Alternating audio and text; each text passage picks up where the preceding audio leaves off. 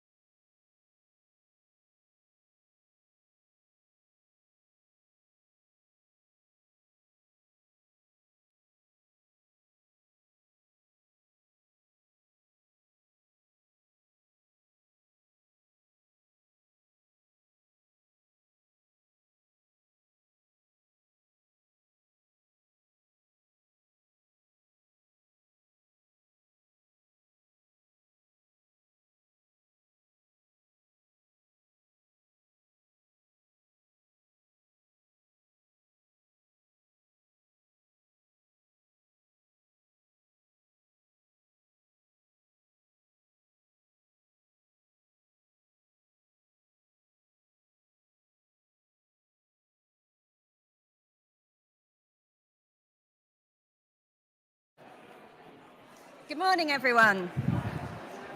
Good morning. And welcome to Nest Insights 2024 conference. I'm Jo Phillips, Director of Research and Innovation at Nest Insights, and I'm just going to talk through a couple of housekeeping things before we go live with the live stream. We're delighted to be here at RIBA today. It's such a beautiful space with the light and the fresh air. I just need to tell you a few things about the venue. So first of all, name badges. I think pretty much everyone has one on, but if you've missed it, it's at the desk just outside. Catering, very important. The catering and refreshment area is in the galley room, which is just opposite us. If you haven't already seen, members of our Real Accounts research team are going to be there at lunchtime showcasing their work. So please do visit them. It's a really good opportunity to hear more about the work, talk to the researchers who have been working with the households, and hear experiences of volatile income. Toilets, also important. The women's toilets are in the basement and level 3, men's toilets, basement and level 2, accessible toilet in the basement, unisex toilets on the 5th and 6th floors, and the one on the 6th floor is step-free. All of those floors can be accessed by the lift, which is just out here on this side. The cloakroom for bags and coats and things is on the ground floor. We're quite busy today, and we've actually got quite a few people arriving late, so please do kind of keep coming forward and leave the chairs at the back free if possible. The venue has Wi-Fi. If you haven't found it already, it's RIBA Public rather than RIBA Guest. RIBA Public doesn't need a password. You should be straight in. There are QR codes on your table. They will get you to both the agenda for the day, if you want to check timings, and also to Slido. We've had a fire test already this morning for those of you who are here early. So if the fire alarm sounds at any point, it is real. To evacuate, you just make your way out of the building, and the fire assembly point is outside number 76 Portland Place, but there will be people to show you should that happen. We've got a pretty full agenda of speakers and panels through the day. Most of the sessions are going to be live streamed, apart from the lunchtime drop-in. So aside from lunch at 1:30, we'll have a break just after midday, and then we'll welcome you to stay with us after we finish at 5 o'clock for a drinks reception. We are going to have live streaming and photography today, so please, we'd be really grateful if you can be conscious of this as you come into and out of the room. We also need to start as promptly as we can on the timings because we've got people joining remotely, so we'd be really grateful if you can sit down a couple of minutes in advance of the start of the sessions. The cameras at the back won't be focused on the audience, but if you are sort of here, you might be caught up in it. And we are capturing audience audio, so please be conscious of that. Turn off phone rings and all of that kind of thing. During the discussion sessions, we'll have roving mics going around. We really hope that you will join in. You can also use the interactive Q&A on Slido if you prefer. Okay, so I'm just going to wait for the nod for the live stream, and then we'll get started.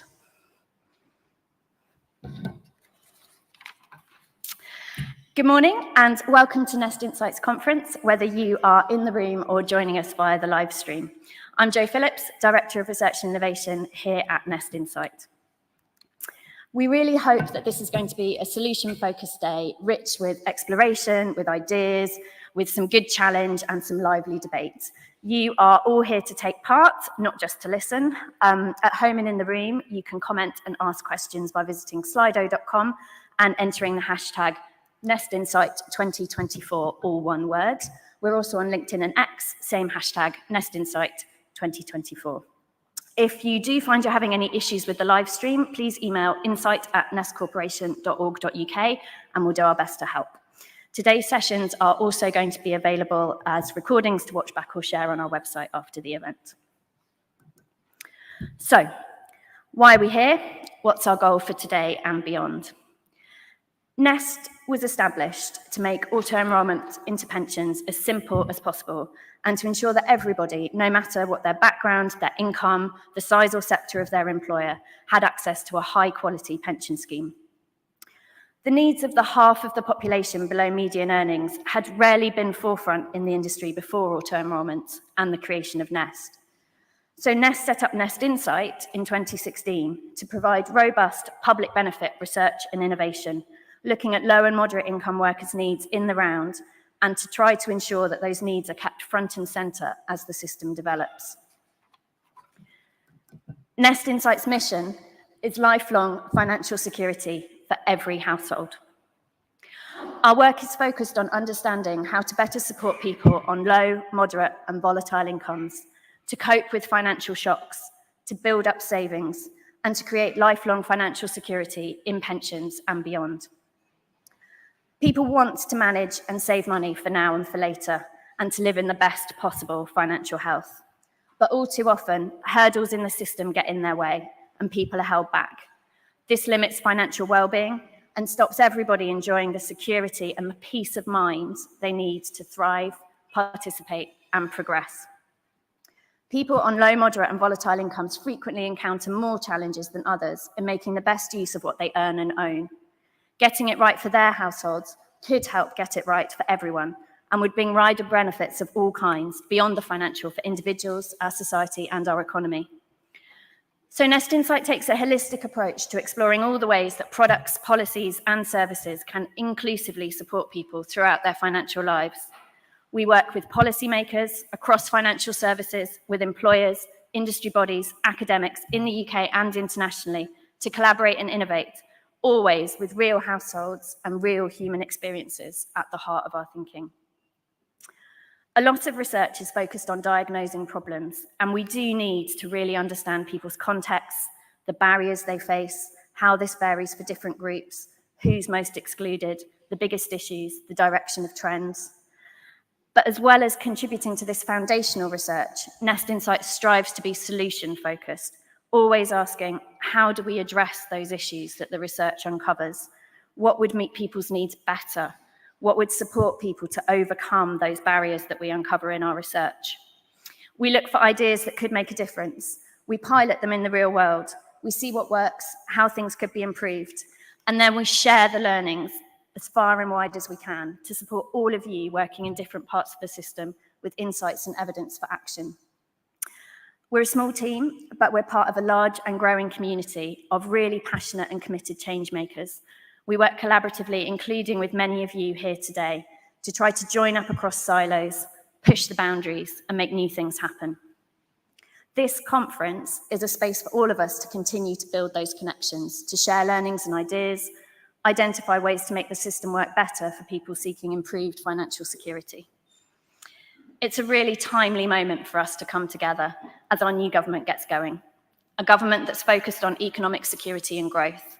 A government that has committed to a financial inclusion strategy and a pensions review as two key strands of this. Today, we're keen to think about the relationship between those different policy areas, because at a household level, these things are interconnected.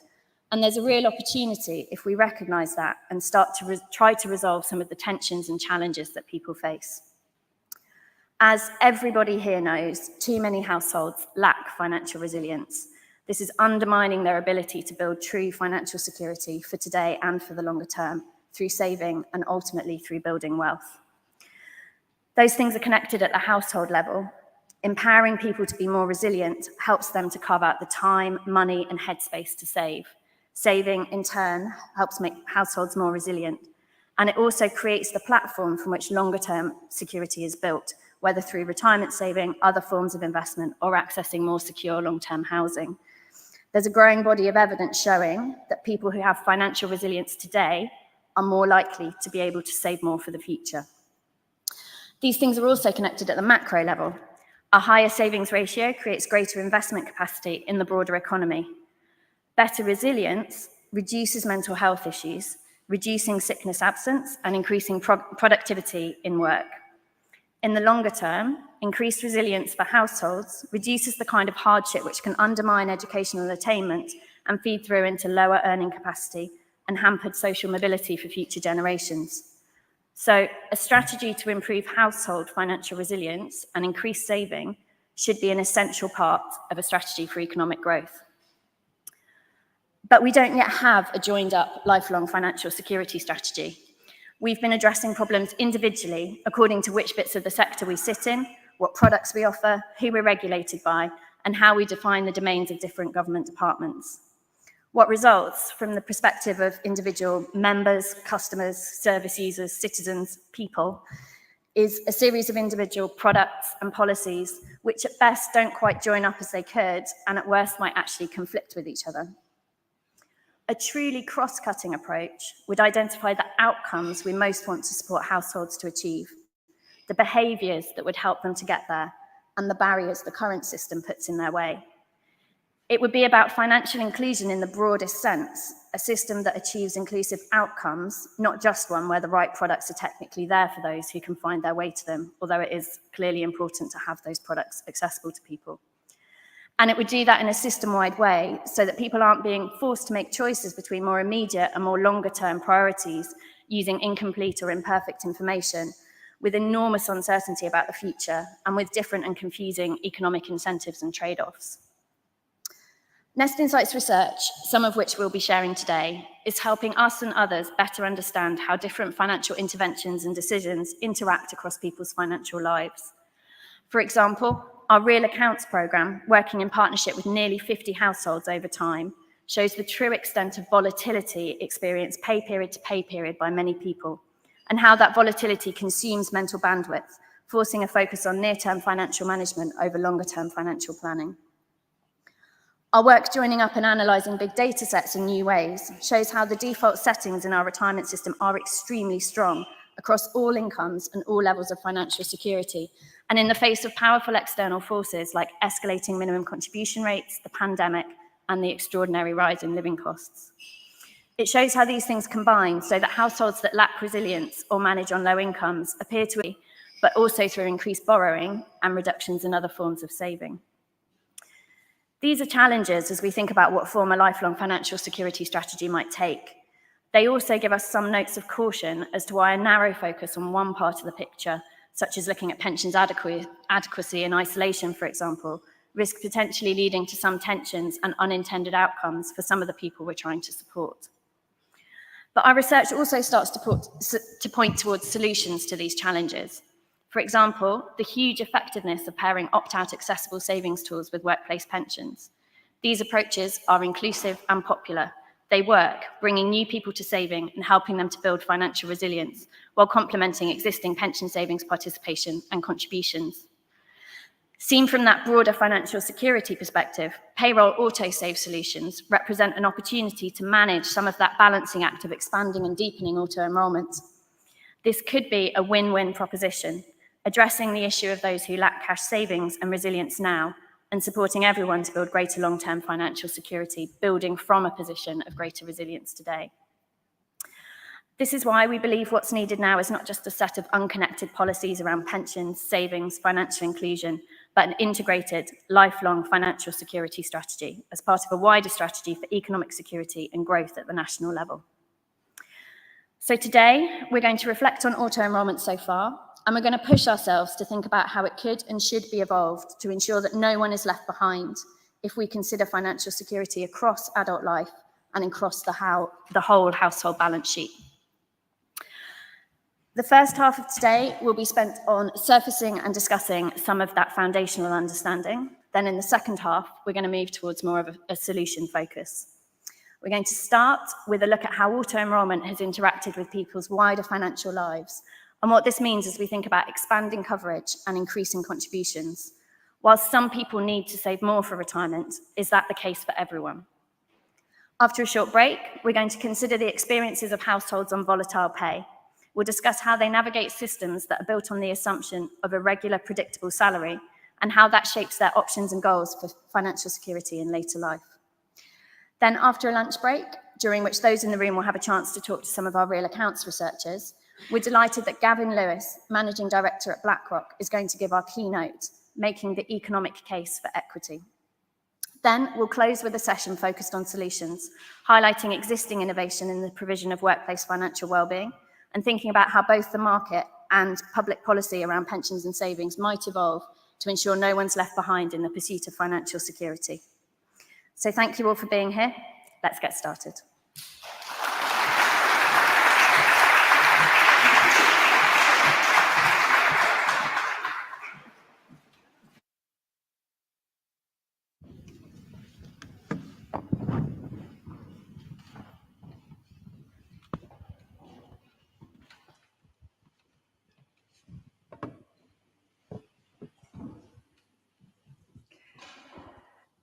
Hello, and welcome to this first session on automatic enrolment. Are there winners and losers? My name's Alex Beer. I'm Head of Grants, Operations and Portfolio Development at the Nuffield Foundation. I'm going to do a quick introduction to our speakers here today and to the session. A little segue into more about the Nuffield Foundation, but then we'll get into the meat of the panel. So to my immediate left is Matthew Blackstead. He's Director of Analysis and Governance at Nest Insight. He heads up Nest Insight's data-led research. And before that, he was responsible for Nest's propositions for its members and small employers. He joined Nest from the Department for Work and Pensions, where he developed public information strategies for state and workplace pension reform. And before that, he led research and communications teams at various places, helping a wide range of UK employers roll out reward and benefit arrangements to their employees. And then next, we will have Amina Ghazarian, research economist at Nest Insight. Amina works on Nest Insight's Affordable Pensions Adequacy Project. She's got a PhD in economics from the University of Southampton, with a background in academic research on topics in labour economics, welfare and socioeconomic inequality. She currently also lectures at the University of Southampton. And last, but by no means least, we've got John Gathergood, Professor of Economics at the University of Nottingham. And John's research specialises in behavioural personal finance, using data from lenders, financial aggregators, investment platforms, and credit reference agencies. And much of his research involves collaboration with firms and policymakers on research useful for both knowledge and practice. And he's advised the Bank of England, various government departments and regulators, and also undertaken a variety of pro bono work with various third sector organisations. Right, so on to auto-enrolment and are there winners and losers? As Joe's set out, automatic enrolment has vastly increased the numbers of working people who are saving for retirement. In particular, millions of low to middle income workers have become pension savers, but there are concerns that many are still not saving enough, and others are missing out completely because they're excluded from auto-enrolment. And so there are growing calls to expand coverage and increase contributions. The intention behind these policy proposals is clear: to enable people to save enough to fund a comfortable retirement. But what about those people whose present-day financial realities are already far from comfortable? And is there a risk that increasing coverage or contributions will leave them worse off? So over recent months, Nest Insight and collaborators have been working to understand how auto-enrolment interacts with people's wider financial lives. The Nuffield Foundation has funded some of this work. And for those of you that don't know us, we are an independent charitable trust. We fund rigorous research, encourage innovation, and support the use of sound evidence to improve people's lives, particularly in the areas of education, welfare, and justice.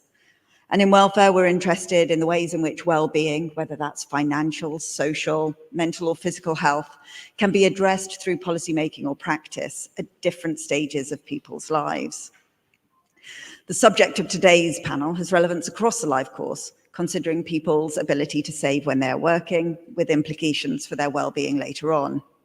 Other research we've funded, for example, pension saving across the life course by Carl Emerson and team at the IFS, highlights low pension saving levels and the inertia of the self-employed. Also, gender gaps in pension saving, albeit perhaps better addressed through labour market rather than through pensions policy. I'd also like to highlight, by way of example, work by Louise Lawson at the University of Glasgow. This was not pensions research. It looked at the experiences of women in multiple low-paid employment and illuminates the precarity that some people face at points across their life course. Almost 1 in 5 women of working age experience multiple low-paid employment at some point over a decade. These women are more likely to be separated, divorced, or widowed. More than half have care responsibilities. Indeed, women are more likely to be involved in multiple low-paid employment if they have children of school age, with 2/3 of their spells of multiple low-paid employment lasting a year or less. And even though the majority of these women are not in receipt of any benefits, their standard of living is low. And perhaps these women might be one of the groups we bear in mind as we have this discussion, although not the only one. So I'm going to hand over to the panel now, who will share their findings and highlight the challenges to designing an auto-enrollment system that meets the needs of all workers.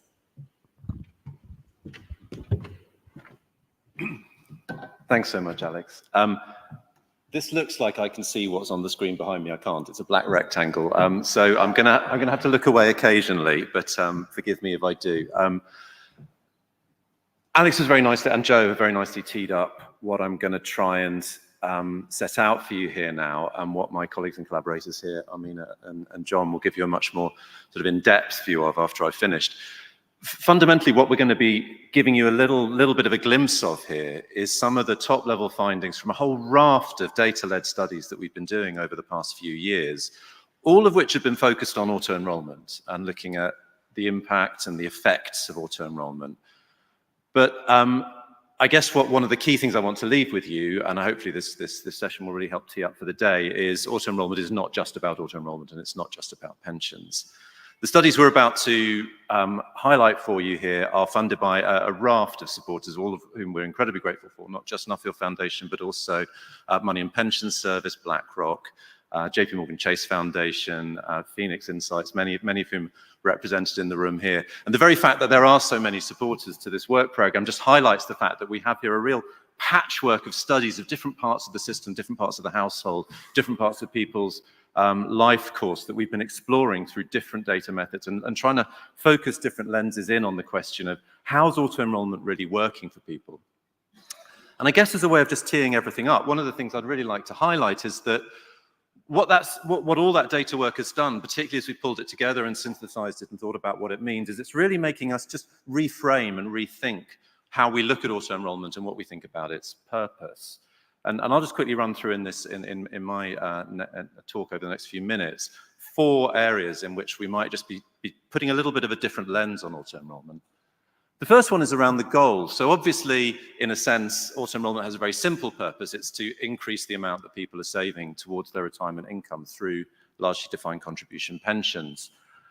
But if we think about it instead as a component in the wider kind of policy approach that Joe was just highlighting to maximize household financial well-being, we sometimes think about it, the priorities and the design of it in a rather different way. Secondly, auto-enrollment is all about defaults. And I guess when auto-enrollment was set up, we think about those defaults very much as a starting point. It's great to get people in. Auto-enrollment is incredibly effective at doing that. But then we think people will either opt out if they can't afford to pay the contribution, or they'll pay more if they really need to be paying more towards a higher level of income in retirement. But actually, if they become the anchor that everyone's sticking to, then the choice about what those defaults are becomes much, much stronger. And some of the evidence here suggests that might be the case. Thirdly, the question that Joe just flagged in her talk about savings adequacy. What is the right level of savings for someone? Again, a very natural way to think about that is what's the right amount to pay in to get the outcome, the income that the individual should be targeting in retirement. But again, if we flip that around and think about that in the household context, we might also say, what's going to help maintain an adequate level of lifestyle and of financial well-being today, as well as in the future? And balancing the present and the future becomes much more our lens. And then finally, around contributions, there has historically, I guess, been a view that employer contributions, tax relief are there to incentivize people to save. But actually, the lever we pull today is auto-enrollment. And there's very limited evidence that these so-called incentives actually have an effect on people's behavior. If instead we think about the financial needs of the people who are in the system and try to think about what role they play in welfare, again, we might take a slightly different view on how we distribute the benefits that people get from the various top-ups that exist within the system.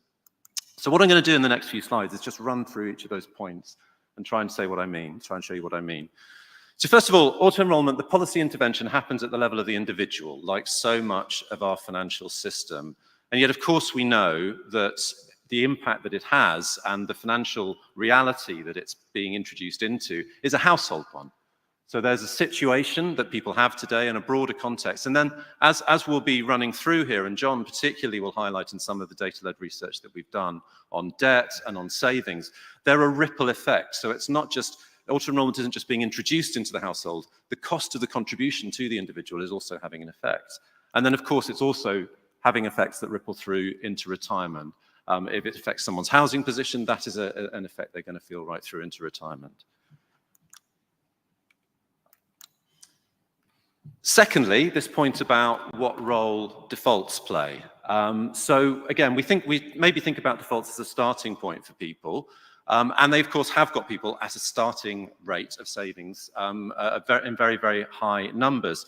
But also what we see is that they stay at that level. And it's not just the individuals who continue to contribute at the default amount as they move forward, it's also the employers who enroll them. These are figures from Nest, so of course that doesn't necessarily represent the whole of the system, but what we see is that the vast majority of employers, overwhelming majority of the hundreds of thousands of employers who are enrolling people into Nest, are doing so at the default rates set by government, as you might say a starting point, but now as an anchor. And the vast majority of people who are enrolled at those rates are continuing to pay at those rates. And as John will illuminate, that's continuing to be the case even as they're going through the massive labour market disruptions and income disruptions of the pandemic and the more recent period of very high inflation. And if that's the case, we need to really, really focus on the way that those defaults are set for people, because if they're going to stick to them, even if it's not in their interest, that becomes a much stronger lever that we're pulling when we design a policy. Then to the point about adequacy. These are some slides from some analysis by Department for Work and Pensions recently, looking at the question of, if we look across the 5 quartiles of income, these on both charts, the 5 sets of results for lower earners right through to higher earners. The question is, who is undersaving against various different measures of what an adequate level of retirement savings is? On the left-hand side, you see how people are doing against a sort of relative measure, which is what a target replacement rate is, how their final salary converts into a pension. On the right-hand side, you see the more sort of fixed pound value measures that the Pensions and Lifetime Savings Association have introduced through their retirement living standards. And of course, the picture looks quite different. If everyone's trying to pitch for a relative measure, it's easier for lower income people to get to it. So you see a rather flatter picture in terms of who's getting there, but still right across the board at all levels of income, lots of people who aren't making those targets. If, on the other hand, you use the relative measures, it's much harder for lower income people to make it to those levels, and higher earning people tend to find it easier to meet them. But actually, does that mean that quite a lot of those higher earning people might actually benefit from saving a bit more and trying to meet a relative standard? So all of this stuff is very contextual. But what we definitely see is that there are an awful lot of people who aren't making these targets for what we might classify as an adequate level of saving in retirement. But if, as I was suggesting at the beginning, we flip the lens and start looking instead at what people are earning today, we might take a very different view on whether people should be saving more. If we think particularly of those lower earners. So what we have on this chart, there are a lot of lines, but just to talk you through them, the top sort of dark one is median earnings. And then just below that, the 2 colored lines represent 35 hours of minimum wage or living wage. So, you know, most people doing over that amount in terms of what their income looks like today. But if we look at the bottom 2 dotted lines, those are showing the first 10% and then the next 10% of people. And these are people just within the auto-enrollment eligibility threshold. We're not even introducing here people earning less than £10,000 from labour. And what we see there is that there are a lot of people there who are, of course, significantly below what might be seen as being a sort of adequate level of income today, maybe the real living wage. We have Living Wage Foundation represented here today. They would definitely advocate for that being a benchmark. But more than that, both those lines are below the final line I haven't talked to you about, which is the blue one. And that's the PLSA minimum living standard in retirement. These are people in work today who are eligible for auto-enrollment. 20% of them, we see, are currently earning at a level that's below the minimum threshold set by the Pensions and Lifetime Savings Association for a person in retirement who doesn't have a lot of the expenses that someone in work today has. So one of the things Armina will be doing is unpacking that point, which is that there are an awful lot of people who look very little like the median, look very little like the average. And for many of them, it may well be that these targets might actually be counterproductive. Because do you really want someone who's earning below that level today to save at a rate that's trying to get them to that level in retirement? Finally, this point I was making up front about the question of whether we should think of contributions or top-ups from employer contributions and from tax relief as being incentives to save or just a contribution to people's welfare in retirement. Because if you think about them the latter way, they may not be perfectly designed for that purpose. What I've done here is we've got a lower earner, a median, sort of near median earner, a bit below, and a high earner. And what all I've done here is on the top bit of the chart, The grey and orange bit is their earnings, and the orange bit is the part of their earnings that's eligible for tax relief and employer contributions if you're sort of sticking to the minimum rates.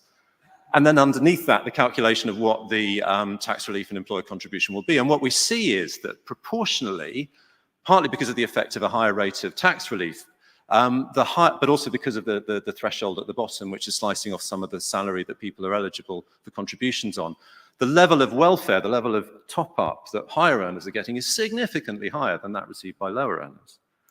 And of course, this is compounded by a number of other factors. If we think that an awful lot of people might opt out, maybe for questions of affordability, they're going to get a zero rate of return.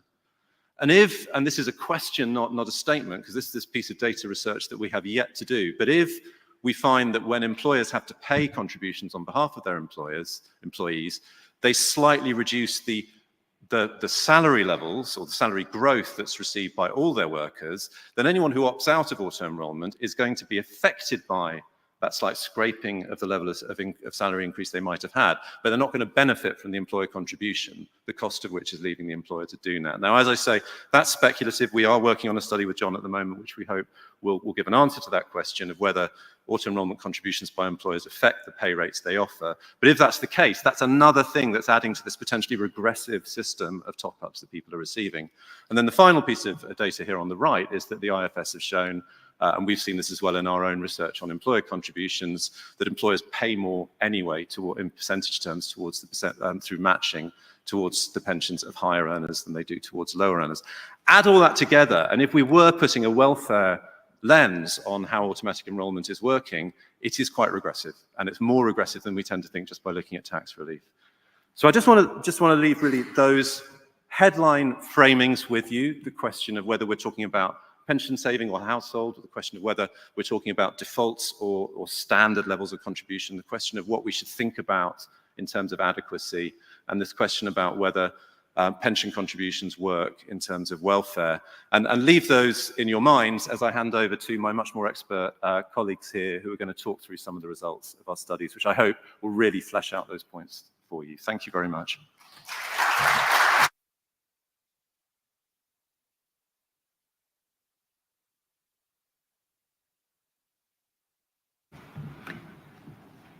Thank you, Matthew. Sorry, just set up down.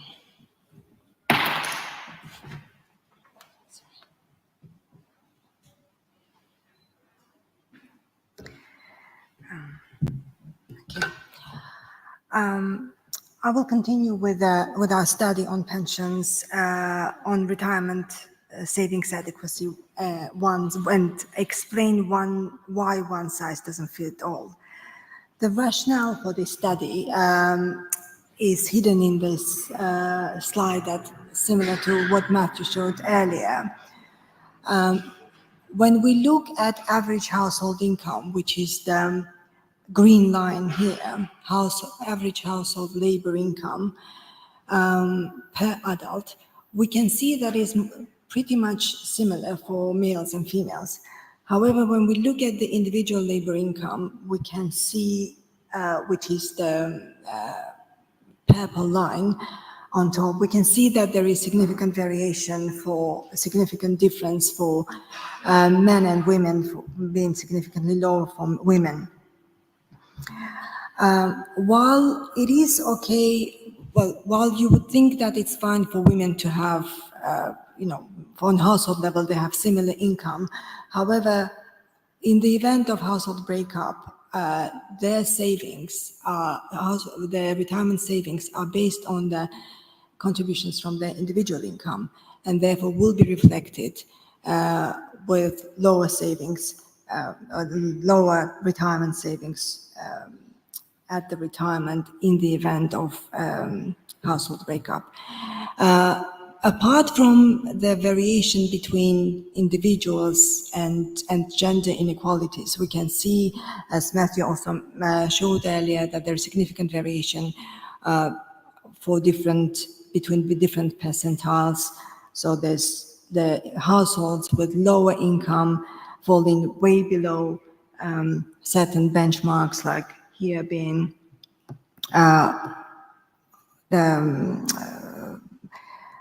living wage and PLSA income, PLSA benchmarks. Now,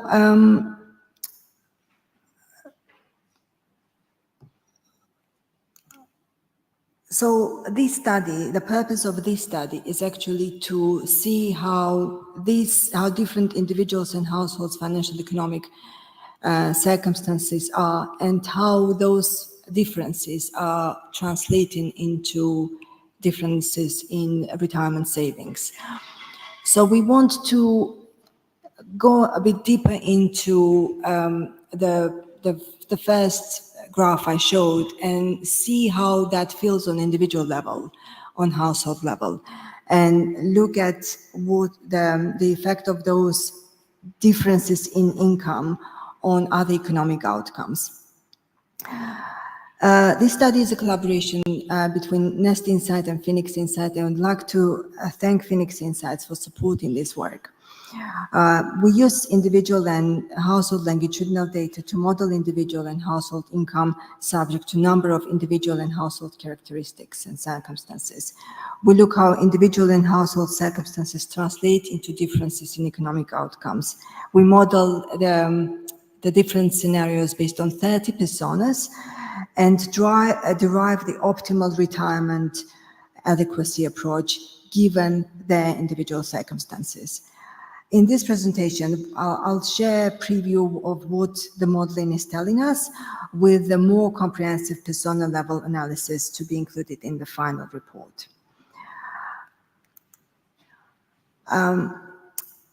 So I want to start with the individual income predictions in the example of 7 personas here. What we've done here is we've used understanding society data to model the relationship between individual characteristics and income. And then we defined 7 realistic persona characteristics and their life events and applied the model to predict the income. And why this chart is important, it illustrates why one size doesn't fit all. Because when we look at average personas being the dotted lines for males and females, we can see that there is significant variation on individual level. And if policies given the policies are aimed at the average persona, we can see that they're extremely off the actual real events of what's happening in individuals' income and economic outcomes. There is also, while the policy is different for below auto-enrollment threshold being the bottom 2 lines, even those individuals that are within the auto-enrollment sample being the other ones, the other lines, are still significantly different from average personas. When we look at the income at the disposable income level, including all sources of income at household level, as well as and netting it of housing costs, rent, and mortgage costs, we can still see that even when we include all sources of income, inequalities do persist by personas. We have a number of economic outcomes that we've looked at. But here I want to show one of the important ones that are have significant effect on retirement and well-being. That's why we I included household indicators here. And we can see that at one age, if we pick any age, there is significant differences in the chance of an individual acquiring mortgage. Which does translate into different outcomes in retirement, as well as differences in their well-being and economic well-being during their working life. And similarly, the income indicators do translate into differences in their savings rate, individuals' or personas' savings rates as well. Now, we picked a few personas to illustrate the work and the predictions we look at the income predictions based on on a few benchmarks.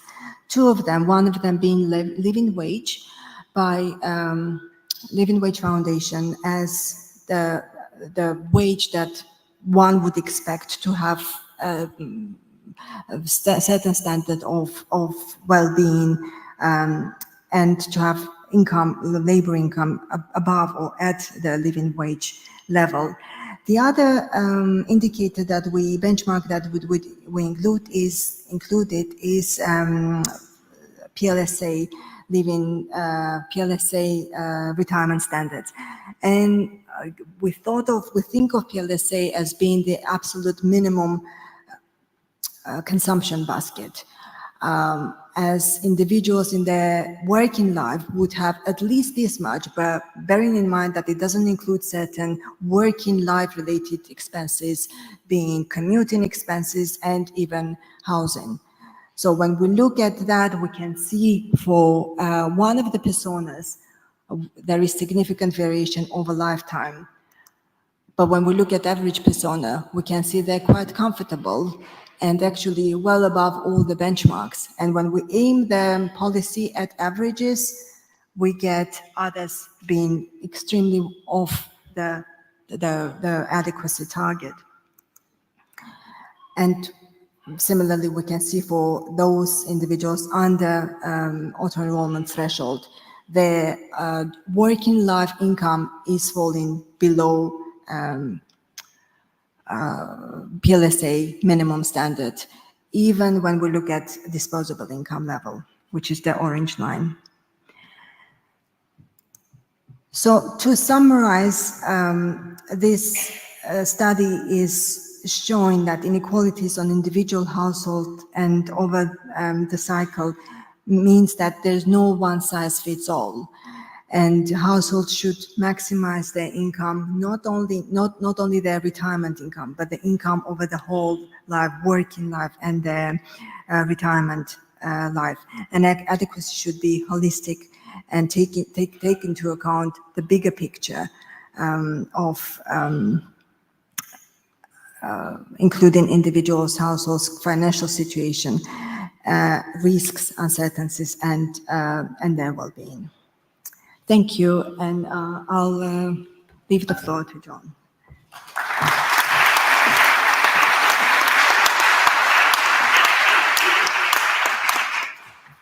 Cool, thanks so much. So I'm going to talk for a few minutes about a program of work that I'm engaged in with colleagues to understand how automatic enrollment affects other aspects of people's finances. Because really we should expect that it will, if you think about our financial lives, when something changes on one side, maybe mortgage interest rates or something with your pension, it's going to affect your decisions and how it plays out in your spending, in your debt, and what else you do. And I think that's particularly interesting for automatic enrollment because of how strong the policy is. It's not just strong in theory, but it's really quite strong in practice. Opt-out rates are very low. Cessation rates are very low. So what I mean by cessation is where someone's joined a firm, gone into the pension, but then chooses to stop contributing. Both of those are really low. And one of the striking things that we've seen in work funded kindly by the Nuffield Foundation is that opt-out rates remained low and cessation rates remained low even during the COVID period, even during the cost of living crisis, and even during the period where contribution rates on the employee and the employer side were both escalating. So it's a really strong policy, and we would expect to see its effects showing up not just within the pension that's created by automatic enrollment, but in broader household finances. So I'm going to talk about two pieces of work in particular, two emerging sets of findings. Talk a bit about savings, what happens when people get automatically enrolled to other aspects of their saving, and then talk a little bit about what happens to debt when people get automatically enrolled, what happens to aspects of their debt. And actually we'll start with debt. So to look into this, we took Nest member records for about 700,000 individuals and obtained their credit files from Experian. And that's quite nice because then we can see what's happening in the pension from the Nest member records, and we can see what's happening on the credit side from the credit file. And one of the nice things that we have as a researcher looking at this topic is that when automatic enrolment was introduced, as colleagues probably know in the room, it was rolled out across firms, partly depending upon their size, but also depending upon their PAYE code. Because it was such a big policy, it would take some time for the market to be able to absorb all of these new pensions being issued. And in particular, we look at the period between about 2016 and 2018, when automatic enrolment was rolled out among smaller employers. And the nice thing about that period of time is that you've got some firms where they are enrolling their employees according to their statutory obligation, but other firms who are on average the same, with a later date at which they were obliged to enroll people who haven't yet enrolled those employees. So you can look at employees being enrolled, see what's happening to their finances, and compare them to employees yet to be enrolled, when on average these two groups are the same because of the way the policy was rolled out. It's a natural experiment. It gives us quite a nice research lens on the question. And what we show is that over that period of time, on average, so for your typical enrolled employee, with each month that went by, that individual would accrue about £35 worth of contributions. That's made up from the employee contribution, the employer contribution, and tax relief. So there's about £35 per month going into the pension pot. But that process caused, on average, those individuals to accrue another £7 per month of unsecured debt. In particular, non-revolving unsecured debt, things like bank overdrafts and personal loans. And so the accrual of the asset through the pension is causing some accrual of debt on the other side of the household's balance sheet. We also find a small effect, a really quite small effect, a couple of percentage points increase in the likelihood that these individuals would take on mortgage debt. Now, these effects are very concentrated. They're concentrated in particular among people who already had unsecured debt prior to their enrolment into the pension. And for those people, the debt is going up. So it's quite interesting to see how what happens on one side affects the other side of the household balance sheet. And we could think about why. I mean, at the end of the day, when you get automatically enrolled, your pension or your net pay after the pension contribution is taken out goes down. And so that might show up in people deciding more to borrow, deciding to borrow more, so deciding to go and get additional debt, like personal loans or overdrafts. Or it could even happen somewhat automatically by people's net pay reducing, their spending staying the same, and therefore their bank account balance eroding, and eventually going into their overdraft, and their overdraft rising. So you see what's happening on the saving side here we see is happening on the debt side with some spillover effect for a certain group of households. What about other forms of saving? Because automatic enrolment could also affect other forms of saving. Well, here, unfortunately, we don't have such things as asset files in the UK. We've got credit files, but we don't have asset files. But we do have large-scale surveys. And so we worked with Understanding Society, which is the UK's largest, longest-running household panel survey. And back in 2021, we asked everyone in that survey as to whether they would consent to have their Nest records linked to their survey data, if indeed they were in Nest. And from the consenting population, which gives us a sample of a few thousand people, we can look at what's happening in the Nest member records and what they say in the survey to understand the effects of saving within the automatic enrolment pension on other forms of saving. And the striking finding here is that for the majority of the auto-enrolled population, they do not have monthly regular saving outside of the pension. And so you might ask the question, well, does the automatic enrolment pension cause people to save less on other margins? Well, most of these individuals aren't saving anything on any other margin anyway. And so that's quite interesting, because when you think about what automatic enrolment is doing is it's taking a pound out of that person's finances, and it's making a decision about where that should go. In particular, it's putting it into pension saving, which is very long-term, completely illiquid.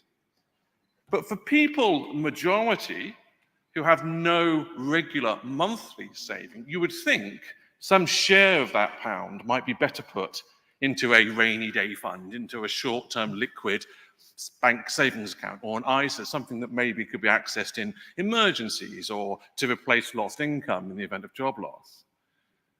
And so here we see that the pension is being very, very effective at creating a pension pot. But for maybe most of these individuals, you'd ask the question, they need a more immediate pot as well. And should all the money be going in that direction? And so when it comes to then asking, does automatic enrolment contributions offset other forms of saving? Because most people aren't saving in any other form, we don't have a lot of statistical power, we don't find very strong results. We can rule out that there are large offsets on other margins of saving, but the key finding is that there isn't any saving going on in these other margins at all. And so as this program of work continues, we're looking at these different aspects of household finances, because the underlying question from a perspective of maybe an economist is, does this kind of intervention, creating automatic enrolment, improve overall preparedness for retirement? Which is ultimately what we're trying to do. And as Joe alluded to at the top, we're thinking about resilience of households in the short term, as well as their long-term saving ambitions. And I think what we see is that for particular groups, the non-savers, those of unsecured debts, we are seeing some effects show up that are probably not what one would have intended at the point of policy design. And so I think that gives us some food for thought to think about how automatic enrolment maybe might need to evolve to ensure that we're building overall financial resilience and contributing to better overall financial well-being, as well as ensuring that there is a financial pot of saving for retirement. Thank you.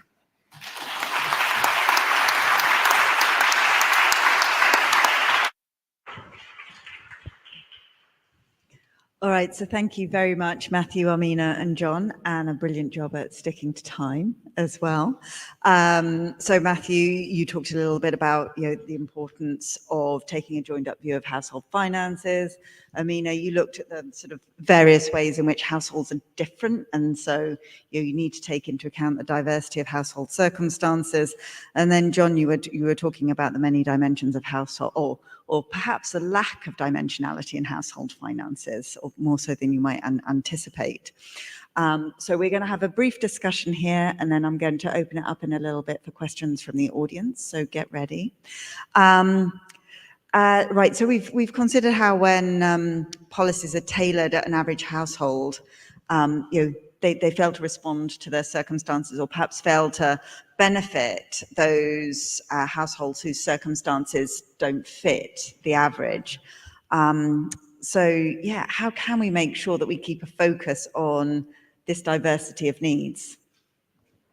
Shall I start? No, I mean, that's the crucial question behind all of this. One of the things, as Amina alluded to, one of the things we're doing on the piece of work we're doing with Phoenix Insights is across the all 30 of these realistic household personas that we've come up with, we're going to be modeling what looks optimal in terms of balancing those short-term needs, avoiding triggering any bad outcomes in terms of over-contributing, and then trying to maintain a sort of above water position in retirement. Now, that's not going to be possible for everyone. There are people, as we saw, who are kind of underwater all the way, and they are going to have to live with constraints.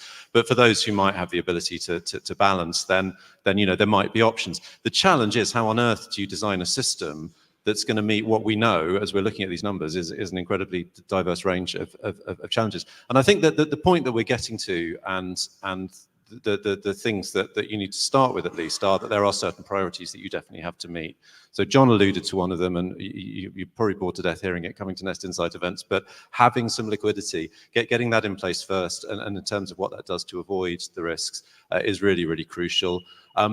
preparing for housing costs and not necessarily trying to talk to a 20-year-old about what their retirement housing costs are going to be, but thinking in terms of in midlife when there's more predictability about what in retirement housing situation is going to be. That's another one.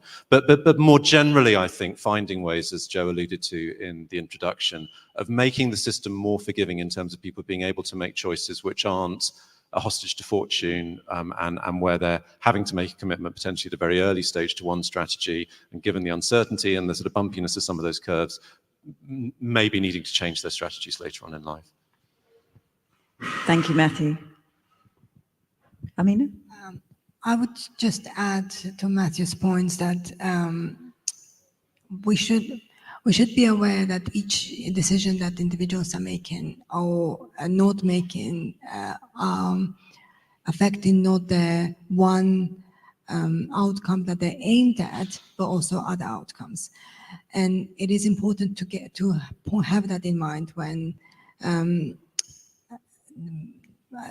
designing policy or advising individuals to save for retirement, or basically to take as many variables into account when making decisions, and bear in mind that individuals and households are different, and be, as Matthew said, be forgiving in terms of the final goal that we aim at with the policy, because it might affect other outcomes that we didn't think it might in the first place. Just to follow up on that, I think it's quite tricky because you're having to design a policy in some sense for the average. And if you took Nest's 11 million members and had each of them sit down with a financial advisor and say, well, what should we do for the saving for the long term and for the short term, for the remainder of our lifetimes? You know, you're going to have an extraordinary range of financial positions and then prescriptions from those financial advisors for those positions. And there would probably be some kind of average mass that you might find of people where a saving rate of a particular employee-employer match looked about right. But you're going to find people really for whom the policy in its current form probably doesn't fit that well. And I think the areas of concern you'd have where the policy doesn't fit that well mostly relate around liquidity. And so here I'm kind of strongly agreeing with Matthew, because the feature of UK pensions, which is very different from US pensions, is this absence of liquidity. Right? We have this system where things go completely illiquid and then they become completely liquid. And so if you are taking these contributions out of a stage in working life where liquidity could be really important to people because they have no other savings, or maybe because they have debt and they need to repay their debts, then that's where I think you might have kind of an adverse outcome coming from the policy. So if there were ways to think about augmenting the policy setup for individuals facing low liquidity, I think that would be the most important deviation from this current blanket approach that we have. Okay, and so now it's time for a data question. I mean, I think there is relatively, you've done great jobs at sort of using what data that there is and matching data sets, but overall, there's limited data available on people's finances. And so, how can you take what you've got to be able to sort of go beyond perhaps, those example households that you've created to design a new approach? It's a huge question. I mean, the debt study that John mentioned, which involved setting up an incredibly intricate system for preserving people's data rights between ourselves at Nest Insight, a credit reference company, as John mentioned, and researchers at Nottingham University, who became the trusted third party. Really, really difficult, detailed work just to create a data set for those 600 and something thousand individuals in a way where their identities were protected and their data rights were protected. The whole project took us 5 years. And in the end, in order to maintain data rights, we had to throw the data away. So, this is the struggle, is because there isn't a joined up set of data anywhere, the amount of effort and generous support from funders that's required to make these things happen and get these really key results, but then unfortunately not then benefit the wider research community. So one of the things we're working on at the moment, and actually John and I are involved in a piece of work I alluded to around wages, one of the things we're trying to do there is move much more to create standing data sets. And one of the things we're doing at Nest Insight, and there are also other members of the pensions industry who are sort of in parallel working on a similar thing, is to try to create data sets probably with organizations like the ONS who can hold data on a standing basis, make it available in an incredibly well-governed way to researchers, but also, of course, then create linkages with lots and lots of other data sets that exist, particularly with the ADR program, with things like census data and so on. I think it's only when we get to the point of creating these standing data sets that we're going to have this holistic picture of individuals. And I do think it's sort of the work we do and the research we do is so much led by the data we can have. And one of the reasons why we're quite siloed in our thinking is we tend to just look at what's in one data set. And I think these linkages are going to be the key to getting through those barriers. Yeah, I mean, I'm going to be an economist and of course say we want to have more data, but I also think that, so I won't just say that, but I would also say that, you know, with the data assets that you have, or one has, you have to think about realistic modeling frameworks. In particular, realistic modeling frameworks for understanding how each element of individual finances, including automatic enrollment, contributes to their whole lifetime consumption saving position. Because there can be a tendency, you know, there's some work flying around that kind of starts from the perspective of, well, what's an adequate income in retirement, where a bunch of people sit around and decide what an adequate income in retirement is. And, you know, that's probably not the place to start, because what tends to happen out of that work is you get unrealistically high numbers of targets for retirement adequacy. A more realistic, you know, a better way to think about it is to say, over an individual's lifetime, given the level of income and consumption that they are able to maintain, which could be complete reliance on the benefit system. So it could be absolute lowest level. What is a realistic savings pattern that allows them to maintain that level of well-being through retirement? And so there's a bit of a lack of that work going on, because that kind of work gives you counterintuitive results. People at the bottom of the income distribution should not save. There's nothing to save for. Their income is never going to be volatile. They're always dependent upon the benefit system in the working life and in retirement. As you go up the income distribution, you get degrees to which people should save. So as well as new and better data sources, you need to have the right kind of modeling frameworks to think about how to use those. Yeah, and as we've also discussed, you know, you've presented sort of two extremes. One, you know, who has a low income throughout their life, another one who's sort of just above. But you also have, you know, for example, those women I cited who came to the fore in the Women in Multiple Low-Paid Employment research that Louise Lawson did. You know, there are periods of people's lives which are much more precarious than others, and you have these, for many women there is a short period of working in multiple low-paid employment, often at a very precarious point. So you need to be sort of thinking about the multiple different ways in which people's lives do change. Can I explore this sort of liquidity question a little bit more? I mean, I think you've all come out sort of strongly in favor of sort of greater liquidity sort of in the system. I mean, are there any,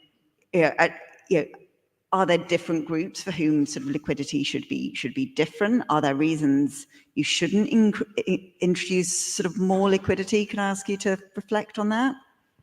I think there's a number of challenges here, and again, the answer is I think one size never does quite fit all. I think one point is that the liquidity needs are incredibly idiosyncratic, and I think particularly if you compare a self-employed person running their own business with a lot of potential future capital requirements, with a tax liability to save towards, as well as what is probably an incredibly volatile stream of income. Compare them with someone whose income and household circumstance might look very, very similar, but is earning a relatively steady salaried job in a form of employment that's relatively long tenured and low risk, low precarity. They're going to almost certainly have a level of optimal liquidity, which is incredibly different. And similarly, when you think about, again, a fragmented system when you put someone into a part of the system, like let's say this is the automatic enrollment pensions part, with no knowledge of what their existing savings patterns are. Now, as John says, in the case of the Nest population, we found they were very low, and that didn't surprise us.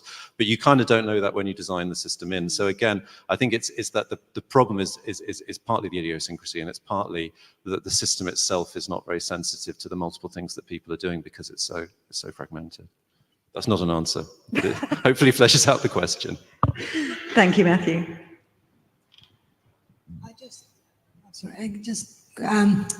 Going back to the previous question as well in terms of the data, I think we just need to take into account there is cost for including many variables into account, many factors into account, but there is also a cost for just designing something that we assume that fits all.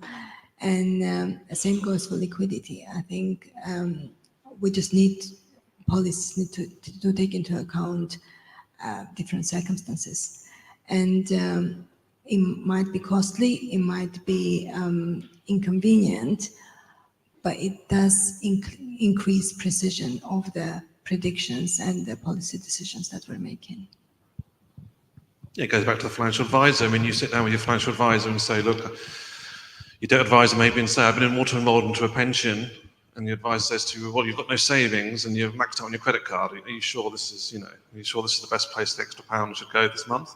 So it's that kind of setting where you've got targeted sets of individuals. I don't think the solution is to make the whole pension system way more liquid, because that's going to have like unintended consequences probably for groups who start borrowing out their pensions and extracting out their pensions. Probably it's at the point of contribution where you need to consider, is this extra pound that this month is going in some form of saving, is it best in the pension, in the regular savings, or paying off the credit card? That's the question at the point of contribution. As a former policymaker, my sort of heart does sort of tend to sink just a little bit when we talk about introducing sort of more complexity into systems. And but as an individual, I want policies to be able to sort of respond to my precise circumstances. So there is a real tension there, and sort of my hope as we sort of look forward is that with more data, with sort of greater sort of automated use of technologies, the possibilities for greater individualization, increase. But that is just a hope. Now I'll throw open to the floor, and if there are some roving mics, so hopefully someone will come to you, and if you can say your name and where you're from, and then the question for the panel. Thank you. Craig Rimmer from Standard Life. Obviously, we were looking at debt and its relationship with automatic enrolment, and there was the talk of liquidity. Is there one possibility to look at potentially securing debt against a pension instead, and possibly repackaging the debt at a lower interest rate as a result? I know some countries do this, but in relation to property, and either extending a property, buying a new property, or repackaging the mortgage on the old property. John? Yeah, so I think that raises kind of portfolio question about where your pension should or should not be kind of invested and leveraged. I think the concern about things like allowing me to buy a house using my pension is that I'm now loading up on idiosyncratic risk in a really undiversified way. So I'm not sure I'd be the first kind of advocate for that kind of approach. But I think that it's a more direct issue. So rather than trying to release the stock of wealth in the pension in some way to be borrowed against, which is currently not allowed, just in case anyone was thinking of doing it. Although some people have tried, HMRC came along and said no. Rather than doing that, as I alluded to, I think it's more about building up a liquid pot at the contribution phase. I think that is where there's a more immediate and a less risky approach to trying to give households a more sustainable financial position. Yeah, although we're certainly very interested in Nest Inside Out, these questions of these interactions, and at some of those other international models where where without the sort of risk that John's describing, the fact that you are becoming a saver and building an asset, when that can ease your access to other parts of the financial system, then we think that's definitely, for instance, housing, we definitely think it's worth exploring that, and we are interested in doing more work on that. But I think it's a bit of an open question whether those sorts of things do or don't work. Okay, so yes, a question at the back there. Hi, Howard Taylor, PwC. I just had a question on liquidity, really. And I think for me, when we talk about liquidity, we should talk about what that liquidity is used for, as much as we should talk about liquidity as a concept. So, if somebody's paying, struggling to pay for bread or food, or using food banks or other types of kind of subsidized provision, quite clearly their short-term needs do outweigh their longer-term need to save, and most people would make that same decision. So how do we make sure that we have a proper debate about how long-term access to affordable provision and liquidity in that sense kind of sits alongside the prioritization of a pension, and how can we make sure that the pensions product alongside others such as the ISA are kind of seen as a collective whole rather than as individual products in their own right, by which I mean you've got to look at all the financial services products that an individual takes out, not just the pension in isolation. Yeah, I think it's a huge question, and I think that's today you're describing really in terms of the question. I think there's a couple of parts I'd pull out. One is your point about the fact that the financial system being fragmented means that you do need to make those choices. I guess that's what we're describing when we say it would help if there was a system or a product category that was more forgiving, in the sense that it didn't force you into decisions that you then can't back out of. And I think particularly what we're describing is a system that, even within the existing framework of products that you have, as John's described, has the mechanism built in to ensure that you are building up some liquid savings at the same time as, or even potentially before, any additional saving goes into long-term savings. It's the best lever we have really within the existing system, but that's not to say there might not be better system designs that would that would facilitate that without that level of complexity and multiple products. But the other thing I think is to your point about how people use these things, is one of the things that I think has been really fascinating to us, and we may be hearing more about this today, but certainly you can see it in the literature on our website around our workplace emergency savings program, is how adaptable that model is to people with very, very, very different sets of needs, some of which are quite intense needs for liquidity on an ongoing basis. And actually just having an account that's automatically being built up sort of separate from your main income stream that you can call on when your current day-to-day finances just aren't adding up and you just need to pull some back in, is as useful to someone who's actually drawing on that account really, really quite regularly, and is a tremendous source of sort of peace of mind, as well as just basic financial stability, as much as it is for someone who might be able to build up a more significant balance and therefore have that balance available for another need. Now, of course, in the first case, if then that individual has a much more significant financial shock, there's nothing in the pot.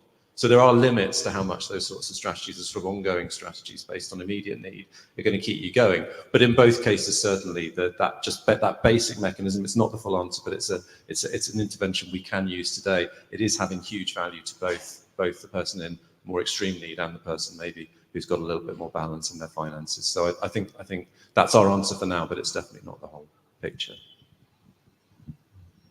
Can I just add to, I think there is another aspect of what you're describing is the social security aspect of it and social benefits. And the issues and what we can see with the personas is that individuals might have a trade-off of saving towards retirement and having the social security at their disposal. And I think the system should be designed in a way that it doesn't prevent people from saving if they have a chance. If they don't have to make difficult choices and forgo something to have something else, in this case, social security.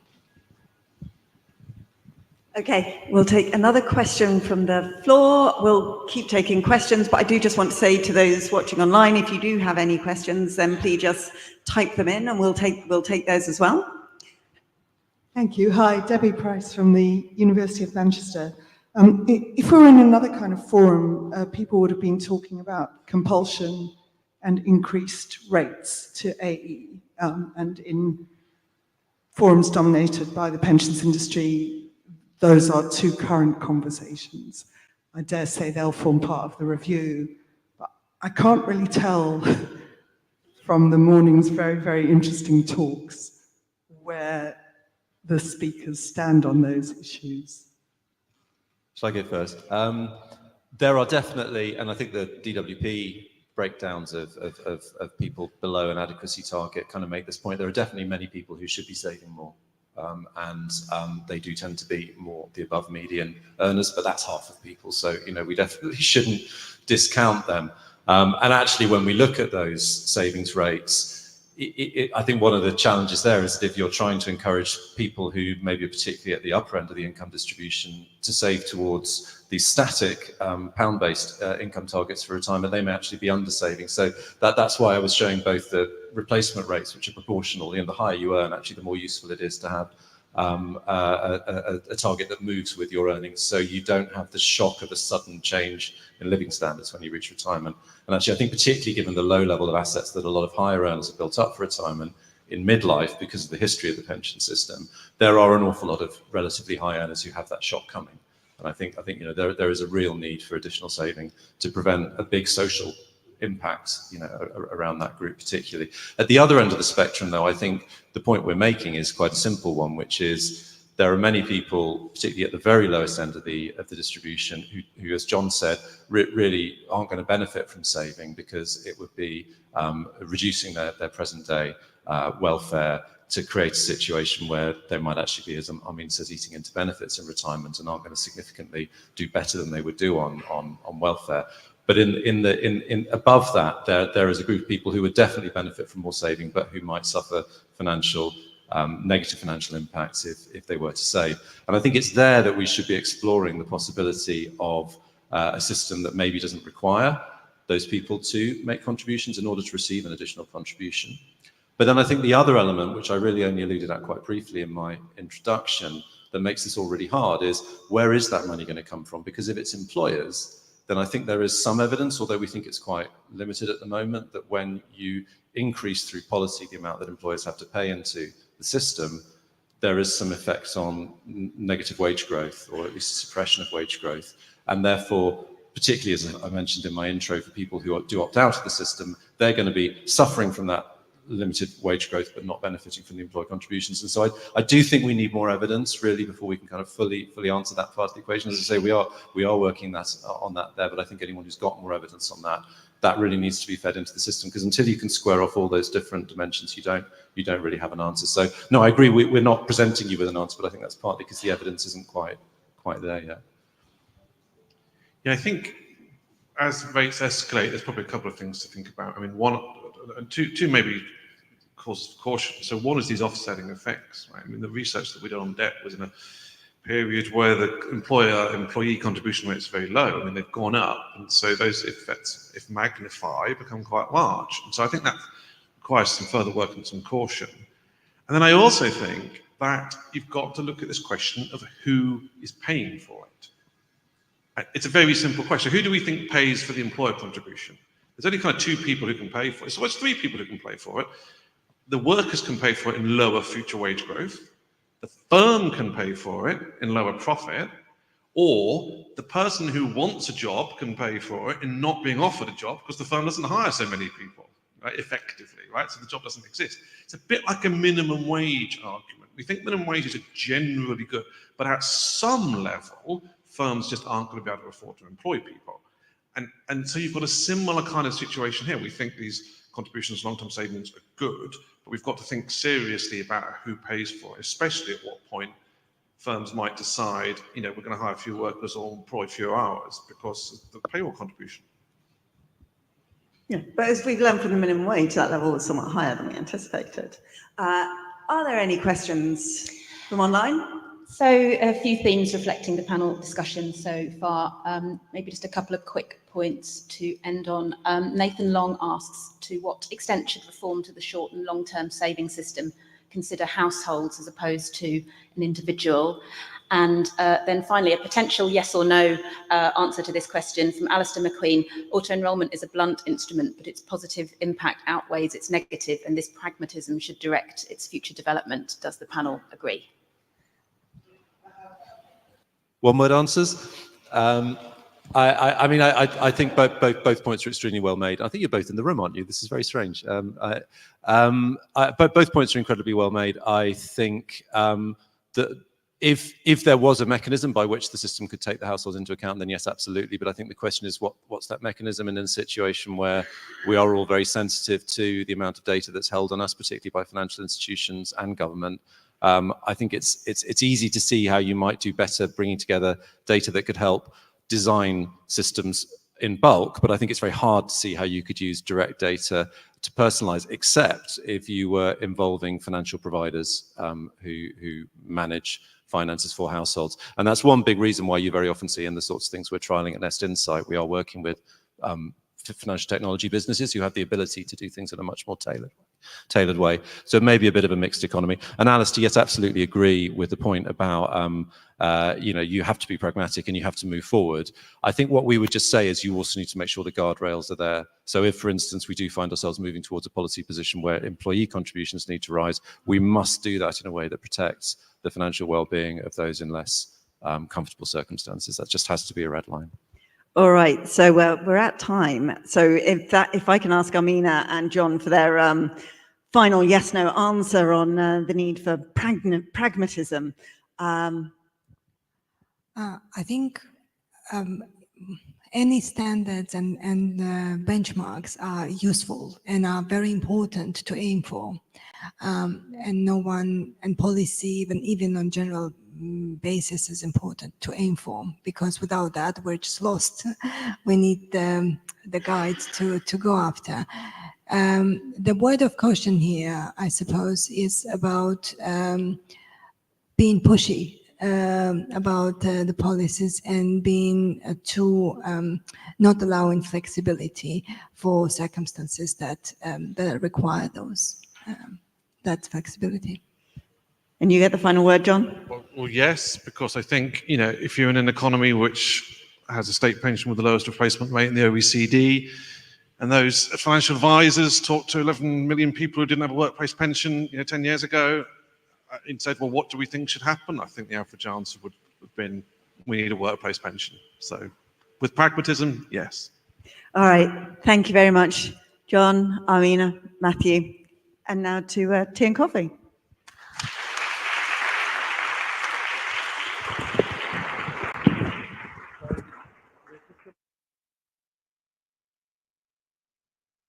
Get some tea and coffee. If you could be back in the room for 1:15 for the live stream to recommence. Thank you very much.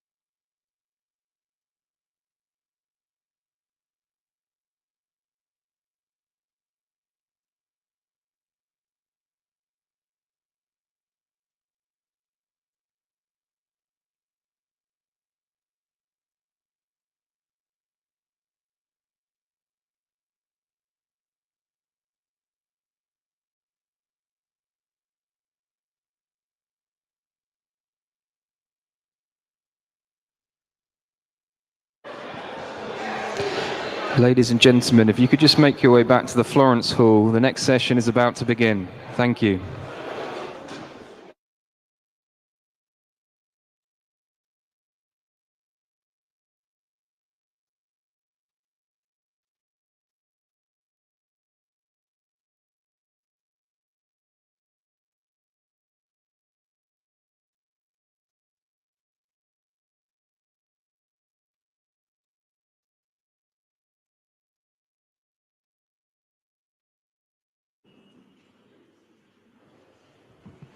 Good afternoon. Thank you and welcome back to those of you in the room, and welcome back to those of you joining us online.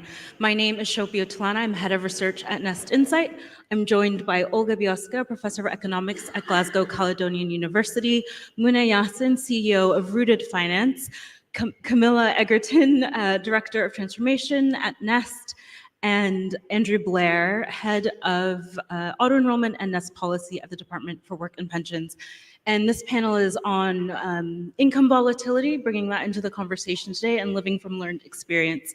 I'll kick us off with a bit of background about the Real Accounts program, which you've heard a little bit about already this morning, and a story that's a bit of a non sequitur, so I ask you to stick with me. On the 31st of August, 1869, a woman called Mary Ward was the first ever recorded car crash victim. And it wasn't until 1949, a full 80 years later, that the first crash test dummy was built. His name was Sierra Sam, and he was heavier and taller than 95% of men. He was followed about 20 years later by Sierra Stan, who had the dimensions, height, and weight of the average man. Now, between them, Sam and Stam were actually great at informing the way automobiles were informed. They helped us understand things like where the steering wheel should be, where seats should be, the density of the windshield, how airbags should work, and how tight your seatbelt should be. But in the 100 years following Mary Ward's tragic crash, anyone not matching Sam and Stan's dimension was basically having to wing it every time they got into the car and figure out how to keep themselves safe. Indeed, although advances continue to be made in crash test dummy technology, those of us who are taller, shorter, heavier, or lighter than these devices have our go-to workarounds. We move the seat forwards or backwards. We adjust the seatbelt. If you're me, you lean all the way forward. And we're probably making we're probably unaware of the ways that we're making ourselves actually unsafe in the process. For many people living on volatile incomes, managing their money and planning for their futures can feel exactly like this. The lifetime earning and savings journey of a Sierra Sam on a steady and predictable salary looks really different to that of someone working in a sector where irregularity and seasonality are baked in, or who may frequently move in and out of eligibility for auto enrollment during their working lives. In the pursuit of financial security and resilience and peace of mind, they're doing the financial equivalent of sliding the seat back and forth because the car wasn't built for them. Over the last year, Nest Insight and our partners at Aston University and Glasgow Caledonian University have delivered the Real Accounts program to better understand how households on low and moderate volatile incomes manage today and plan for their futures. 51 households across the UK generously gave us between 4 and 10 months of their time. Using monthly in-depth qualitative interviews and open banking data for real-time transaction tracking, we built an understanding of the lived experience of households whose incomes dip and spike, and for whom managing their finances means engaging every day with systems that weren't built for them because they assume regularity, typically monthly incomes, and predictable pay. I'd encourage you to take a few minutes exploring the Marketplace event during lunchtime, where you'll have the chance to speak to the researchers who worked with our Real Accounts households and who would love the opportunity to walk you through some household journeys and tell you a little bit more about what we learned. Now, you might be asking, what did you learn from just 51 households? Whereas the previous panel's discussion highlighted large nationally representative data sets, we focused our work on Real Accounts on the experience of a small number of households to get as in-depth as possible a view into how uncertainty shapes every aspect of people's financial lives. So we learned that people on volatile pay manage their money with tenacity, creativity, and attentiveness. They've devised ingenious budgeting strategies and workarounds to create debt and savings options for themselves that offer them the flexibility, accessibility, and timeliness that the market doesn't always offer them. We learned that the mental load of managing against a system that wasn't made for you can actually be immense. We spoke to households whose rent was due on a fixed monthly rhythm that didn't often match when they were actually getting paid. We spoke to households who were moving money between pots of different pots back and forth 5 or sometimes even 6 times a day, every single day. And when your money is on your mind to this extent, it's challenging to make space for longer term planning. And beyond our work, it's well evidenced how much harder it is to make decisions in a stressful context of scarcity and uncertainty.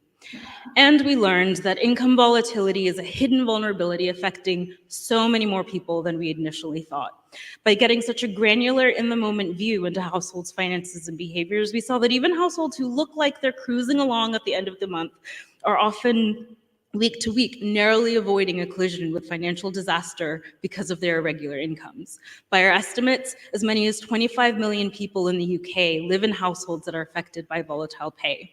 Their normal is becoming the new normal, with increasing rates of insecure work, and it speaks to the moments we're in gathering evidence about the opportunity for workplace saving solutions as a vehicle for reducing the burden of decision-making for millions of people on low, moderate, and volatile pay.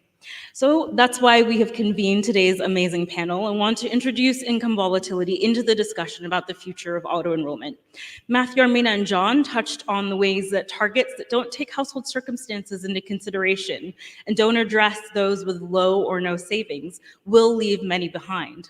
Our work on the Real Accounts program definitely echoes this, and it stresses the importance of income volatility in shaping those circumstances and the options people feel they have available to them.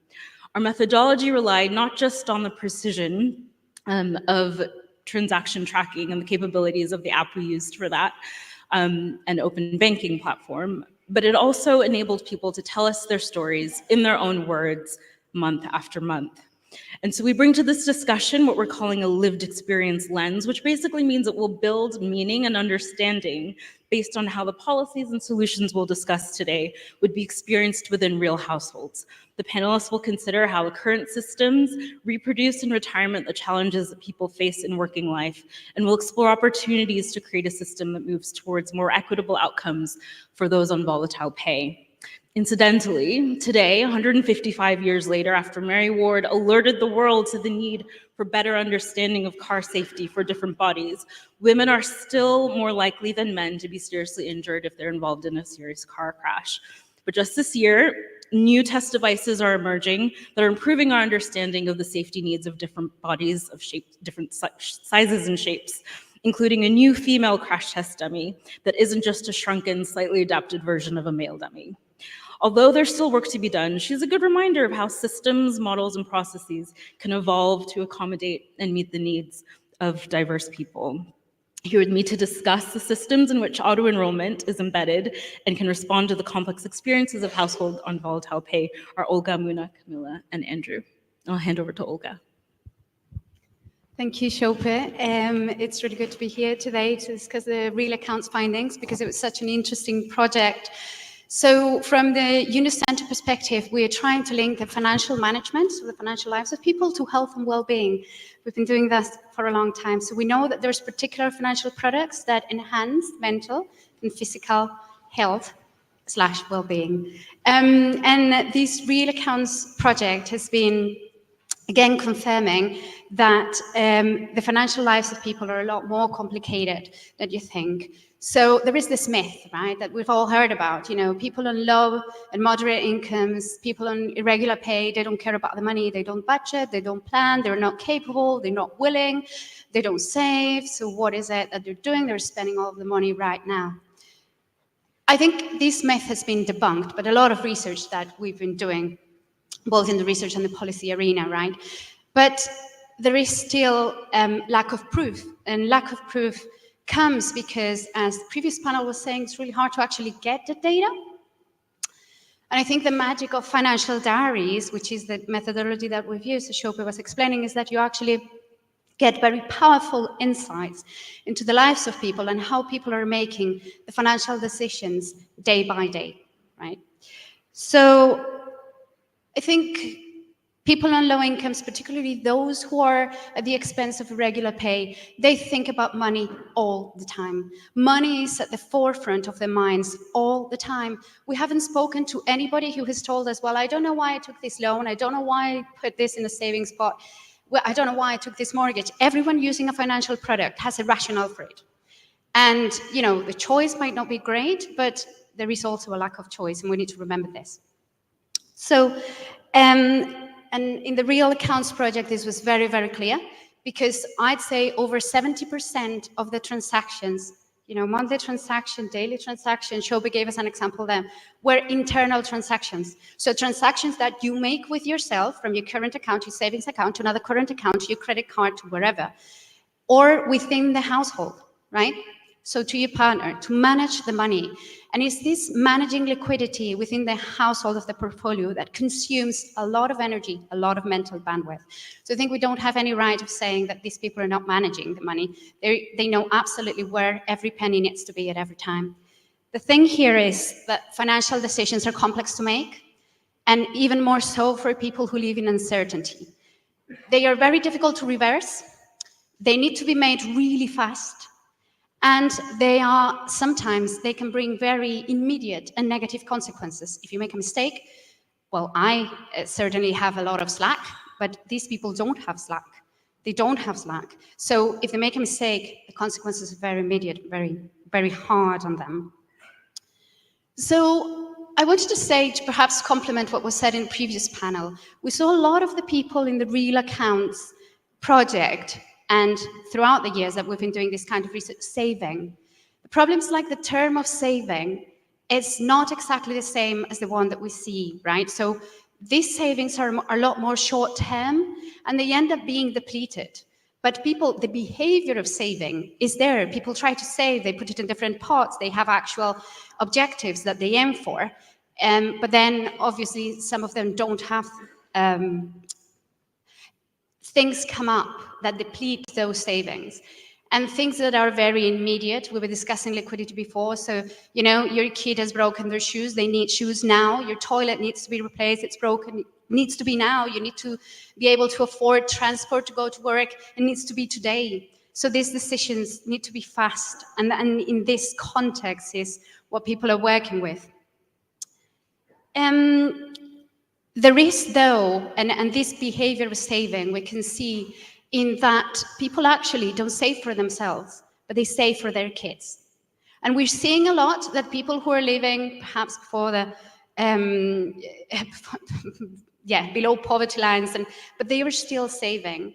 And believe me, if they have a commitment of putting into a savings pot for their kids, whatever that is, a junior ISA, current account, savings account, whatever they're using, you know, at a certain amount of money every month, they'll do it. And that is the last thing, you know, they can default on their credit card or their energy bill, but the money, the savings for the kids will go into the pots. You know, which that gives you a sense of the saving behavior is there. They're thinking about the future. It's just that in the immediate, in the present, it's really, really hard to manage, and there are, you know, conditions of insecurity and uncertainty. And finally, I'd like to bring our attention to the use of informal products, non-financial conduct authority regulated products. Now, we found a lot of this, and we didn't only find it in low income, we found it in moderate income as well, and in people who were working with regular pay, even more so. So I think we need to start asking ourselves, what do these informal products have that we're not able to provide, right? Because I think that we've had an evolution. Perhaps many of us before were kind of the average worker, but with precarious economy, gig employment, pandemic, cost of living, everything that's been thrown into us, less of us are looking like the average. So what do informal products have? And I think it's basically three things. One, they're very, very fast. They're fast. And these people are needing, you know, 5 quid, Dad, can you lend me 5 quid to pay my electricity bill that's coming tomorrow, and I'll give it back to you in 2 days' time. The terms they're managing are very, very short. That is obviously very expensive to provide. They are also very flexible. They can renegotiate the terms of these products very easily. And, you know, Mom, can you keep these savings for me? And you can only give them to me if I'm in a crisis, and we will discuss what type of crisis. But Mom, if she considers that you're in a crisis, even though the terms were negotiated, she'll give you the money. So they're also quite flexible. And I think another thing is like the conditions are very clear cut to them. So they know their brother is not going to ask for an interest rate if they get some money lent. But they also know that they might have to reciprocate, and that is a cost, right?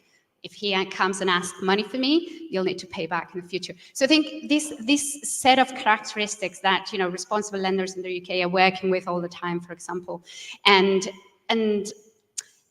need to be there all the time. One of the things we've seen a lot is rotating credit and savings associations, which is basically everyone puts money in a pot and then somebody takes the pot in turns.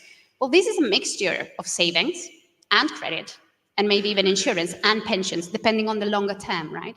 So I think we need to be considering as well more fluid products that are not, cased into silos, but are like, first considered with a lifelong perspective, that is what discussed in the previous panel, but also more fluid in terms of what they are and what type of necessities they're building up, covering. So thank you very much. Thank you, Olga. I'll hand over to Muna. Thank you. And fascinating, because I know Olga's work, and it's great to see the synergy with some of the work that we do. So I'm the CEO of Rooted Finance. We're a community-based grassroots debt advice organisation that deliver in London, and we've got over 20 years of experience of working with diverse ethnic communities. And I think some of the challenges that have been spoken around earlier this panel, but also through the design and some of the flex issues, are very rooted in some of the work that we see. Our team deal with complex over-indebtedness, so people who are finding themselves at the acute level of financial stress. And we try and work with them through a kind of end-to-end debt advice process, but also recognize that financial resilience means that you need to have agency, you need to understand, you need to have the skills, and you also need to think about your long-term financial goals and planning. That's very difficult when you have a bailiff at the door, or you have a rent notice that says that you may be evicted, and that bandwidth issue is something that we struggle with all of the time. I think one of the key things that we're trying to do is ensure that people have dignity throughout the process. And I think one of the other areas that our unique position within the community allows us to see is the inflexibility of financial products, and working with diverse ethnic communities, how culturally inappropriate some of those are. So thinking about volatile incomes, and I think there's something around people who are in persistently low incomes and people who are facing acute poverty, but also thinking about the kind of groups that tend to be in volatile incomes. They tend to be minority groups more. They tend to be people who are at the very early stages of their financial lives. They might be migrants or people who have faced poverty or debt in their kind of recent financial history. And that process of getting out of debt and getting back into a financial resilient position isn't easy. I think we were all at the Fair for All Finance conference, some of us last week, where we had a person talk about the fact that she had gone through all the right steps. She'd done the DRO, and she still found herself 6 years down the line unable to access the right appropriate credit products that she needed to be able to move on with her life. And we see that every day. So clients find themselves in a position of being stuck, but they also find themselves in a position of having sometimes liquidity, having the ability to pay, but not having the products being able to access those things. Volatile incomes are not only problematic when you're trying to save, but they're also very problematic when you are trying to get out of debt. Our payment systems aren't designed to support people with volatile kind of incomes. You cannot say, okay, I'm not working as much this week, so therefore I won't pay my rent as much this week, or I can pay 70% of it because I've only got 70% of hours or income. Our payment system needs to catch up with the reality of people, the way that they work, the way that they live. And I think that will then allow that flexibility and that fluidity of ensuring that people are able to then start to plan beyond their survival and their instincts. I think the other key thing for me that's really interesting is this dichotomy between making rational short-term decisions now and thinking about your long-term financial stability and resilience. People make the assumption that if you are in financial stress or difficulty, that you're not thinking about your long-term and that you have no aspirations. People are people. People want to retire. People have dreams. People have visions. But it's about how they get to that point. And I think there's something around ensuring that as a financial services industry, we recognize that yes, people are in financial difficulty. It doesn't mean that they have to cut off their futures whilst they get out of debt. So thinking about ways that we can ensure that people continue to plan for their retirement whilst they're also paying down their debt. And it makes complete rational sense to say, pay the credit card first, but actually, what cost is that to the person's long-term financial future? So there has to be a balance. I also think there's something around, if we go back to the informal savings that Olga was talking about, there are so many savings habits going on that are hidden and that are unknown. We work with clients who are the facilitators. So it was interesting to see in the Real Accounts research, one of the participants talking about being a hub and collecting all of the money and being able to distribute that to family members and friends. There are thousands of pounds going through people's accounts. There are partner schemes, there are Hugbird schemes, and people are able to come together as a community and recognize that the financial services system is not providing the flex and the speed and the access that they need. So therefore they are coming in formally to develop some kind of saving circles that they're used to back home. I also think there's something around the FCA. I know that there are some organizations that are trying to bring those informal lending circles into the formal financial services sector. Imagine how we could increase people's credit scores if we're able to bring some of that informal lending and borrowing and saving into the kind of formal financial services sector. So I think there's something around how we ensure that we're making sure that all of our communities are catered for. The other thing that I think for me is around how we ensure that minority communities are considered around their long-term financial goals.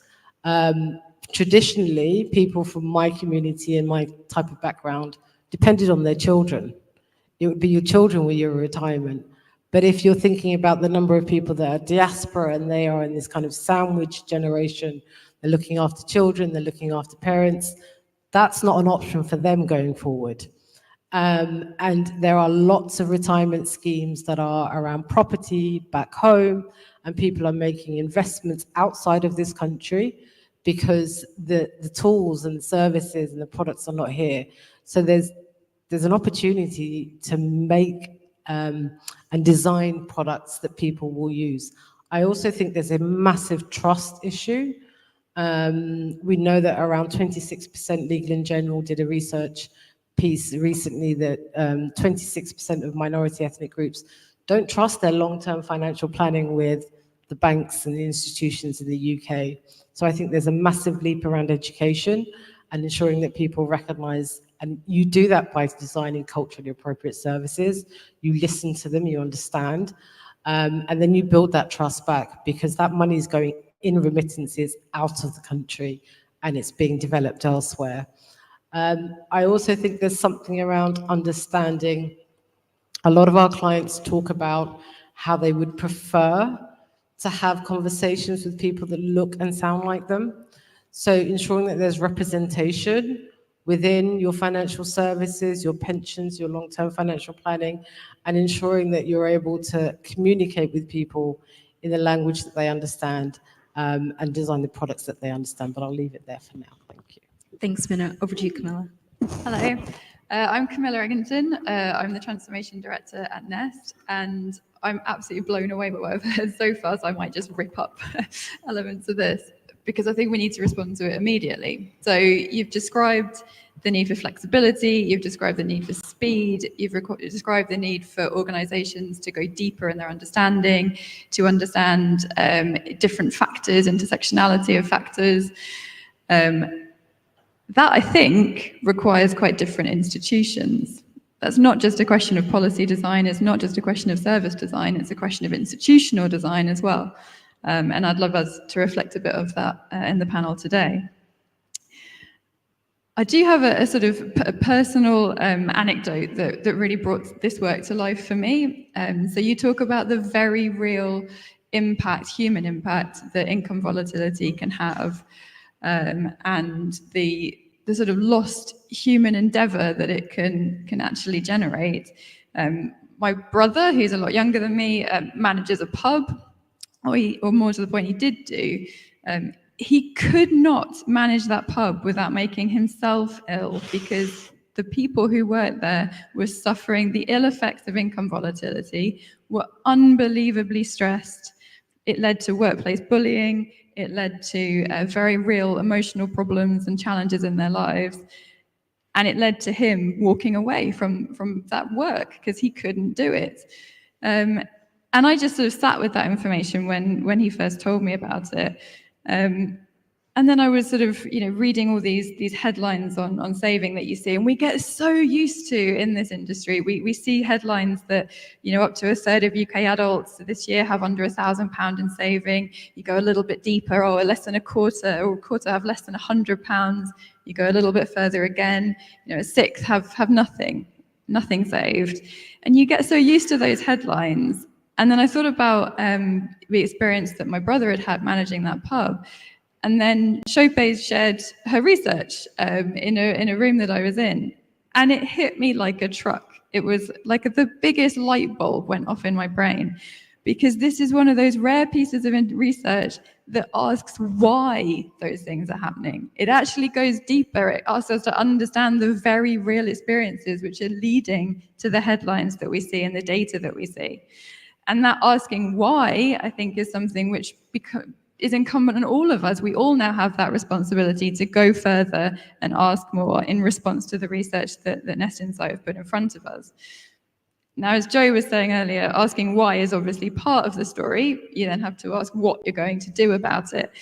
And I think that comes back to what we've started exploring today. So we clearly have to go further than we ever have done before in our understanding. We clearly have to respond to those challenges around flexibility, speed, representation, and understanding the true meaning and intent of that. But that will require us to look hard at ourselves, both as institutions, individually, but also as an industry and an ecosystem as well.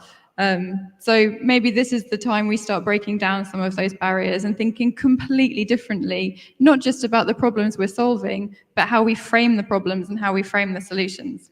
So thank you very much. Thanks, Camilla. Over to you, Andrew. Great, thanks very much. So I'm Andrew, I'm the head of automatic enrolment at the Department for Work and Pensions. So I think today I was going to mostly talk about the response to what I've heard, which has been fascinating, and the perspectives of the organisations and the research that's been done today, and what policy design may then come on to be more flexible and listen to the testimony that we've heard. Should of course say we're a matter of days into a new government, so any of these views are mostly mine. I can't even say that I've met the new minister, so you can't assume that I am in agreement or disagreement with them just at the moment. But I guess one of the key things I wanted I was thinking about during the other sessions was the role of the government, and I wanted to bring it back to your excellent car crash analogy. Just thinking, what's the role of the government in that, in a tragedy like a car crash? Well, two things that sprung to mind, if I can torture that analogy to then just lead into my pre-prepared remarks. One was the role of the seatbelt. That feels like the state pension in the system. That's the minimum the government introduces for everyone. And the requirement to have insurance feels a bit like a nudge to maybe think about the way you're driving and so that you don't cause a crash or financial detriment to yourself going forward. And that feels a bit like the nudge that automatic enrolment's introduced. So I thought that was we did exchange remarks in advance, but that was nicely teed up what I was going to talk about, which is, I guess, a bit of a challenge to what the role of the pension system is here to adapt to the reality that most people are experiencing, which is the two things, volatile and low pay in society, which have become much more of a scourge for people in recent years. And whether or not automatic enrolment needs to or should react to those phenomena. I guess taking us way back to, we're 12 years now on from automatic enrolment being introduced, 16 years on from it being legislated for more than 20 years since it was originally conceived. And just taking us back to what some of the original features were, which is that it was supposed to be the basis for retirement saving, not the answer. There was a significant reliance on people's voluntary saving, which I feel has slightly got lost in the discussion. It is also based on the fact that people are inert. And, I was really interested to hear from Olga about the research that's been done of how able a lot of the people in volatile pay are at moving money between accounts and contacting their providers and really being on top of where their money is, probably more so than someone who's earning a bit more and in more stable income. And really, automatic enrolment was not there to say, well, people are poor financial managers when it comes to their retirement. It was reflecting inertia, the fact that they prioritize today's financial problems over those in the long term. So again, I'm not sure that automatic enrolment going forward should try and solve for the fact that people are in financial difficulty at the moment. It should maybe take one issue off their plate, which is thinking about their retirement. And this is what you were saying, Nuna. That it isn't just focused on the short term and that's it. They have aspirations, people who are in volatile pay or low pay, to have a more comfortable life in the future. And hopefully automatic enrolment does that by lifting at least the burden of thinking about retirement saving off most people who are defaulted in. Just thinking about some practical policy reform that may be considered going forward. I think one thing to look at is the trigger for automatic enrolment, which is at £10,000. And that's been frozen there for 8 years now by the department. And really what that has meant is we've brought in a whole load of new people into pension saving that weren't originally conceived to be part of it. So we originally had people about 30 hours of national living wage, and thanks to national living wage increases, we have people who are now doing about 16 hours of work who are now captured by automatic enrolment, which going forward may be something we not try and respond the pension system to, but we think about actually whether their more immediate needs are more important than their retirement needs going forward. And the second thing that has made that, I think, an argument worth having is the state pension, which, as John said in the first session, is amongst the lowest replacement rates for retirement income in the OECD. But in recent years, has made significant strides and now represents £23,000 for a couple. And that has meant that most people going forward into retirement, if they have full national insurance qualifying years, can rely more on the state to do more of their replacement rate in retirement. It also, come back to the volatility point, the state pension, which again we haven't talked a huge amount about, but it is basically a universal basic income in retirement for people who qualify for it, and it gives that flat level of retirement income, which people on volatile pay is something totally novel to them when they get to retirement, and could be a positive for them in retirement versus working life. Linking back to the first session, one other consideration was people's more immediate financial needs and the role that emergency workplace saving or sidecar saving might play. Just again, practical considerations from a policy maker's perspective. One would be removing some of the saving from the illiquid patient capital in the UK at this time might not be the right thing to do. And I think my new political masters would not let me get away without saying the word growth today. But removing a percentage of saving from the illiquid patient capital in the UK for more liquid needs would have practical ramifications. The other thing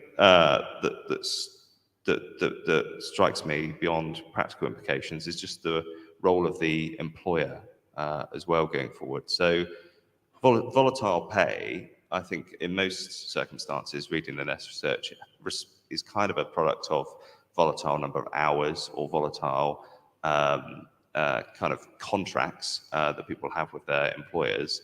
And again, I wonder whether that is something for us to think about in the pensions industry or the pensions policy space, or other parts of government and other parts of industry, making work more secure, making work more suited to people's needs, rather than trying to solve in retirement and saving policy for that scourge. That's where I think the focus should be in policy reaction to some of the stuff we've heard today, rather than within the pension system. Another kind of reform which is spoken about, and I'll probably end here, is the future of contribution rates. We had a question in the first session about that, and the future of automatic enrolment and retirement adequacy. And again, I think employers is really where the key role is here. Going forward, we have one of the lowest rates of employer contribution in an AE-like system internationally. The US, who are way behind us on most things in regards to workers' rights and intervention by government in people's lives, have set their minimum at 5%, which is way above R3. So I would caution possibly that employers probably need to do more when it comes to people's retirement saving than the individuals do going forward. But at the same time, we must continue what automatic enrolment introduced for people, which is worrying less about the future of their retirement income, being able to focus on more on the now, not having to worry about whether or not they're participating in a pension or their employer is doing anything for them, because that is what automatic enrolment has given to people and should continue that legacy. Maybe there are other areas of the system that need to respond better to some of the issues we heard today, volatile pay and low pay, rather than the solution here in the well-designed pension system, which we're in the Royal Institute of British Architects, and there is no better well-designed or longer-lasting or consensus-building policy than AE. Great, thank you so much to the panel for your thoughts and your views. So we've heard a little bit about the kind of lived experience day to day of managing volatility. We've heard about what that looks like when you have a person standing in front of you asking for support. And we've heard about how the system structures and institutions managing people's long-term savings and retirement savings should be thinking about those reflections. Andrew, when you started speaking, you sort of walked us through a timeline of the history of the kind of thinking about and the rollout of auto-enrollment. And a question maybe I throw to the whole panel is, are we at a critical juncture? Why is now the time to start having the conversation about volatility as it relates to the future of auto-enrollment? Anyone's welcome to kick us off. Happy to go first.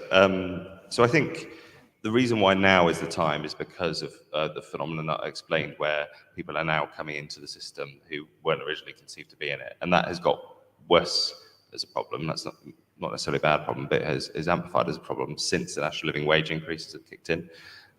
So with now kind of 16 hours of national living wage, someone being saving for retirement, it raises a new question about whether or not they should be. When we introduced automatic enrolment, it was, on a consensus that, yeah, okay, you're working full time in a job, you should be thinking about retirement saving. And now we're saying, well, you're working 2 or 3 days a week. You might have other needs in your life. You might have caring needs, and you're now being automatic enrolled. Is that the right point? So I think it's, again, much like the spirit of my wider remarks, like the now automatic enrolment needs to think about its future evolution because of other changes that have happened in the system, rather than a natural evolution of what was envisaged when it was implemented. I think things have moved on a lot further and quicker than we thought even 12 years ago. Coming next, I think from the consumer perspective, the individual perspective, it feels like now is critical because of the pandemic, cost of living crisis, the kind of stress on their finances. People are much more receptive to think about when this will end and thinking about their retirement plans. I also think 12 years in with the auto enrollment, the data shows us that there are gaps, there are people that are being left behind. We know that people who are retiring from minority communities have 30% less in their pension pots than their white counterparts. We know that people from with volatile incomes are more likely to opt out of auto enrollment, people on low incomes. So I think we know now, because of that time and because of the data, that we need to make tweaks and we need to do the adjustments. Otherwise, we're going to leave even more people behind. Thanks, Muna. Camilla, you spoke with great urgency. I'd be interested to hear your thoughts on kind of where within the system that pension providers kind of see this being a critical moment. Yeah, very happy to. And I think before we come on to that, I think just on this point about whether we're at a critical juncture now, I think, Muna, you also talked about the importance of trust as well, and trust in institutions. And if we think again about some of the trends we saw through the COVID pandemic, we know that trust took a battering in some spaces. And so that's another reason why we might be at a critical juncture. And if you overlay that with technology developments as well, it's clear we've got a range of threats and opportunities that we need to respond to. To your point about what that means within the system, I think there are probably kind of 3 or 4 things that we should really challenge ourselves to think about. I think the first is we obviously need to ask more searching questions. Within any organization, within any industry, ask deeper questions about why things are happening and ask richer questions. I think we also need to think about how we set outcomes. And we've talked today about a number of ways of describing outcomes. Adequacy is a kind of a good example of that. And I think what we've realized through these conversations is we need to not lean away from the problem of just having richer, more nuanced outcomes that we describe. And that can be quite hard, I think, for organizations that want to measure things and see progress. So I think thinking with more nuance about our outcomes that we're driving is another thing we can do very much within the industry. And then I think there are 2 more things I'd draw on as well. So we've talked, someone has to mention technology, right? So we have the ability, we have toolkits and the ability to leverage toolkits which can help us personalize solutions and services and deliver richer experiences that respond to some of the flexibility challenges that have come up today. So maybe we should simply embrace that, go further and push ourselves in that direction. And finally, we've got to break down some of these barriers. I think, you made the point that a customer doesn't care where a product comes from. I'm not sure the word product even really does as much use anymore. Thinking in terms of solving a problem or delivering a service might be a more helpful mindset. So those would be some observations for the industry and things we can work on today. Thanks, Camilla. Picking up on that point around defining a problem and finding a solution, I'll come to maybe Muna and Olga. The discussion so far today has raised the points around liquidity and affordability being main challenges for people, particularly now we're thinking about people on volatile and low and moderate incomes. Do you think those 2 things are the main challenges for people when it comes to saving for later life, or are there other things that need to be taken into consideration? Thank you. So I think that affordability and liquidity are not exactly the same thing to start with. So I think, affordability is, can you afford it? Liquidity is more, can you afford it now? So I think the financial lives of people, what you're doing is moving around the money to have to manage the cash flows in the household. That's what you do, right? So anything that can help to get the liquidity levels right, which is what we started with. I think Joe was the first to mention it, and then the next panel, right? So does it make sense to put money in a pot that you can never touch again whilst you're struggling with your day-to-day life and you perhaps can afford your electricity bill, right? So I think it's not exactly the same thing, and I think what we're looking at is improving those liquidity levels and making easier for people to manage them, delivering a system that makes it more feasible, particularly those with irregular pay. It doesn't really matter if it's low or moderate incomes now, it's more the volatility that is the problem. Mm-hmm. I would agree, and I think from the clients that we work with and what we see, it's about access to immediate priority needs that aren't being able to be met because they don't have the liquidity.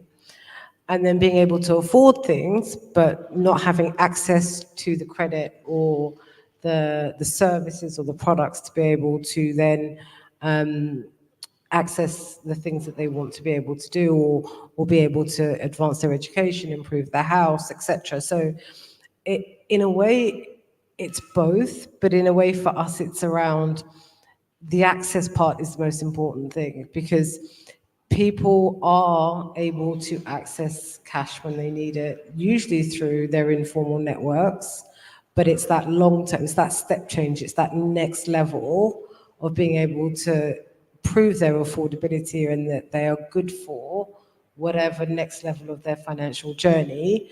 That's the biggest difficulty, especially for people that are coming out of debt. That's what we witness, and I think that's a major problem. Thank you. We've sort of touched on the issues of volatile pay and low pay and low and volatile pay. And I just wanted to see whether across the panel we see any distinctions in terms of the implications of focusing not just on low pay, but really homing in on that volatile aspect of pay. I'll just go first. I think they're intertwined because you're more likely to be on volatile pay if you're on low pay. That's what we see in the data and the clients that we see. But also, I think there's something around being on persistently low pay that is just as corrosive as being on volatile pay. And the volatility in pay just adds to the layer of difficulty that people are already in, and it adds to the complexity. And what it means is that people cannot plan beyond a week, which is insane. We're asking people to be able to raise families, make decisions, forget retirement, just get to next week is where people are at. Yeah, I completely agree with that. I think what we're seeing more and more in the financial diaries and the rationales for financial decision making is that people prefer certainty to having a higher pay. So we've seen that in, I think, 2 or 3 participants in this real accounts project. So basically people who changed their jobs, they had a higher pay with spikes and deeps, and they were like, no, I don't want this level of income. I'd rather have a lower level of income, but have a stable income. So when you see things, and I remember a Pret campaign around 3 or 4 years ago, before the pandemic, they were recruiting for staff. And in the advertisement, what they said was, we offer you regular pay every month. It's going to be the same money. So, you know, I think there is clearly a toll in this volatile pay. It's where we're going. It's it's a system thing. But I do think that we need to find a way of helping households manage this, and as a system, not in silos. Yeah. I mean, and I think from a sort of service design perspective, if you think about human-centered design tools, for example, you think about the way you think about the human need that the service is meeting, I think it would be critical to consider the distinction between low pay, volatile pay, and the intersection between those two things, because the service needs would be different. So yes, I think the report sets out very powerfully the reasons why they are distinct. Yeah, I think I agree with the other, especially Muna, the other panelists, on the persistence being the key worry from a policy design perspective. I think, you saw from Matthew's presentation the particularly low levels of retirement adequacy for those on low income. If you look at a PLSA standard level, the replacement rate level is an interesting one, because that suggests actually that you don't need to worry about that so much, and you should celebrate the fact you're making people just as poor in retirement as they were in working life, which I'd probably reject as a finding. But the persistence of low pay is definitely number one on our considerations for the future of AE, and how we can improve the outcomes for those who might always, for caring needs or other reasons, be on a low level of pay, even if it is stable. So, 2 things we have proposed and legislated for, and again, subject to discussion with ministers, is the removal of the low earnings limit within AE, so that someone who's earning around £12,500 will see their pension contributions double and their ultimate pot double, and also get people starting saving as soon as possible. So, linking back to volatility, some of the most volatile pay is when you're in university, or you've just left uni, or you're kind of left education, let's say. And at that time, the habit of saving is not a requirement in automatic enrollment until you're 22. So trying to get that in at a lower age, I think, is another way forward to try and respond to volatility within the system. But definitely persistent low pay is the biggest issue for our objective of adequate retirement outcomes. I have one more question for the panel before I will open up to questions online and in the room. So we had a pretty good discussion about some of the challenges, enablers, policy, and sort of structural levers that can be pulled to support people on volatile incomes when they think about retirement savings. And I guess I wanted to bring it back to this question of how we make sure no one gets left behind. What's the next most inclusive thing we could do or think about in answering this question about the future of auto enrollment and making sure no one gets left behind?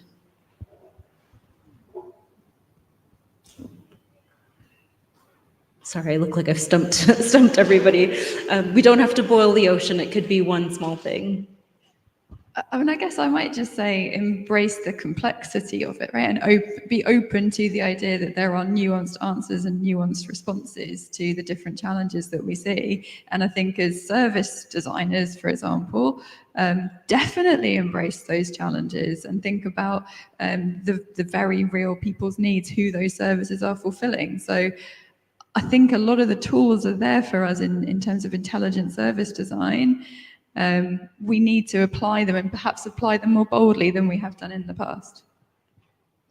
Yeah, I think probably it might be quite a boring final remark, so someone should say something after me. But remembering what the system was designed to do in the first place and making sure that we aren't complacent about that, rather than jumping to complexity or reform, thinking about achieving the desired outcomes from the outset. And we are 12 years on, and we haven't done that. I mean, Matthew again spoke in the first session about how 8% contributions have become a starting point. It's now become the default, and the expectation that people have as they move through their working lives. So going further with the solutions we have in place at the moment, I think is probably what I would think about. And then some mitigation for lower earners as that system becomes more burdensome in terms of their contributions is probably the single biggest thing we can do to improve outcomes and reflect today's findings and discussion on people who are at the lower end and more unstable end of income. Muna? I was thinking I was not stumped, but I think there's a couple of things. So I'm glad that you mentioned technology, and I think the research actually shows that technology is a great tool, but actually it doesn't give you the whole story.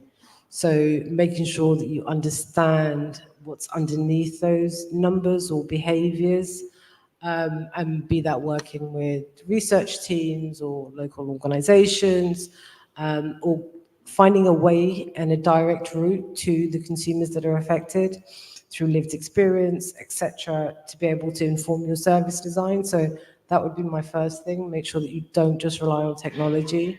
And my second one is around collaboration. So one of the big pieces that we do at Rooted Finance is unpacking financial jargon and unpacking financial myths and scams.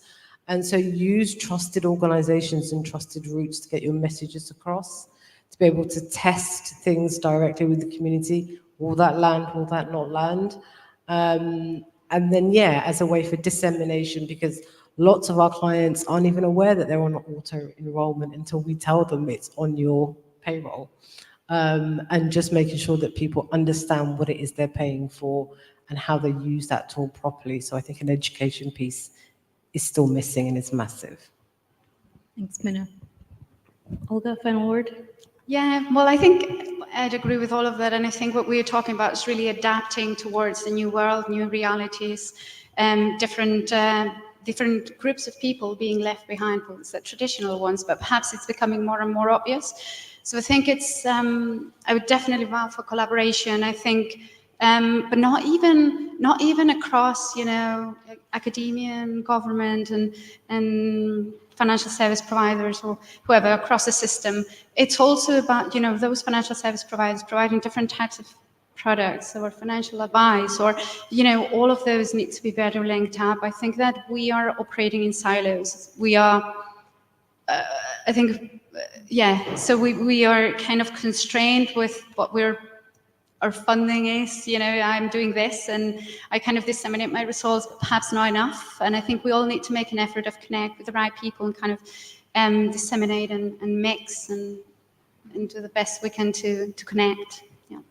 Thanks, Olga. Echoing some of the views mentioned earlier around addressing fragmentation in the system. I will come now to questions in the room. We have one in the front and towards the back as well.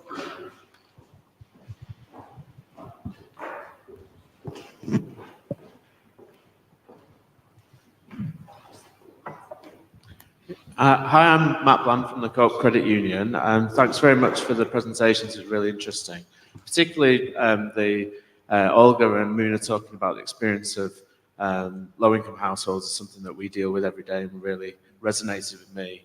I wonder about the income maximisation challenge, because it was mentioned on stage earlier that there was a conference on financial inclusion last week, and it struck me throughout that one of the biggest problems for low-income households is simply they've got too little money.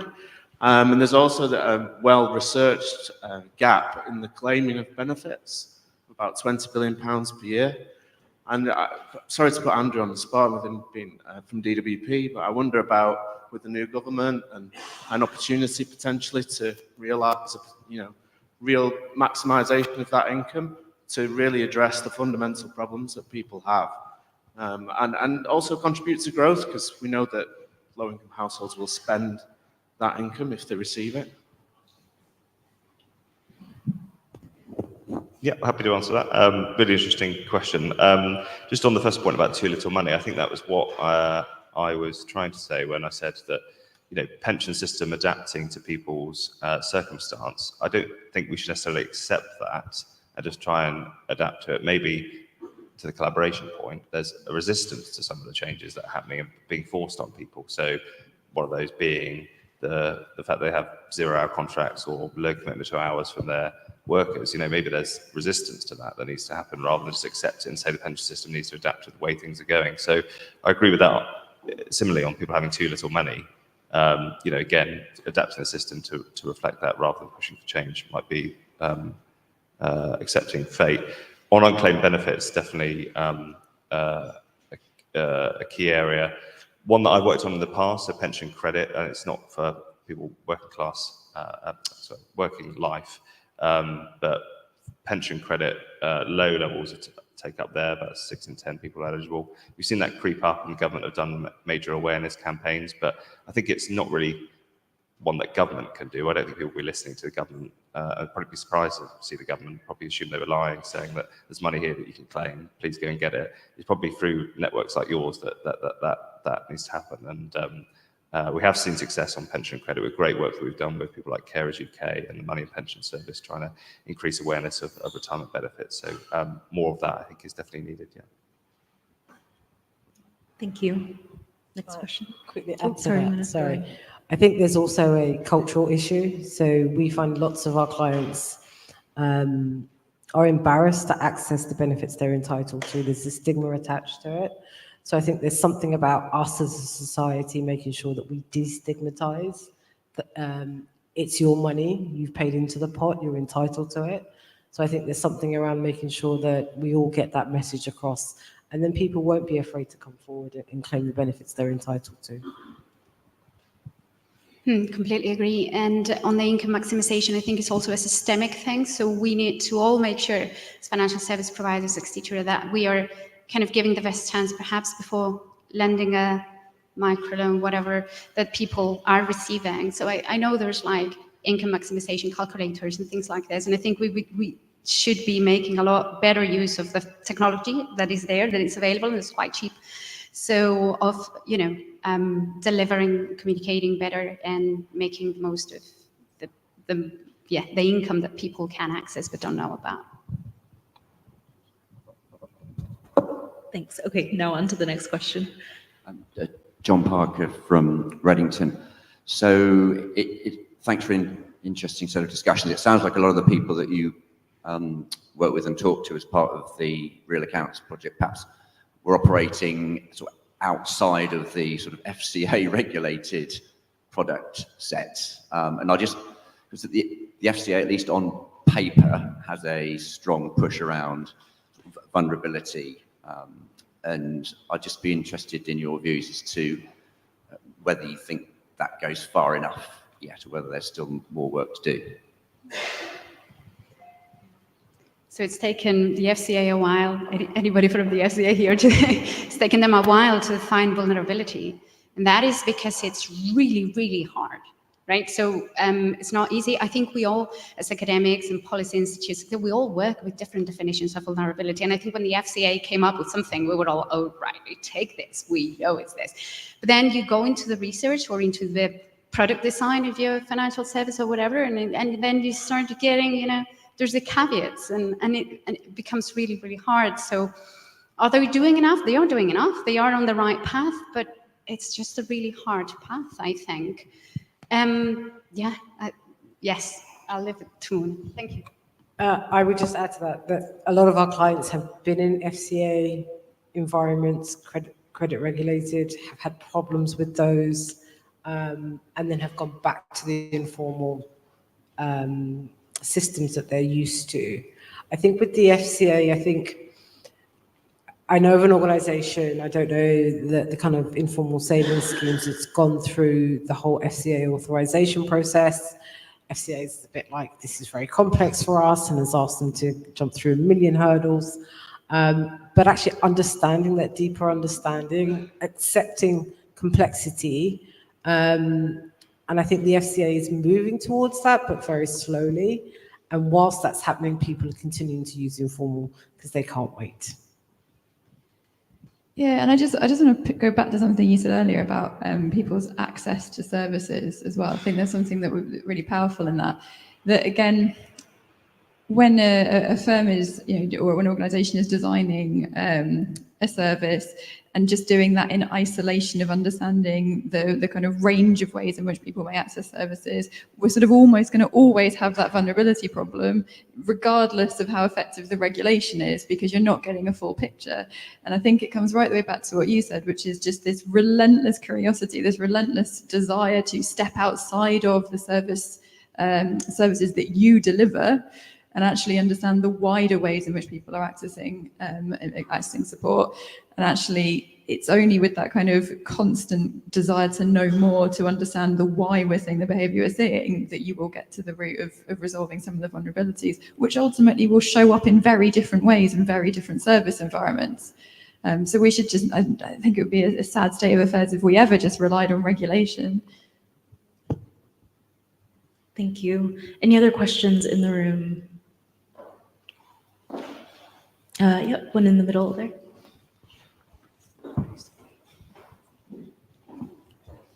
John Quillow, the Open University.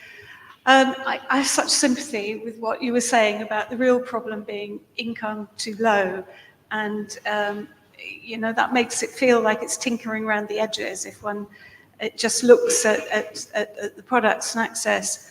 But nevertheless, I wonder if it's useful to draw a distinction here between stocks and flows. So one issue we've talked about is liquidity and being able to access those pension savings.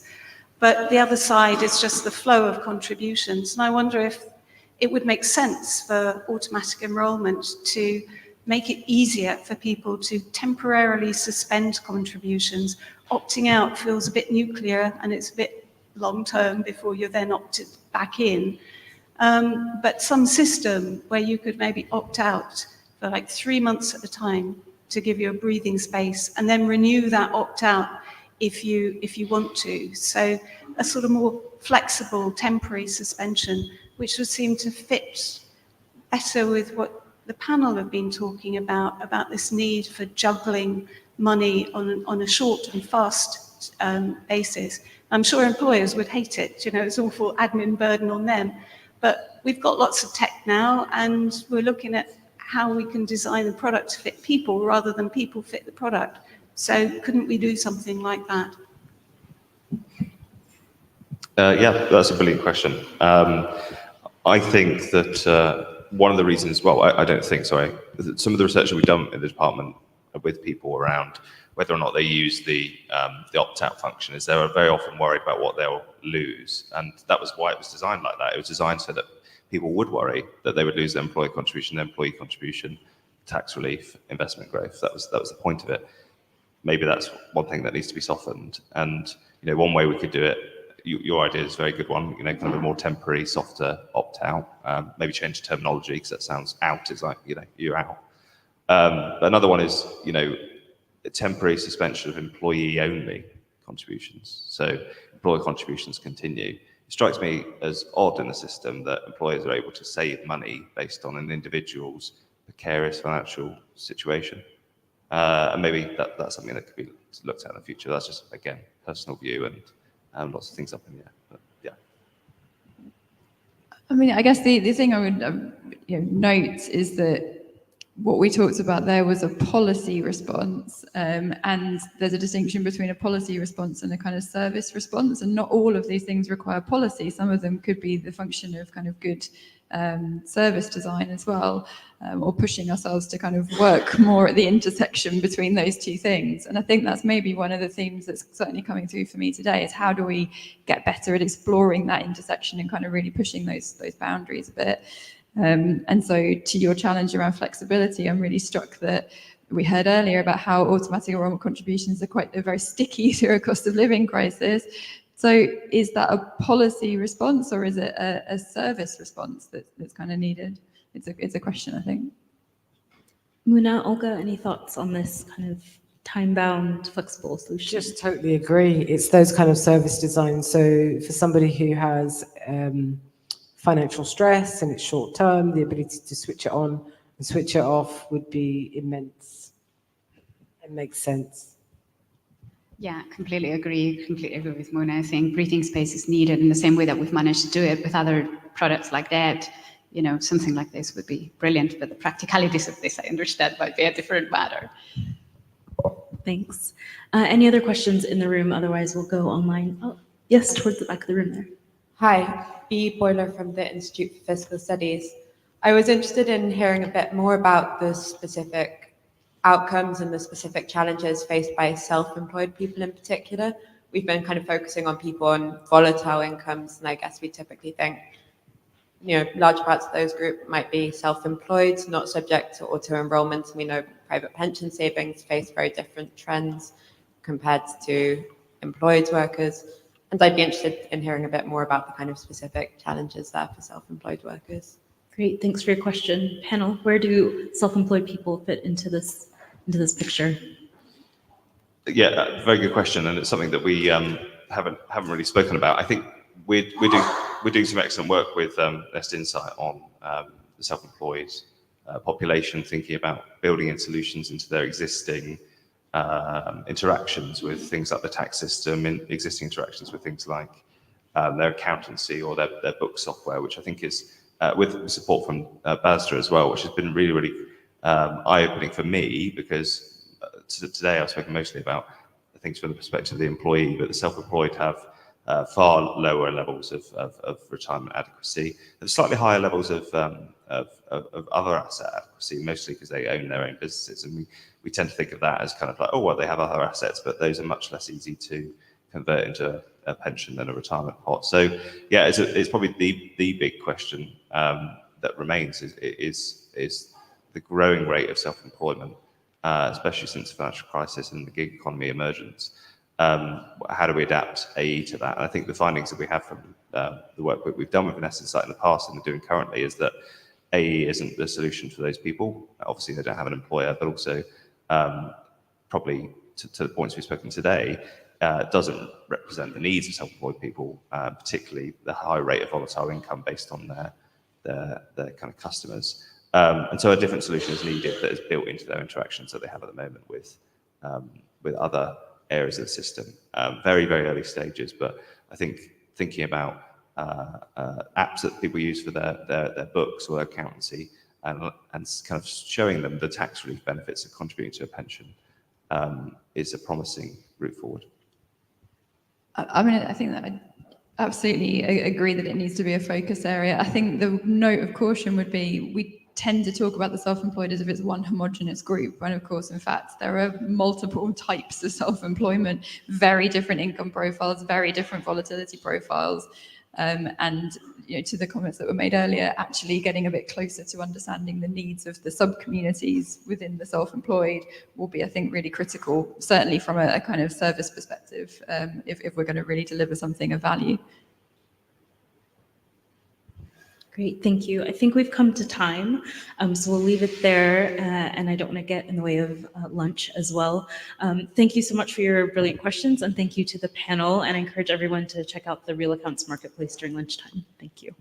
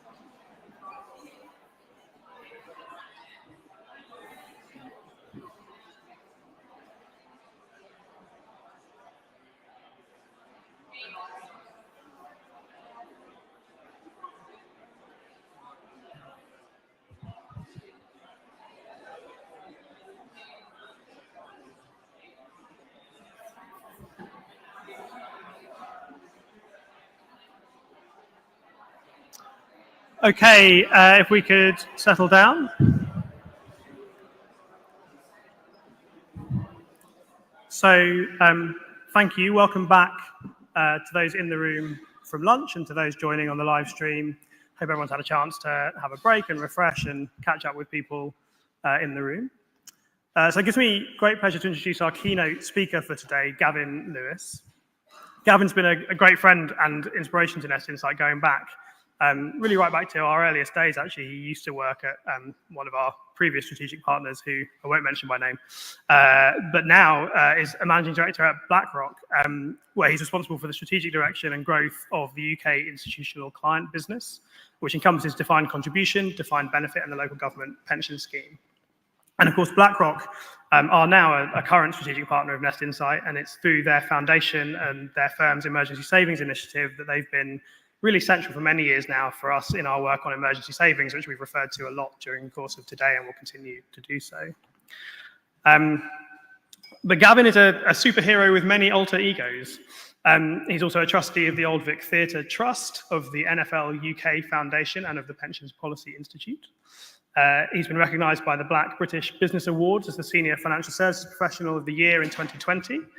He was awarded a Heart of BlackRock for driving a culture of empathy, trust and respect, and is listed as one of the top 30 Black professionals by the Power List's Power in the City biannual ranking in 2019, 2021 and 2023.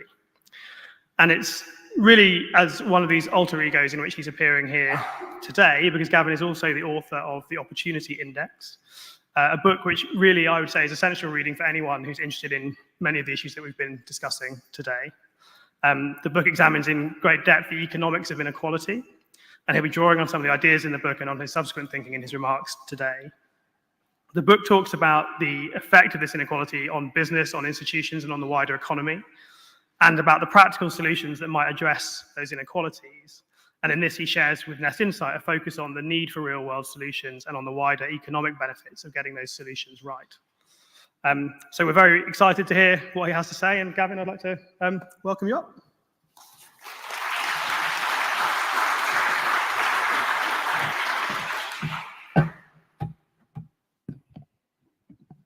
Great. Well, thank you very much, Will. I have to say it's quite surreal standing here delivering a keynote, because the firm I worked for before was Vanguard, because everyone's going to be on LinkedIn thinking about like who was this mystery firm that he's talking about. But I was definitely a personal and professional supporter of the work that Nest and Nest Insight were doing many, many years ago, and used to sit at the back and listen to all these very, very deep policy experts talking about things which resonated with me, but certainly I wasn't an expert in, and now I'm delivering a keynote. So it's certainly a big deal for me. So thank you very much, Will, and the team. I can see you dotted around for inviting me.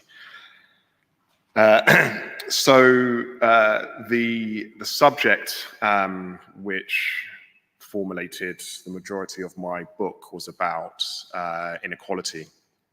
And to give you some context, so although I stand here before you as an executive at the world's largest fund manager, and all the stresses, but also trappings, which I'm very aware of that brings, that certainly wasn't my starting point. So I grew up in a single parent family in what was certainly a lower income household in a marginalized community in Tottenham. And we lived on a council estate. My father was never around, so I was raised by my mum, and that is her. This is a picture of her in probably around 1970. So what she would say before my sister and I ruined her body, what we would say is that before we enhanced your life. So this is her in around 1970, and she arrived in the UK from the Caribbean, Jamaica to be precise, as part of the Windrush generation. So this was the generation that arrived overseas as the UK called out to the Commonwealth to help fulfill a labour shortage that had occurred in the post-war years. She actually arrived in 1968, which for the historians amongst you will note that was the year that Martin Luther King was shot and killed. And by contrast, here in the UK, it was also the time in which Enoch Powell wrote his Rivers of Blood speech. So she arrived in the UK in this very, very tumultuous period.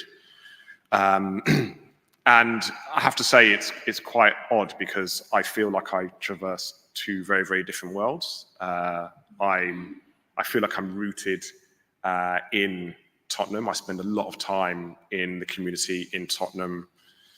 Before anyone asks, I'm an Arsenal fan, just to let anyone down, anyone in the audience before people say go Spurs. But I spend a lot of time in Tottenham working with my community, with young people. And yet, when I go home to Finchley, it's a very, very different life. So I feel like I traverse these very, very two different worlds. And that has always been the case, I have to say. I think growing up, I never quite fitted in. And certainly if I refer back to my first experiences in the financial services industry, I probably didn't feel like I fitted in then. I probably feel like I fit in a bit more now, but not quite, because as I look out into the audience, there are very, very few people who look like me or come from the background that I did. If it was going to happen, it'd probably be in this audience, right, given the subject. So that's still somewhat prevalent. But I do think that's given me a somewhat unique perspective. I kind of feel like I've been an observer of very, very different worlds. And post George Floyd, I'm sure you don't need reminding of that period, I was asked to write a book, which we'll refer to. And suddenly during that period, I became very, very popular. I had charities, some of which you've mentioned, suddenly decided that they needed someone like me on their boards. Publishers realized that they didn't have any black authors. And I had written some blogs about the subject. I've been very, very vocal about coming from Tottenham and working in the industry. And they gave me the opportunity to put pen to paper. My view, however, is that if I was going to write a book, it would be certainly from my perspective. And at that time, I would say that diversity, equity, and inclusion was in its ascendancy post Me Too and in the midst of Black Lives Matter. I did hasten to tell the publisher that I'm not a DE&I professional. I'm a business person. And there are DE&I professionals that are much more able to write about diversity, equity, and inclusion than I am. However, if I am going to write a book about this subject, I would write it from the perspective of a business person, which is what I am. And I had a discussion when George Floyd was killed with my mum, and I was obviously affected by the whole situation, but did feel that at that point the world had woken up to some of the challenges that marginalized communities were facing, in this instance, the Black community. And I said, this could be a moment of real change. My mum took a slightly more cynical view. She said that, well, actually, if you think about it, these incidents have happened before. They happened in the UK, and some of you remember when Stephen Lawrence was murdered. He was just a few years older than I was. I happened to go to a very, very, even though I lived in Tottenham, my mum pulled me out of the school in Tottenham, which I'll explain a bit later, and sent me to a school in Enfield, which is very, very white and overtly racist. So that was a story which certainly affected a situation, I should say, which really affected me. But she also said that if you think about it, it's happened throughout the ages, right? So you had Rodney King in the US. Before that, you had Emmett Till. So we seem to have these periods of atrocity, society waking up to what people, some marginalized communities and certainly Black people are facing. And then there's this reaction, and then it kind of goes away. And I pose a question and thinking, well, why does it go away? Why does this have to happen? And my view from that discussion, but also given my perspective as a business person, is that I felt that we were thinking about this in the wrong way. So we have this construct, we have this idea of socioeconomic disadvantage or inequality, which is a term that we all use and is often bandied around. And to my mind, we've never really dissected what the term means. So what disadvantage should and what disadvantage really means, and I know this through my own upbringing, and I know this through the friends that I had, and some of them are not here anymore for various reasons. Disadvantage means poor life outcomes, and that might be poorer physical health, that might be lower mental health or mental well-being, that might be lower educational attainment, but that disadvantage also means basically a lower life expectancy and a lower quality of life. That's what disadvantage means. But what we've done with the term socioeconomic disadvantage is that the reasons for those poor life outcomes are due to these social factors. So we think about the socio aspect. So this might be the view that people in marginalized communities or the poor don't have the right nutrition, are more prone to mental health. They don't exercise. They can't achieve at school. And just to bring this to life, the school that I went to in Tottenham, at some point, when I was probably about 8 years old, the school teachers thought I had behavioral problems. They thought that I had learning difficulties. And at that point, in the 70s and 80s, there was this phenomenon of young Caribbean boys and girls being considered educationally subnormal, or ESN, and they were systematically pulled out of public state schools and put into ESN schools, or special schools, or units, as we used to call them. And I was on the verge of being put into one of these units.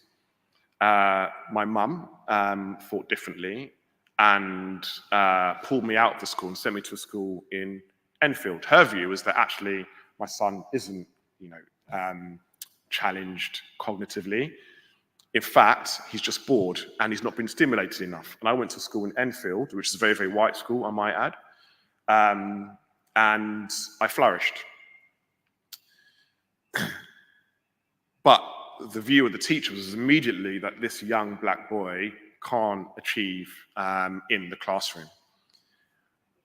And I would say that those social considerations absolutely have an impact on poor life outcomes, but it doesn't explain it alone.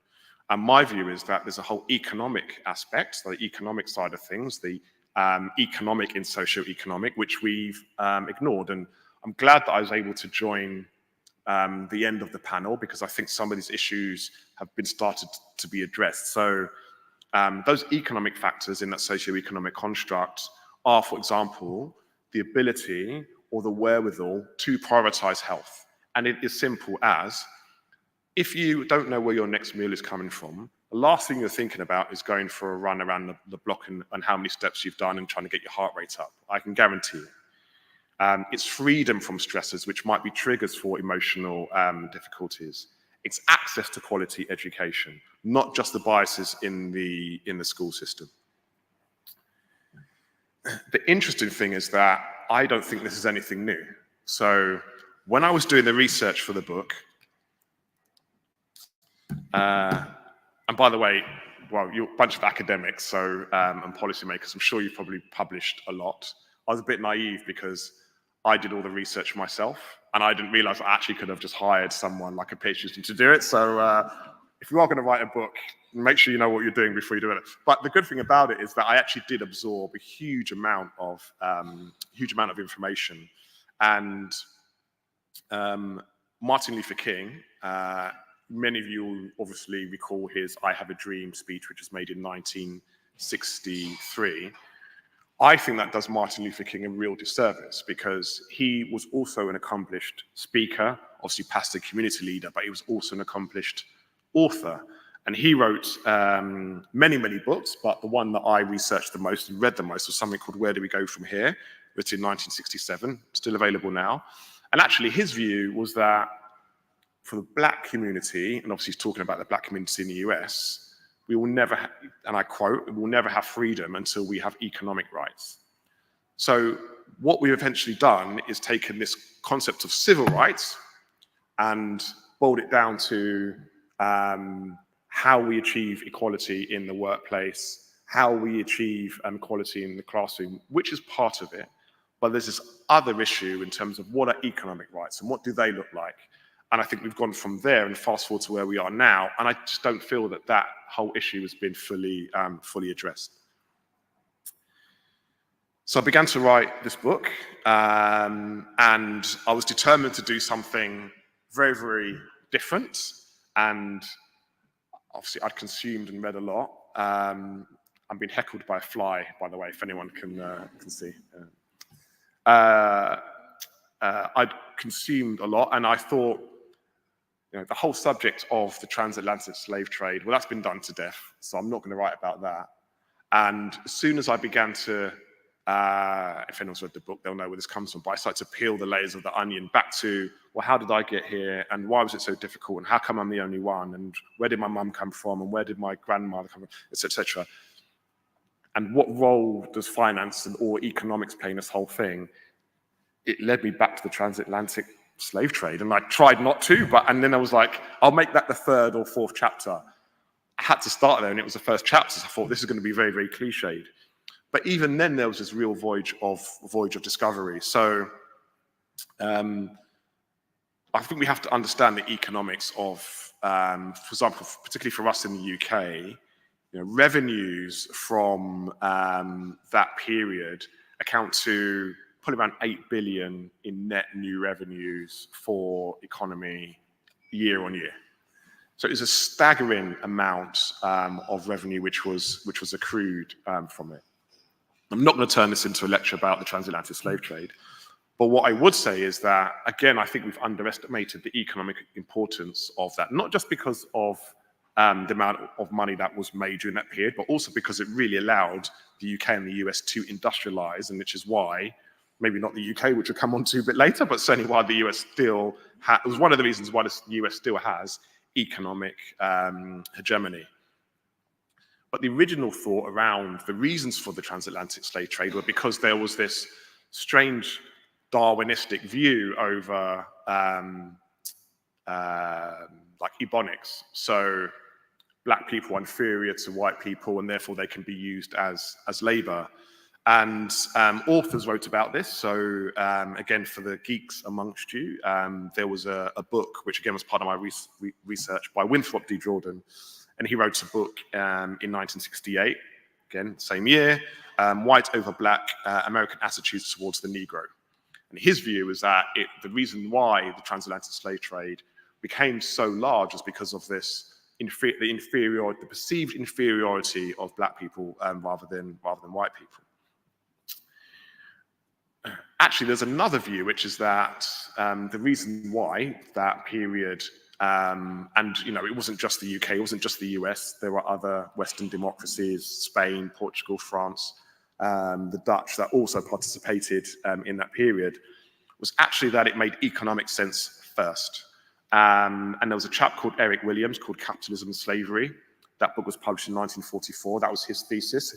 And even more recently, David Eltis, The Rise of African Slavery in Americas in 2000, he wrote about this. And they put forward this view, and I read both sides of the accounts, that actually it was an economic imperative, which led to the role of, which is why the transatlantic slave trade became more prominent. So then I'm thinking, okay, well, I work in the city of London. I am at the epicenter, or one of the epicenters. Can you have more than one epicenter? No. I'm at the epicenter of capitalism. Like, what role does the City of London play in this?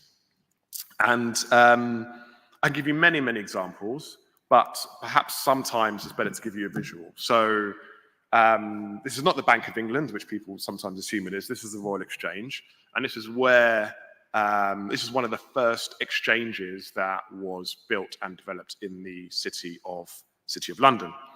And if you look at the plinth above, there's a statue right in the middle, and that statue represents commerce.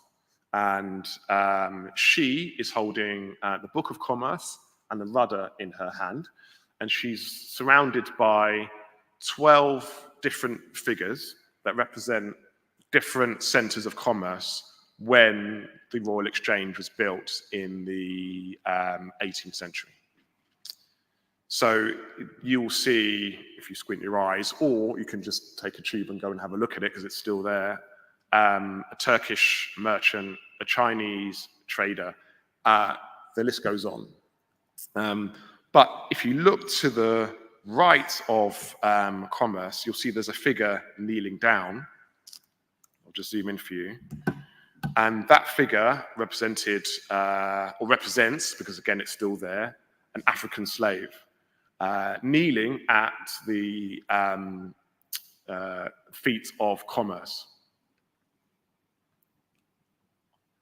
So that then led me to like probe, what role do institutions have to play in where we are now? And institutions could be finance institutions, but these institutions also encompass our judicial system, our police force, our health system, and what biases or structural issues are actually wrapped up in those institutions.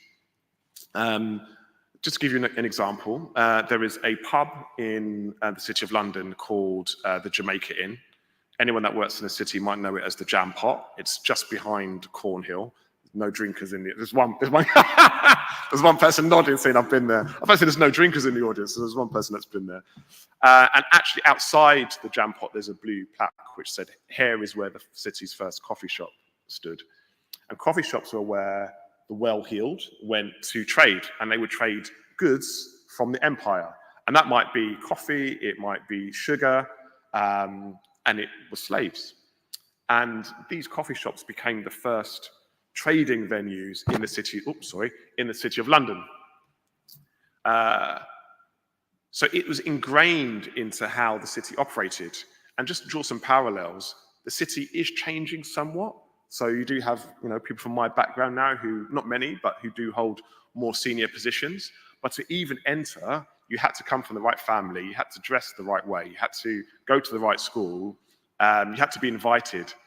And certainly when I graduated, I was none of those things and I couldn't get in. So it begs the question of how far have we come away from that period. But you can see in terms of coffee shops, you can see in terms of protection of goods or ships and the insurance industry. You can see it in terms of the enforcement of the social order, particularly in the US, and the way that we police today. So to my mind, this issue that stemmed from that period still really manifests today, and it does affect those marginalized communities. It affects ethnic minorities, it affects women, but I think we think about this period and this imposition of this inequality as being a black-white issue, but there were many white people that were also disadvantaged by that period and are still disadvantaged today, and the way that's manifested itself is in the UK class system or even regionally. But there are also some economic consequences as well. So again, I'm pleased that I caught the end of the last panel because black households in the UK, but also in the US, for every pound and every dollar that a white family has, a black family has around 10 pence. Some of the research that I did for my book, I looked at different communities and how long currency stays in that community. And it was fascinating. So for example, in Jewish communities, this is US rather than here, but I suspect it's probably not dissimilar, the dollar circulated for around 36 days in the Jewish community because it had this power of community. In white, so not Jewish, white Caucasian communities, it was 26 days. I think in the Asian, which is a catch-all for many, many different communities, but unfortunately the research didn't break it down, Asian communities, it was something like 28 days. In the black community, it was 6 hours. So the breakdown of the communities really, really impacted. So then I got to this question of, well, what's the importance of this now? And I was giving a lecture at the London School, at UCL about this subject when I was about to publish the book. And I have to say, working in the business world, it's fascinating working with academics and students because you get this odd mishmash of theory and you can do anything, and then the practical considerations of no, you can't do anything. So it really helped me think about, well, actually, I shouldn't limit my own thinking, and actually take some lessons learned from people who aren't restricted. And one student, and I'd got to probably this point in the book when I was talking through the thesis, she posed this question and said, well, surely if the system is if these inequalities are so ingrained in the system that you need to start anew. So she was advocating for burning the whole thing down and starting again. She was a student, I might add, so, you know.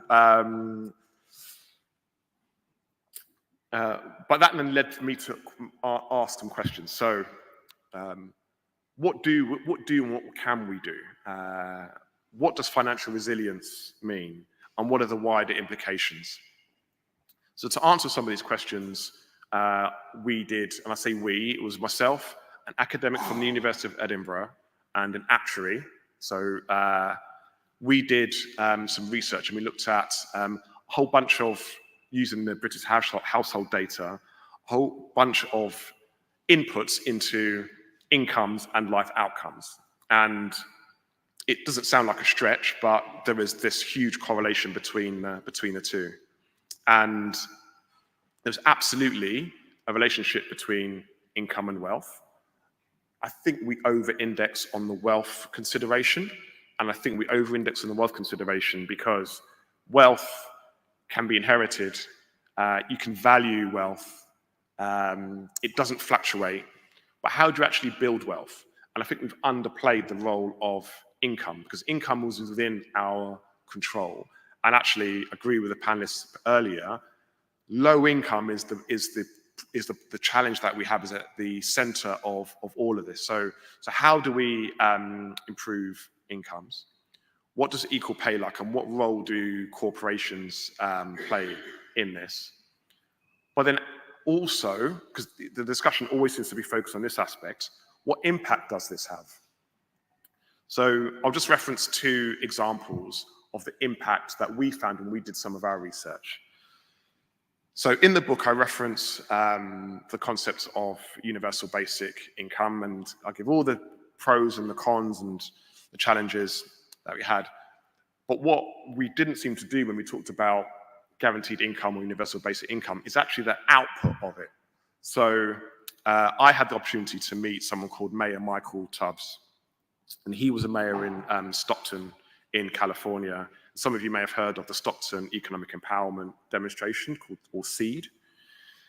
And it isn't me saying that we need to give universal basic income to those marginalized communities. This is more about the impact of financial resilience and how that can be a staple for our economy. So SEED gave 125 residents in Stockton in California over a period of 24 months, £500 per month. And they qualified by having a median income of £46,000 or less. I spoke to Michael Tubbs about this, and the view or the perception was that if you gave people like this income, then they would fritter it away. They would spend it on things that they didn't need. They'll drink it away, gamble it away.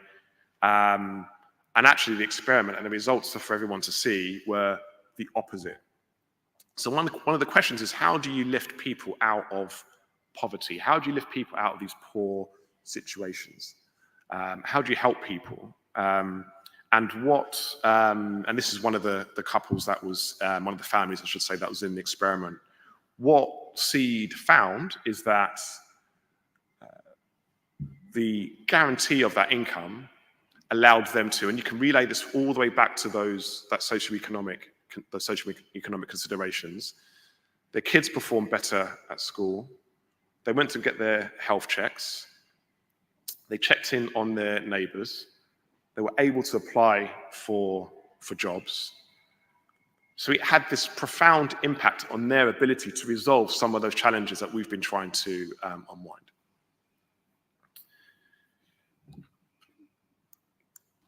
And we did our own experiment. So this is, you can see the sun beaming off my very, very shaven head somewhere in the background. But this is a school program that myself and a very inspirational individual called Andrea Myers launched. And it was, so my life is now very, very different. My daughters go to private school, which caused huge issues in my house, by the way, because my wife was for it, I was against it, and obviously she won. And it was definitely the right decision, but I just couldn't get my head around it. But it was absolutely the right thing to do, because I see how much they get from the school they go to, how much more they get than just education. And it felt wrong to me that kids who go to schools in disadvantaged areas wouldn't have access to the same things.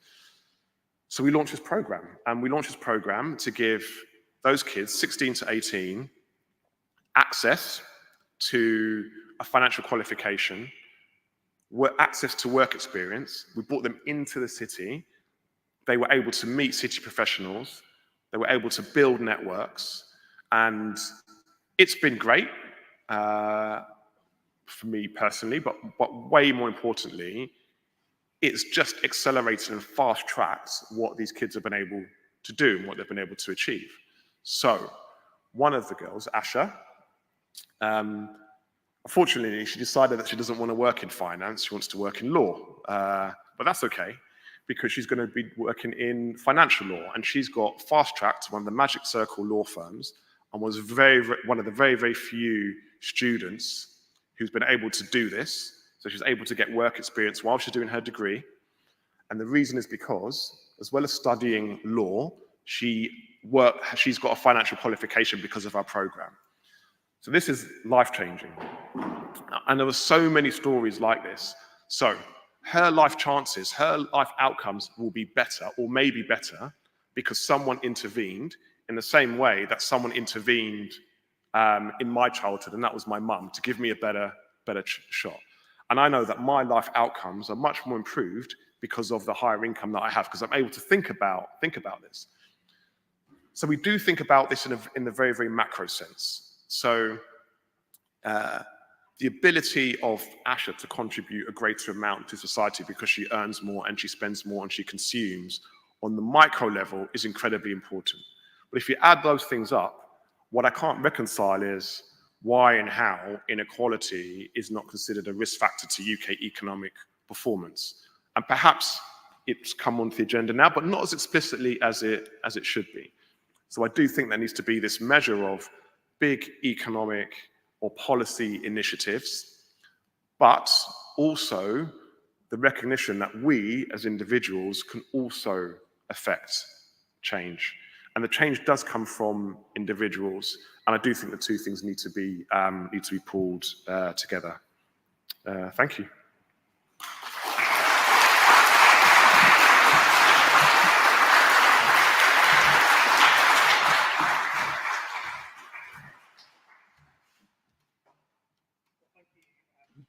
Gavin, that was brilliant and so thought-provoking. And I've got a million questions I would like to ask you, but I'm also conscious of time, so I might just ask you one, and then I'm going to throw it open to the floor.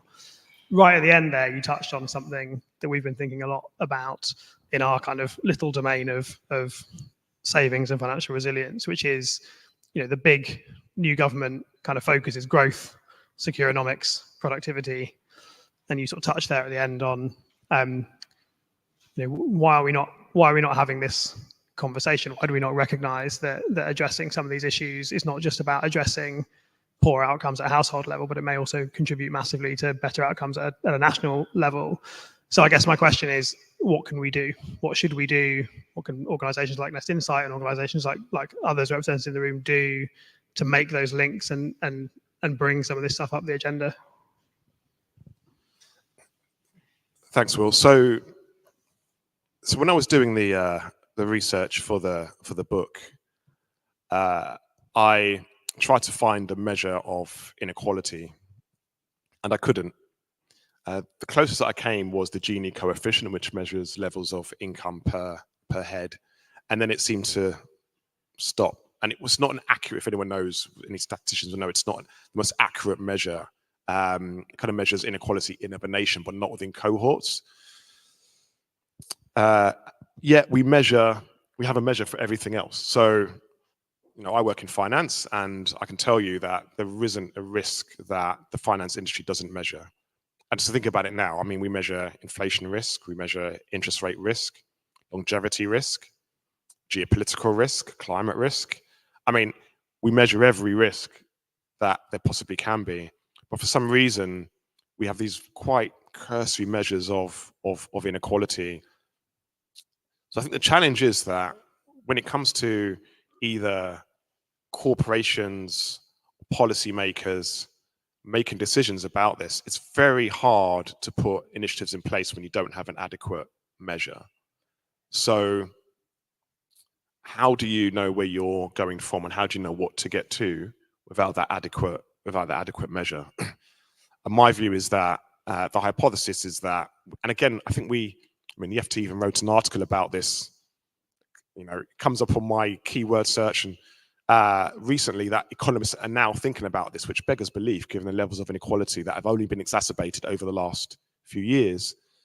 I feel that to really do this, we need to have a universal measure of inequality and the repercussions of that inequality per cohort, because then it allows you to make decisions and you understand the repercussions of that at the macro level, for example, on the UK economy, per institution, per corporation, but also per individual. Great, thanks, Gavin. So I won't hog the questions. That seems unfair. I'm going to throw it open to the floor, and I'll come to Slido as well. So I think I've got one on the far side and one on the complete opposite side. So why don't we? I think there's a microphone here. So why don't we start here? Thank you very much, Gavin. Thank you very much as well. That was quite inspiring. A lot of inequality in income comes from the money people earn from their labor, but quite a lot of it comes from passive income, from holding the assets that people hold. And also, obviously, there's the inequality in the holding of those assets. So you said a bit about one-off interventions, perhaps money given to people to help address that. Is that really going to be enough, given that so much of inequality comes from passive income and inequality in terms of wealth? Thank you. And it's an interesting question, because this challenge between income and wealth, and there have been many authors, and again in the book I discussed some of the debates that have happened, and I kind of went around the houses on this issue. I think the challenge with trying to plug the wealth gap is that if you think about communities, for example, there are many I guess economic spurts which happen, and some communities are able to take advantage of them. So you can think about the industrial period, industrialization. There would have been a cohort that was able to take advantage of that, and a cohort that was disadvantaged by that. You can think about the housing boom that's happened over the last 40 years. There were some that have been able to take advantage of that, and others that have been disadvantaged by that. You can think about the tech boom and AI that we're now in the midst of. There'll be winners and losers, and then fast forward, there'll be tokenization, and there'll be winners and losers. The challenge is that, for that wealth has been accrued over such a long period of time. For me to in the book to assert, or sitting in front of you to assert that you can overcome that in one generation, I think is quite a lofty ambition. But actually, your ability to accrete wealth is by a function of having adequate income in the first place, if it's not going to be inherited. So my view is the best thing you can do in the medium term is to start with income. Just one more point, that this whole idea of the wealth gap I think is also a red herring, because it denotes the idea that that gap should be plugged.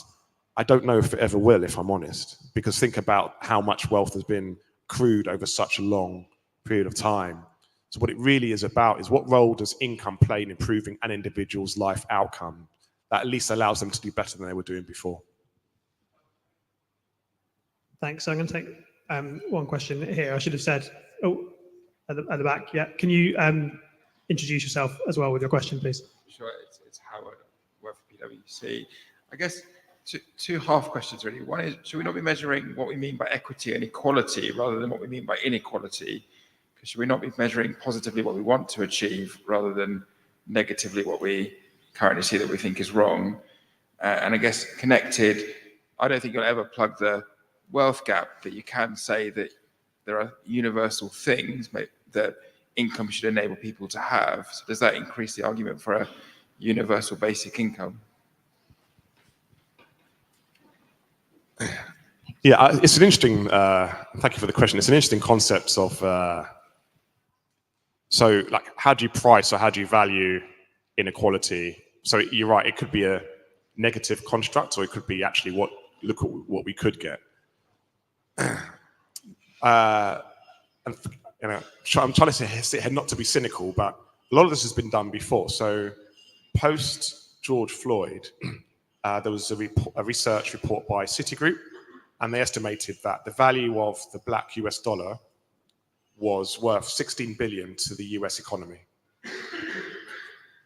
So you would think that that would be a wake-up call for the US to do, like, how do we nurture and grow the black dollar? How do we actually get access to it? Like nothing.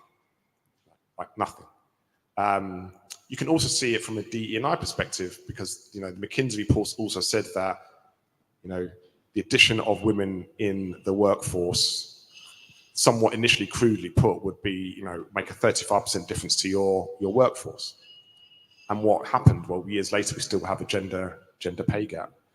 So the cynic in me questions whether organizations or economies are doing so badly that it matters to them, which is that which led me to the conclusion that what is the risk of not doing this, not just to that cohort, but to the wider economy, which is why I've tended to index towards that as opposed to the opportunity. I would love the discussion to be about values and beliefs, because it's something that I care about and that I believe in. But I also realize that's not the way the world works. It's not the way that policymakers or companies operate.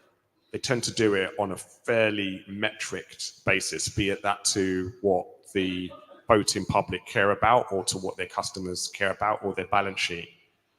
So what I have done in the book and when I do have these talks and I do give these lectures is to pull it in the terms of the language that speaks to that angle, I would say. Okay, I'm going to just go to Slido for a minute first, and then Priya, I'll come to you after, I promise. I just want to make sure that our online guests have a chance to ask a question as well. Thanks, Will. So a bundle of questions, Gavin, around the policy initiatives that you'd prioritise, and those that have been mentioned include baby bonds, should the UK look again at those, changes to the UK tax system, and removing any stigma around the take-up of potential universal basic income. So which of those would you prioritise? And then perhaps, if I may, also from Slido, a second question, a good challenge to all of us in the room. You described the progress of very intense interest, for example, in Black Lives Matter, then fading over time. From your experience, is financial inclusion a real concern of industry? And how can we make sure it's not a buzzword, but that it's interest in it and outcomes are sustained?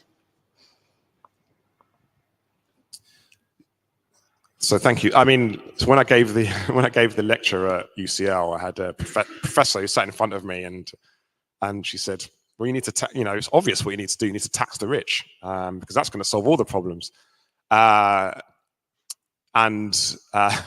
So the book also gives there's 3 levels to it, but it also talks about the role of capitalism throughout the ages, from its inception and where it is now.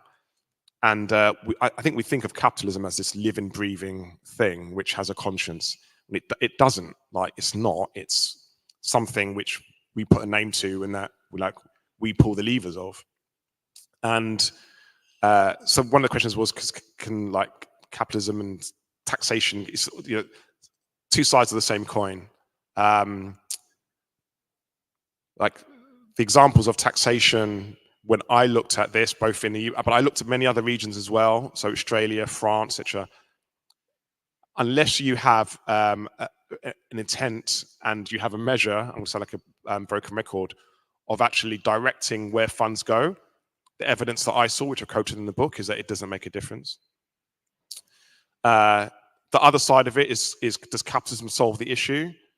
In its current guise, well, the only attempt that's really been done has been trickle-down economics. It's in the chapter called Horses and Sparrows, and that's actually where the term comes from. That hasn't worked. I'm talking about the recent experiment of trickle-down economics, talking about Thatcherism. So the only one that I can see that has some empirical evidence, which is what I'm trying to make this not an opinion, but based on fact and research, would be the various examples of basic income. The incentive, I think, is the stigmatism, I think, is an interesting one. I think when people think about this, they see it as I said earlier, that it could be a crutch and it could encourage the wrong behavior. I think if it's done in the right way, as the examples, and there are many. I mean, it's also been done in Rwanda, and the experiment in Rwanda is profound. And I wish I could have had more time. I'll talk about it here. But again, it showed the exact opposite, that it actually gave people the ability to achieve more than they would have otherwise, as long as it was conditional, as long as it was for a distinct period of time, and as long as they had the tools and access at their disposal to take advantage of what it gave them. That's very, very different from benefits, I would say. And then finally on, I mean, I think, so my mum was right. I mean, there was this big spike of interest and then it's kind of died down and we've gone back into, it being an issue for those that still, really, really care about it. I wouldn't say that no change has been made. I think I've seen organizations put things in place which have definitely made things better for their population, or they've given money and grants to organizations. So that is good. And I think DE&I is embedded in organizations. I think that is a lot better. But I do think the epicenter of this, as I said before, is economic, and we need to do more. It can't just be a HR workplace issue. And no, I don't think financial resilience is on the agenda enough. Our industry, to pull this all together, in finance is about wealth creation. Fundamentally, it's what our industry is designed for. The fundamental question is, for whom is that wealth created? Okay, we've got time for one more, and Priya's been waiting very patiently, so Priya. Thanks, Will. Hi, Gavin. I'm Priya. I'm Social Policy Director at RSM. First and foremost, can I just say thank you very much for what was a really inspiring talk. It was very honest, it was very transparent, and it was very authentic. And for someone like me who comes from a council flat in Croydon, South London, I completely understand what you mean around having to fit into two different worlds. So that sort of relates to my question, which is around kind of social mobility and intergenerational change. So one of the first questions that came off the back of the first panel session was around, to what extent should our focus be on the individual versus the household, right? And then we also had the last session where Muna was talking about understanding the whole story, right? So when we think about social mobility and intergenerational change, if a second or third generation person has managed to break through all these barriers, benefit from things like widening participation initiatives and things like that, their parents and grandparents might still be sat on that council estate, right? So when we're thinking about financial responsibilities, they go way beyond the individual and the household, and potentially in some circumstances beyond borders, right? So how can we build that idea of financial responsibilities being quite complex and quite broad into our, design of financial, the welfare system, financial services and products? So that is a huge question. Sorry. No, not at all. And I wish I had the answer. So just to give you, thank you for the comments as well, Priya. So just to give you some, if you come from the background that you did and I did, and you do make it, you are held up as an example, often held up, I should say, it's not for everyone, but held up an example in your community. But there's a huge amount, the burden that comes with that is very, very significant. It is significant from a responsibility perspective, from a visibility perspective. You're mentor to so many people, you're role model to so many people. If you fail, your community fails. And that isn't withstanding the fact that now you're earning, you know, a lot of money, and it might be family that needs you, it might be friends, but also it's the community. I mean, the number of emails that I get asking if I can fund something, it's just not feasible, and you feel this element of guilt. I don't know how you fix that, if I'm honest. I'm still trying to figure it out myself. I do feel that there is a lack of understanding that, and how much should a corporation or company or policymakers take responsibility for that? Because you turn up, you do your job, you're paid a salary, which you hope will be commensurate with other people at your level, but actually your take home could be significantly less because you might have to look after family overseas or family back home. But it's very, very similar to when you turn up to do your job, you're expected to undertake a certain amount of tasks and fulfill your responsibilities. But in addition to that, you may have also woken up really early in the morning to go and see your mentee in Tottenham or Croydon, or you might have to go and support the charity in the evening, or you might have to go and do a talk somewhere on top of your day job. Should an employer take responsibility for that as well and value that? If I figure that out, I'll make sure I come back and tell you, Priya. I have to put my hands up to that one. I'm still trying to work it out. So I feel like that we've left ourselves on a needing another hour minimum note for the discussion, but unfortunately we don't have it. So we are going to be generous and give you an unscheduled 5-minute comfort break just to stretch legs and get a glass of water before we do our final panel. But before we do that, can we say a huge thank you to Gavin?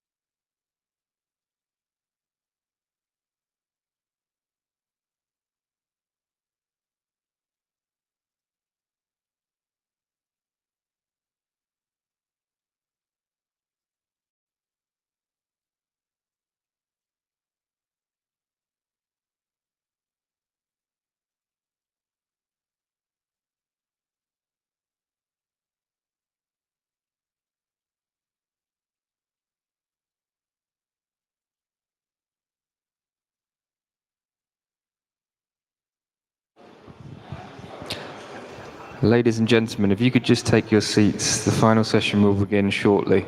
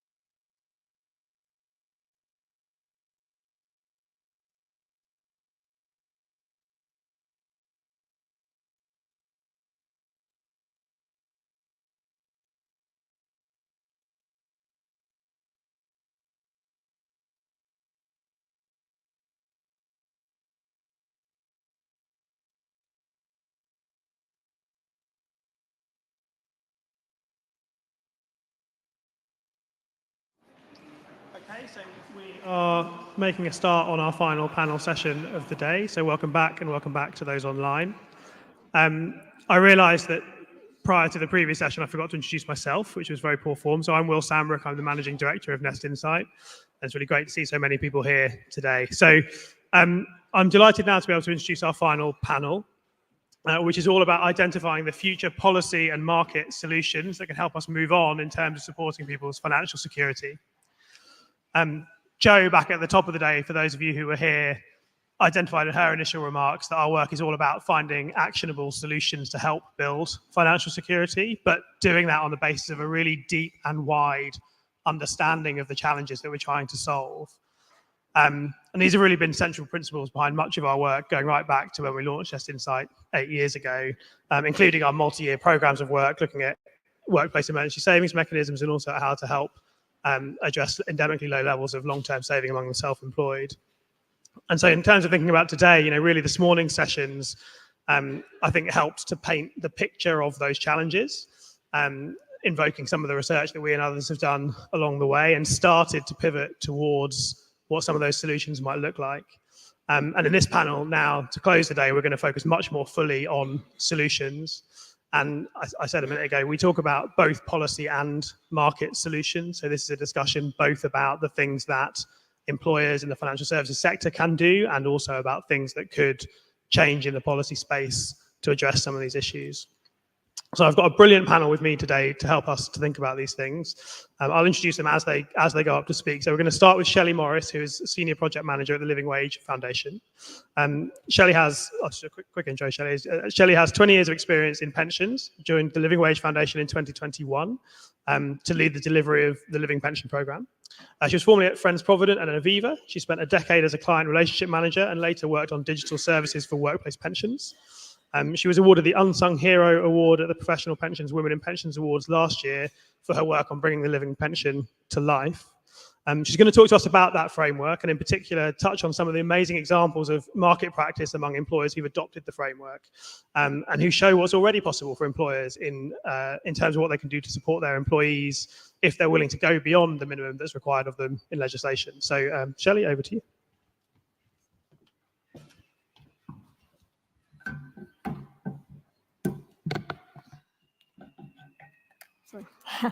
Afternoon. Thank you, Will, and thank you, Nest Insight, for inviting me along today.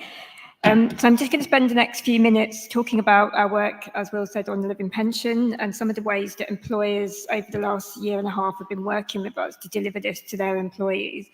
Before I do that, just by way of background for anyone who's not aware, the Living Wage Foundation is a charity that was set up over 10 years ago with the premise of making sure that work works for everyone and that no one would be working full time and not being able to make ends meet. So every year, the Living Wage Foundation calculates an hourly rate of pay that's based on the real cost of living driven by the minimum income standard. We now have over 15,000 employers that have voluntarily signed up to pay this rate to both their direct and their indirect staff. So the idea behind living pension then was to take that concept of the living wage and apply it to retirement income. So a target pension pot is calculated, and then a savings target is worked back from that based on what is needed to go into a pension savings pot, DC, defined contribution each year in order across an average working life to reach that pension pot benchmark. So it's currently £2,800 per year, which equates to 12% of a full-time living wage salary at £12 an hour nationally. Of this 2,800, we asked that at least 1,630 comes from an employer, or 7% if they're doing it in percentage terms. And employers who accredit a living pension can do so on a cash or a percentage basis. The key reason for why we set it at this level is that we're capping the employee contribution at 5%. And the reason for that is that we, because that's obviously the default that we've talked about a lot today, under the auto-enrollment legislation that came in over 10 years ago, that has now been incorporated into the annual living wage calculation. So from an affordability point of view, we're comfortable that that can be deducted from an employee's pay, and they'll still have enough in their net pay to live on. For employers that want to accredit, there are 3 key areas that they must commit to alongside making sure that their contributions can meet that benchmark that I just mentioned. So firstly, they need to make sure that living pension is available to all existing employees, but also ensure that they auto-enroll any new employees at the 12% rate. And I'll give you an example in a minute of how that kind of works in practice, but it's particularly relevant where employers do tiered structures where they sort of start at a level and offer an opt-up. Secondly, they commit to working with third-party contractors to make sure that all workers that work for them, whether indirectly or directly, will, in the longer term, ideally within 3 years, be brought into living pension as well. And this is based on the way that we approach living wage. And lastly, we made communication a key part of the target, and we asked that they communicate to their employees annually with information on living pension, and also signposting to resources such as Money Helper and retirement living standards to ensure that people are signposted to places to look for their own personal circumstances and planning around that. So just going to give a couple of examples of how this has worked in practice with some of those employers that are accredited in the first year. This first example is an example of where you've got a simple tiered structure. So employees were enrolled on 8% as the legislative minimum, with 5% coming from the employee, 3% from them as the employee. And they always had that option to opt up. They paid 2% more, they got 2% more, and it was just a simple 2-tier structure like that. So when we looked at how they would accredit for living pension, we basically said that could remain as it is with the opt-up for existing employees. And part of that was because we were looking at this in the middle of a cost of living crisis, and we didn't want there to be unintended consequences of people being moved and then not being able to afford that. But we've talked about already today how inertia works, and actually we said if you set the level going forward at a higher rate, but still have the opt-down for those that can't afford it, that's the way we structured it, and that's how a lot of the employers we've worked with have adopted living pension. And the example of this particular employer, they had a 57% opt-up rate prior to accrediting in living pension. We haven't got a specific number, but anecdotally they have fed back to us that since they reversed that default level, they have hardly any opt-outs. So it does seem to actually be having the desired outcome. It also means that the employers can phase in the cost as well, because they're not doing it immediately for everyone, but they are offering that option to them. So my flicker wasn't working. Another option employers have is to use the cash benchmark. So this is an example of one of the very first employer that did this last year. And the key driver to this is to have a method of accreditation that is available to employers that limits the overall cost to them while focusing that additional cost on those on the lowest incomes. This particular employer is a housing association in Cornwall with around 350 employees. They originally had a matching structure of 4% going up to 8%, matched 1-to-1. They brought people in on 4%, but their own analysis that they did showed that the higher matching was not being taken up by lower earners or youngest people within their organisation. So when they wanted to accredit, they were obviously looking at cost, but they also wanted to make sure that whatever they did actually addressed that and ensured those people were brought up. So they increased their starting level to 5%, but they also committed to pay the full cash contribution level of 1,630 for all staff, regardless of whether they continue to pay in themselves or not. As a result, 38% of their employees had an increase in contributions and 60 were enrolled for the first time with a cash contribution, having previously opted out. We designed the living pension to be flexible and to work within the legal framework of auto-enrolment. And this has resulted in employers using a whole range of different approaches, and this being permitted within the living pension standard. And this means that they're not only driving up pension savings, but they're often supporting short to medium term savings goals too. So just a couple of examples. The first one is where an employer does a simple 5% employee, 10% employer, 15%, no other options.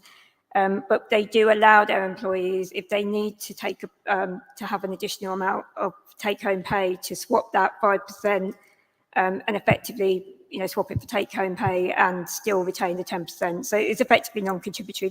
They kind of word it slightly differently, but that's what they do. And when they do that, they remind people every 6 months that they can opt in at any point and pay more again when they can afford to.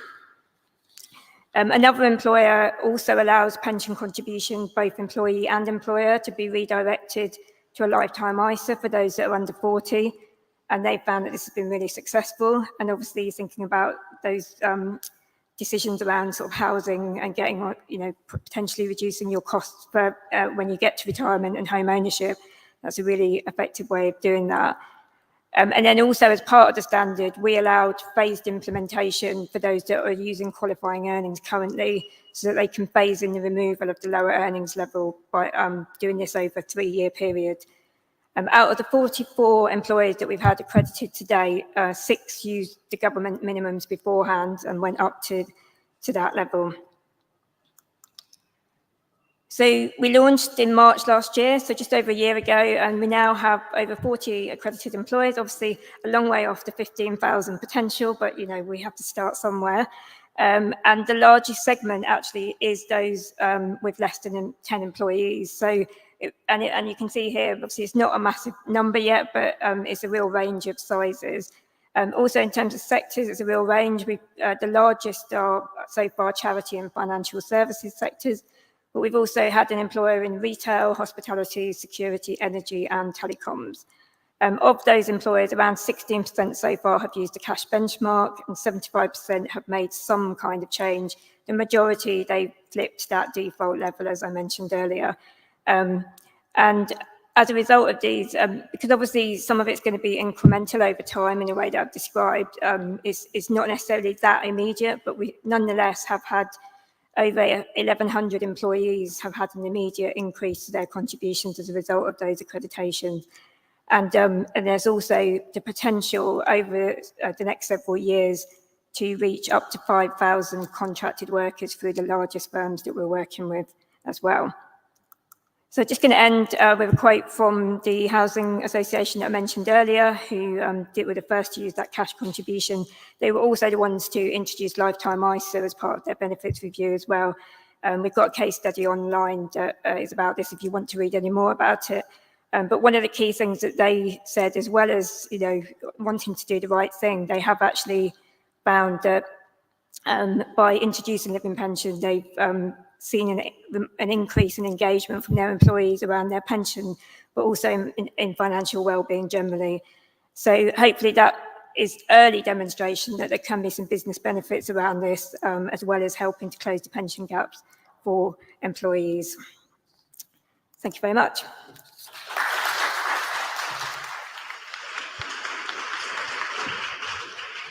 I'm going to talk whilst doing a tiny bit of stage management here.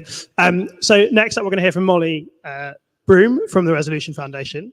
So Molly is an economist at the Resolution Foundation. She joined in 2022.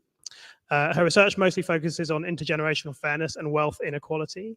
Each year, Molly writes the Foundation's Intergenerational Audit, which provides a comprehensive assessment of how living standards have changed across generations, with an emphasis on current and future economic outcomes of younger generations. Prior to joining the Foundation, Molly worked at an economic consultancy, providing research and advice on local economic development policy. Molly was also one of the authors on a piece of work that we really enjoyed earlier this year, which identifies opportunities to move beyond the current auto-enrollment framework to support a more holistic view of household financial security. And it's primarily that work that she's going to talk to us about today.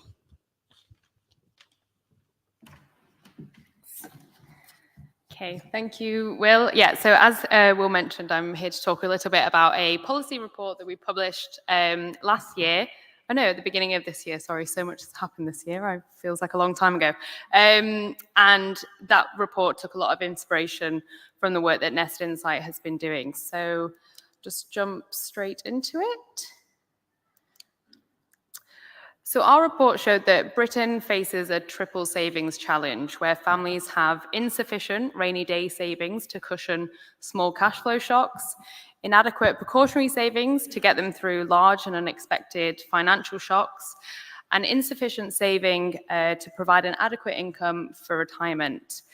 And this triple savings challenge leaves families exposed to financial hardship today, but also potentially lower living standards in older age.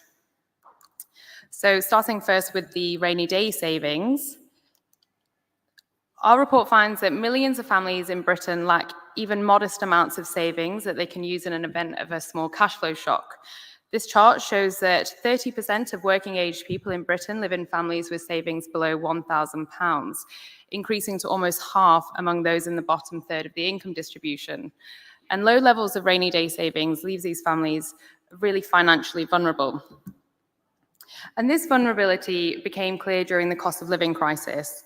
This chart uses evidence from a cost of living survey that the Resolution Foundation fielded in October last year.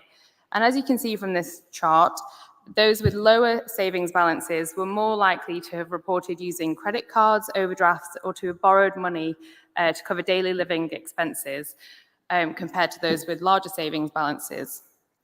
Likewise, those with savings below £1,000 were 3 times more likely to have fallen into arrears on their priority bills compared with those with larger savings balances.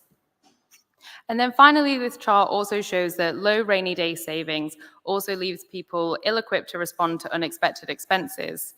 Half of people with savings below £1,000 said that they would be unable to repair or replace a major electrical good if it broke, compared to just 15% of those with savings of £1,000 or more.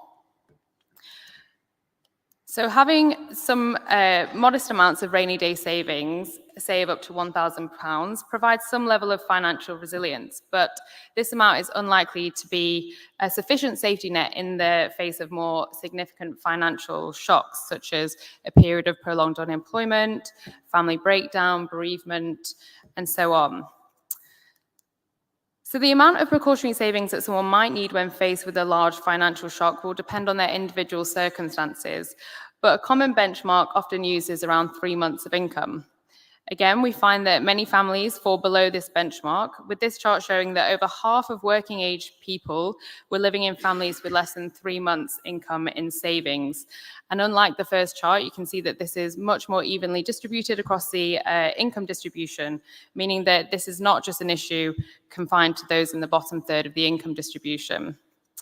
So having low precautionary savings in the face of a significant financial shock can have severe consequences. For example, a period of prolonged unemployment can be really problematic for families with low savings, especially considering the UK's low out-of-work benefits. This chart shows that workers that become unemployed tend to face a significant fall in income. In the UK, 40% of employed people experience an income loss of 20% or more from 1 year to the next when becoming non-employed. And you can see that this proportion is much higher in the UK than compared to most other high-income OECD countries. So we believe that having some savings will provide some protection against shocks such as these. Finally, the third challenge is that saving for retirement is also too low. This chart shows analysis from the Department of Work and Pensions, which shows that 39% of people aged 22 to state pension age were undersaving for retirement when measured against target replacement rates. And then when we look at the Pension and Lifetime Savings Association's retirement living standards benchmarks, which are the absolute target amounts, we find that almost 9 in 10 people weren't saving enough to achieve a comfortable standard of living in retirement. So successive governments have recognised the UK's savings challenges and have implemented various policies to address them, albeit with mixed success.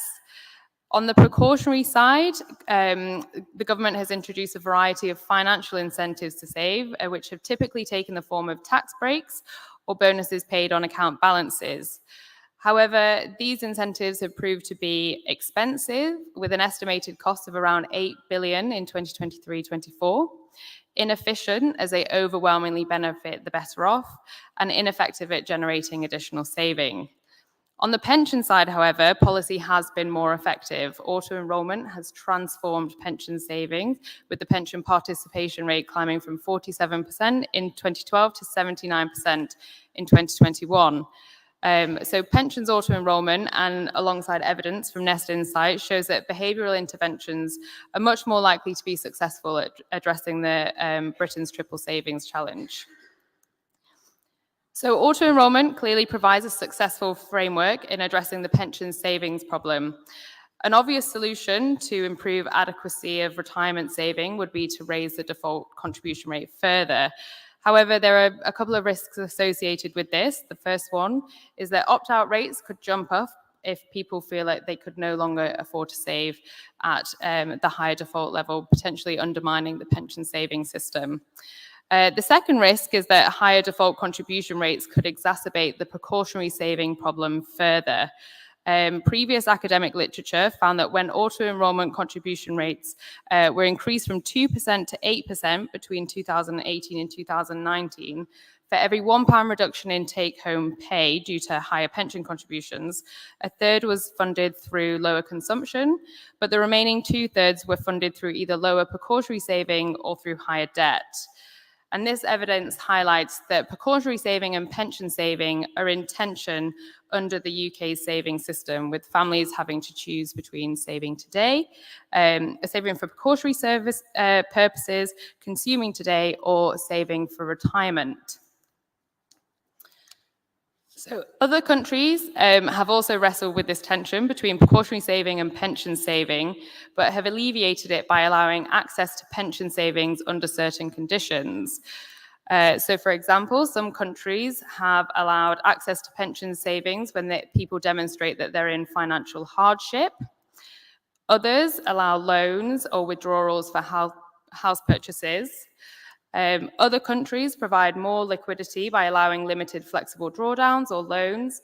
For example, in the US, most savers can take a loan of up to 50% of their pension savings, up to a maximum of $50,000 for any reason without incurring a penalty, so long as the loan is repaid. Furthermore, the US is also implementing some changes that focus on greater access for emergency purposes. Savers will be allowed to withdraw $1,000 per year to cover emergency expenses. And the US is also adding a separate sidecar savings account where savers will be able to build up balances of up to $2,500. Currently, the UK doesn't offer any of this flexibility, and this seems unlikely to be optimal as, again, it forces people to choose between saving for precautionary purposes or for their pension. So looking at the evidence from these other countries, we are proposing a 3-step reform agenda. The first is that the government should press ahead with the current plan reforms to auto-enrolment. So that is expanding auto-enrolment to start at the begin at the age of 18 instead of 22, and scrapping the lower earnings limit so that pension contributions are made from the first pound. Following those reforms, the government should gradually increase the default contribution rate to 12%, with an additional 3% from the employer and 1% from the employee, so that both parties are contributing 6%. As previously mentioned, increasing the default contribution rate without allowing some flexibility could worsen the tension between precautionary savings and pension savings. Therefore, we're proposing that higher pension contributions should also it should also include a contribution into an easy access sidecar savings account. So specifically, what we are proposing is that 2 percentage points of the higher default contribution should initially flow into a highly liquid sidecar savings account with no restrictions on its use, shown on this diagram here by the yellow box. Any balance above £1,000 would then roll over into the employee's pension, attracting tax relief at that point. And this would create an accessible pool of rainy day savings, allowing people to manage smaller cash flow shocks. And then finally, to enable families to cushion larger financial shocks, our third reform would be to allow people to borrow money from their own pension savings. So again, specifically what we are proposing is that savers should be allowed to borrow the lesser of £15,000 or 20% of their pension to use at their discretion, with the loan being taxed on withdrawal. Savers will be able to access these loans on the condition that they are repaid with interest to reflect the foregone returns that they would have otherwise accumulated had the money stayed in their pension pot. Loan repayments would be employment contingent, so that they are only repaid by those who are already meeting auto-enrollment criteria. So as you can see from the right-hand side of this diagram, a person should, by the end of the loan repayment period, a person should have replenished their pension pot, repaid the foregone returns that they would have otherwise accumulated, and made additional pension contributions on top of that. So we believe that these 3 reforms would address Britain's triple savings challenge. We believe that the adequacy of retirement saving problem would be addressed by higher default contribution rates on pension saving. We believe that inadequate rainy day savings would be addressed through the introduction of an easy access sidecar savings account. And then finally, the insufficient saving to cover larger cash flow shocks would be addressed through providing flexible loans from people's pensions. Thank you.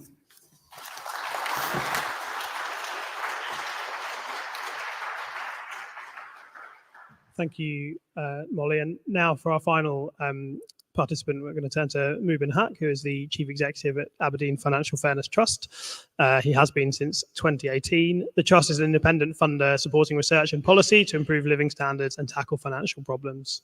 And pensions are a key focus for them. And with the Institute for Fiscal Studies, the Trust has recently established the Pensions Review.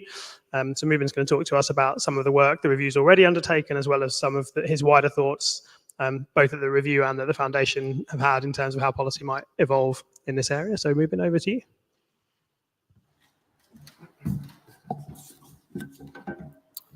So when I came here, I bumped into a Hare Krishna supporter, and he said to me, "You look anxious. What are you thinking about?" And I said, "Pensions."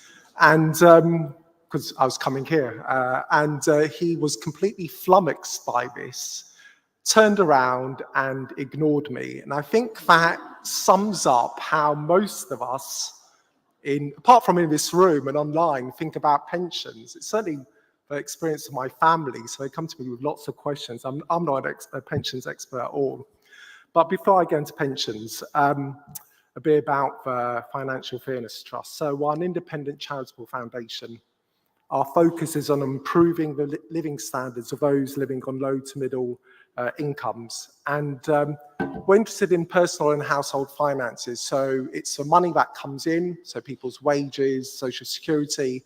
It's the money that goes out, how they spend that money, and it's the money that they've got left over. That includes things like pensions and housing. So we've funded a range of work on pensions, including the living pensions work you heard about earlier, and resolution work on sidecar savings and the loan scheme.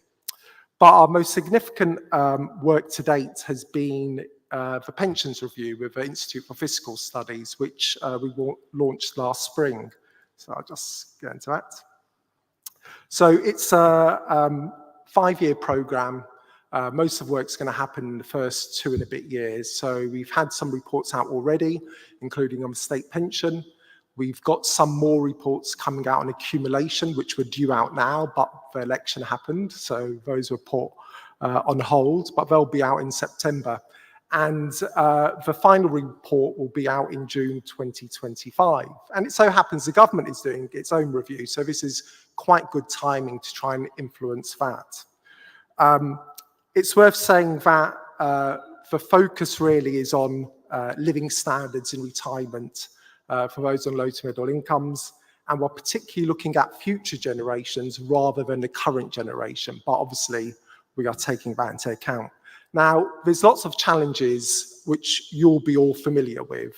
They relate to the fact that, and this is what we've been talking about a lot today, people aren't saving enough. And as Shelley highlighted, we've kind of figured out 12% is what's needed. Increasing numbers approaching retirement are going to be living in the private rented sector, where costs are significantly higher. It's quite low at the moment, and quite hard to tell what impact inheritances are going to have on that group, but it's likely to be growing. There's limitations on what people can contribute to pensions given the squeeze on living standards. And I think the key thing there is kind of like, what can employers contribute more to, without that impacting pay? There's the demographic pressures we all know about, the population's getting older, and there's the increased risks individuals face. So we're increasingly responsible for making decisions about our own retirement. And that becomes much more difficult the older we become. So there's real problems there in store in relation to the pension freedoms which were brought in. So the review is going to be drawing on lots of existing evidence, which lots of you are involved in. There'll be some new analysis and modelling, and there'll be polling and public engagement work. And the steering group is led by David Gork, the former Work and Pension Secretary, and there'll be some familiar names there to you. So David Norgrove, who's also the chair of the Financial Fairness Trust, Joanne Seegers, and Jeannie Drake, who some of you will remember was on the original Pensions Commission. And then we've got lots of advisory groups with lots of key stakeholders. So I'm going to quickly start with the state pension because it's just absolutely critical to the finances of most pensioners. On average, the state pension makes up just over 40% of pension incomes. And for the poorest, that's 70%. And even for the top quintile, it makes up about 20% of their income. It's a substantial amount. It's not as high as some other countries. But if that state pension erodes, it means even more heavy lifting will need to be done via private and employer saving. So the state pension is now worth 40% of median full-time earnings. And that's higher than it's ever been since the start of the data we looked at, which was in 1968. Now, we've got this commitment to a triple lock, but how long that will be maintained for is quite debatable. And if it's kept, we might see trade-offs with an even higher state pension age. So the Pensions Review has proposed linking the state pension to a target which relates to median full-time earnings. It's not set the level at this stage, but if we were to increase the state pension to 1/3 of earnings, that would be an 18 billion cost increase to the government, or 13% increase in the state pension. Once the target level is reached, the state pension would rise in line with earnings in the long run and also rise at least with inflation every year. I think the question really is, what's the right target level for the state pension? And that's going to be critical in determining what else that people need to save. So the Pensions Review will be reporting on accumulation in September. So what I'm going to be talking about next is more my own personal reflections. As we know, automatic enrolment has been a huge success. We've seen nearly the doubling of private sector employers saving into their pension over the last decade. Now, government has the powers to reduce the lower limit on qualifying earnings to 0, so all earnings will count. That will mean an additional contribution of £500 per year of which £250 would come from the employee. So on the one hand, we want people to save more. On the other hand, this will impact current living standards of workers on low incomes. The question really is it sensible to be reducing low earners' take-home pay when millions of workers now face hardship following years of stagnant pay growth? Could it also lead to more people opting out? So I think there's a fine balancing act there, and the timing is critical. So one possibility might be to exempt employees from having to contribute to that first chunk of earnings. You might say that they don't have to contribute for that first £10,000, which would make it easier to implement that change, but they would get the employer contribution. We might also want to rethink the financial penalties of opting out. Is a high participation rate in automatic enrolment due to inertia, or is it the fear of missing out on the employer contribution and tax relief? So currently opting out means losing the employer contribution, and employees who opt out are more likely to be those who are struggling to meet their current spending needs. Is it fair that they lose part of their package of pay and benefits? Might we consider an opt-out scheme by which employers don't lose that employer contribution? So this might be something that we could trial and test to better understand the impact of inertia and incentives.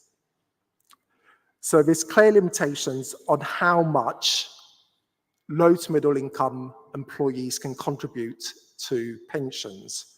And as Shelley said, the living pension scheme works on a 5% contribution. But how much more can employers contribute? And what impact might that have on take-home pay? So we need a pathway to employer rises, which is gradual and dependent on economic growth, and pay needs to be rising, not just pension contributions. Now, one way we might want to make this more affordable would be to have a high employer contribution for the first share of earnings. For example, you might say the first £15,000 or £20,000 of earnings attracts a high employer contribution. In effect, what we'd be doing is gearing more towards those on low incomes. We might also consider automatic enrolment continuing beyond the state pension age so employees can continue building their pot if they are on work. There's a range of tweaks and changes that we could do to make automatic enrolment more effective. Now, one group that hasn't benefited from the success of auto-enrolment is the self-employed. This chart shows that the pension participant rates for self-employed workers are very low level, around 20%, and much lower than any of other groups, including those who are private sector employers earning under £10,000 and therefore not directly targeted by automatic enrolment. Now, as we know, the self-employed make up about 15% of the workforce, and as we heard earlier, it's a very diverse group. The fundamental difficulty is that it's not really possible to implement automatic enrolment for the self-employed in the same way as it is for employees, given that by definition, they don't have an employer to enroll them. As they don't receive employee contributions, lifetime ISAs may actually be a better long-term savings product for many. The self-employed also often face income volatility and may therefore want to hold savings in a more accessible form than a pension. But if pensions were to be used as a vehicle for retirement, are there other ways we could increase participation using the power of nudge? So lots of work by Nest Insights in terms of using accounting software and banking apps, and there's also the potential of using the self-assessment tax return. I think there's real difficulties in using any of those measures, and how we want to structure the opt-out would be critical to that. Do we make it easy? Do we make it harder? Do people have to phone up a phone number in order to opt out? Those would be some of the choices to be made. But a lot of this will need testing, really. And another option highlighted by the Fabians would be to create a new self-employment pension collected through the tax system, with the government paying a bonus of 3% of earnings to everyone who saves 5% themselves. Overall, we need to be saving more, but there's lots of difficult choices which have an impact on current as well as future living standards.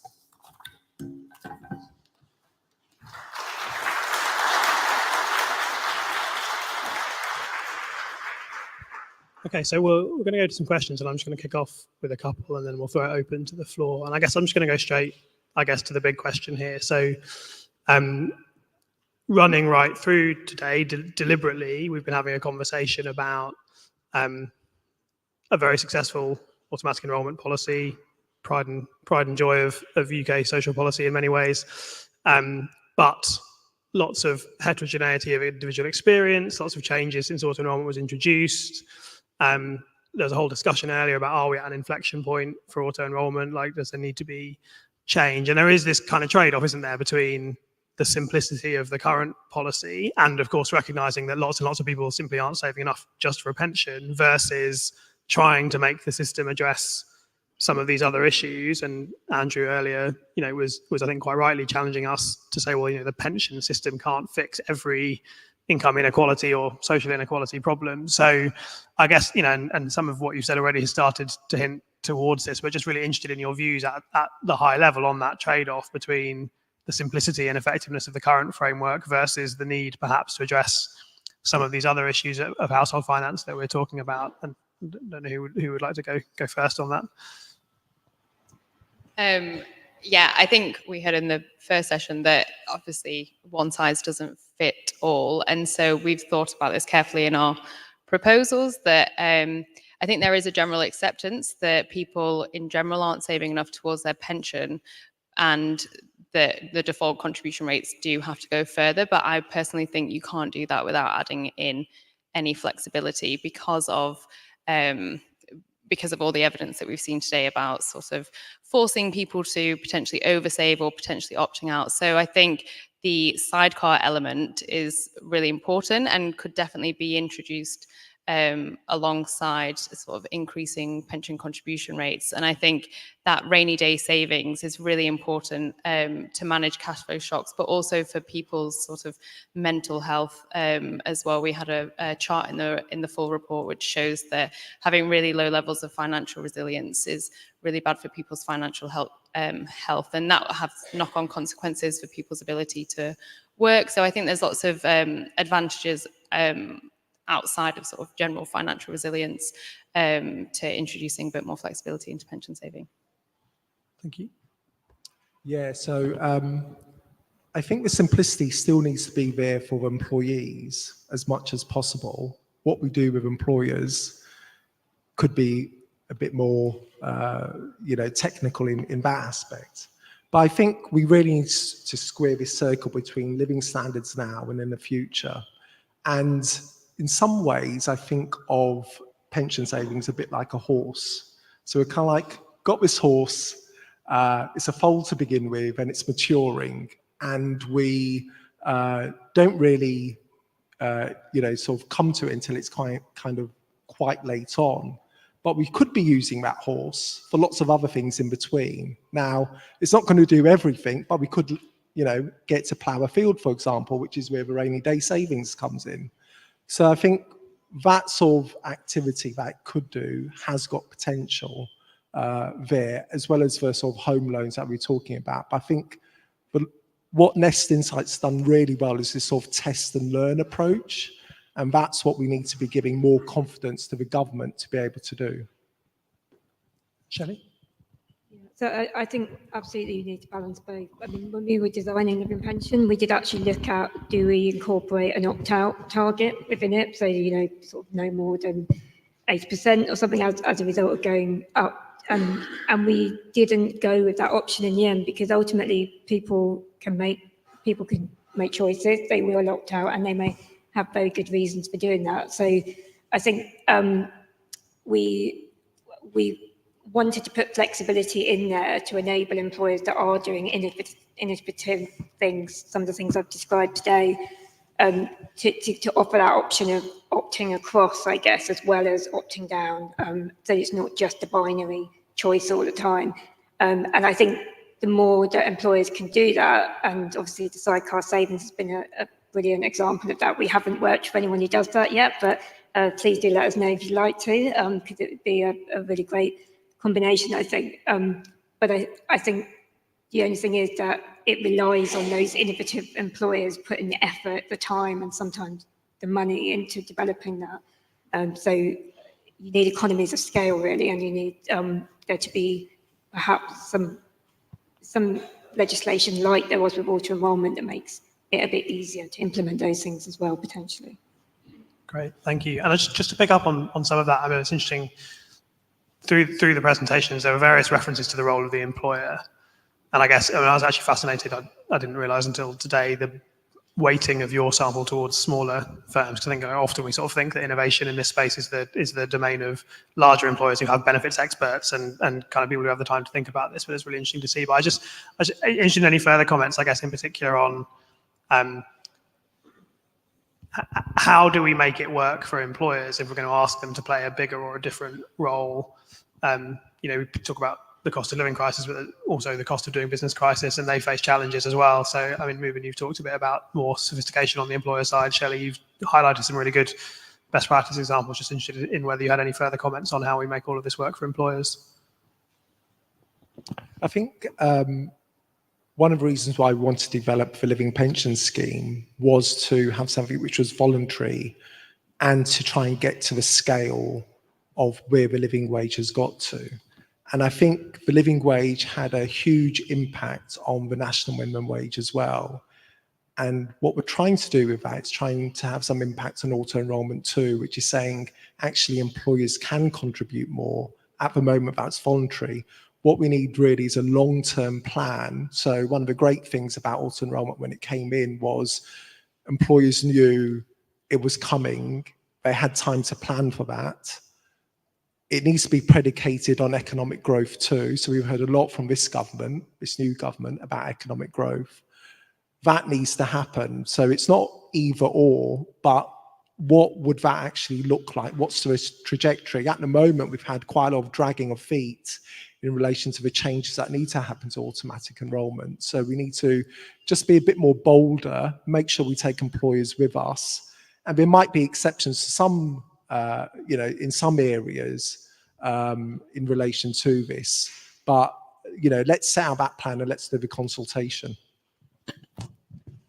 Molly, Shelley, anything to add? No, I just think you at Nest Insight have got loads of insights on the advantages to offering a sidecar savings scheme to not only the employee, but to employers as well. And I think as long as, yes, we might be introducing more might be making the system more complicated for employees and employers, but as long as those sort of positive effects are communicated to them, I can't imagine them sort of not coming along on the journey. I just can say, I just think phasing is the most important part of it, to have a timetable and some kind of phasing, and it doesn't necessarily have to be in exactly the same way as auto enrolment was originally, but I think whether you do it by having the new contracts, new employees like we've tried to do, or you know, phasing it in over a certain period, I think that gives employers the opportunity to plan, and we've found that is beneficial when that's been offered to them.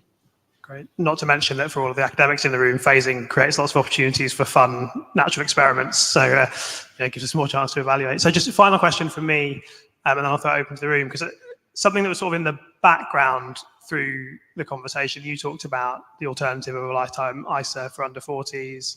Ruben, you referred to the challenge of people in the private rented sector. And I know, I mean, we've talked not so much here, but about whether part of the loan facility that the Resolution Foundation has described could be about home ownership. So I guess, you know, there's precautionary saving, there's emergency savings, but there's this other thing, which is home ownership or housing security in the round, which we know is going to affect people's financial security in retirement. So just interested in any thoughts on the extent to which that should be part of the challenge we're describing in the solution set, or does that go in the box of a step too far for the retirement system to solve? We had lots of conversations about this when we were thinking about the way that the loan scheme would operate, and we envision that lots of people would use that for accessing home ownership. And I don't necessarily think that's a bad thing. People should be empowered to make the right financial decisions for them. And I think particularly in the context of sort of falling home ownership rates and the fact that people's home ownership is being shaped more and more by your parents' circumstances and whether they're able to give you a deposit or contribute to a deposit for a house. We know that it takes the typical family 14 years to save up for a house deposit. So I don't think that it's a bad thing that people would use these loans to access home ownership. But I don't think the loans will solve the sort of youth home ownership and declining home ownership rates on its own, just because of the limits that we've set in terms of you can only borrow sort of £15,000 or 20% of your pension, and house deposits tend to be much larger than that. And I also think, just as a health warning, that there's lots of other things that we need to be doing to solve the housing crisis, and it's not for the pension industry to provide all the solutions either. Yeah, I really agree with that. It's not a silver bullet, and partly will depend on how much you've already saved into your pension. So, there's limitations on how much you can draw down. So that'll probably be people, more in their sort of mid to late 30s, 40s will be drawing on this. I think it will make a bigger difference in areas where housing isn't as expensive. So forget about London. I think, the average house price in London is over £500,000, whereas in the Northeast, it's more like £150,000. So there's a big difference there that could make. And ultimately, we're going to have to address housing supply, because if all we do is kind of like pump more money in, but we don't have a housing stock there, that's really problematic. So what we have seen with the new government is talking about that housing supply. Let's see what happens there. It's going to be a great natural experiment. So, and what that will do to house prices. I agree with everything that was said, really, but I guess the only other thing is that there is a way of doing it in a way that's safe and alongside other policies that have been said. I think the added benefit, as shown from the case study, is that it would probably increase engagement, particularly among younger people with regard to pension and long-term savings as well. So that's another potential benefit if you could do something there.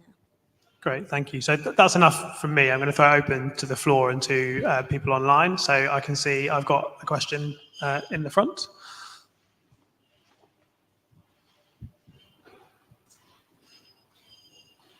Craig Rimmer from Standard Life. It's a question I keep being asked about the sidecars and how they would work in relation to small pots, because obviously we've got this small pots issue that we're trying to resolve. Is there a danger that people could end up with small sidecars in different places? Or could you see it decoupled in some way and always attached to that person, a sidecar for life?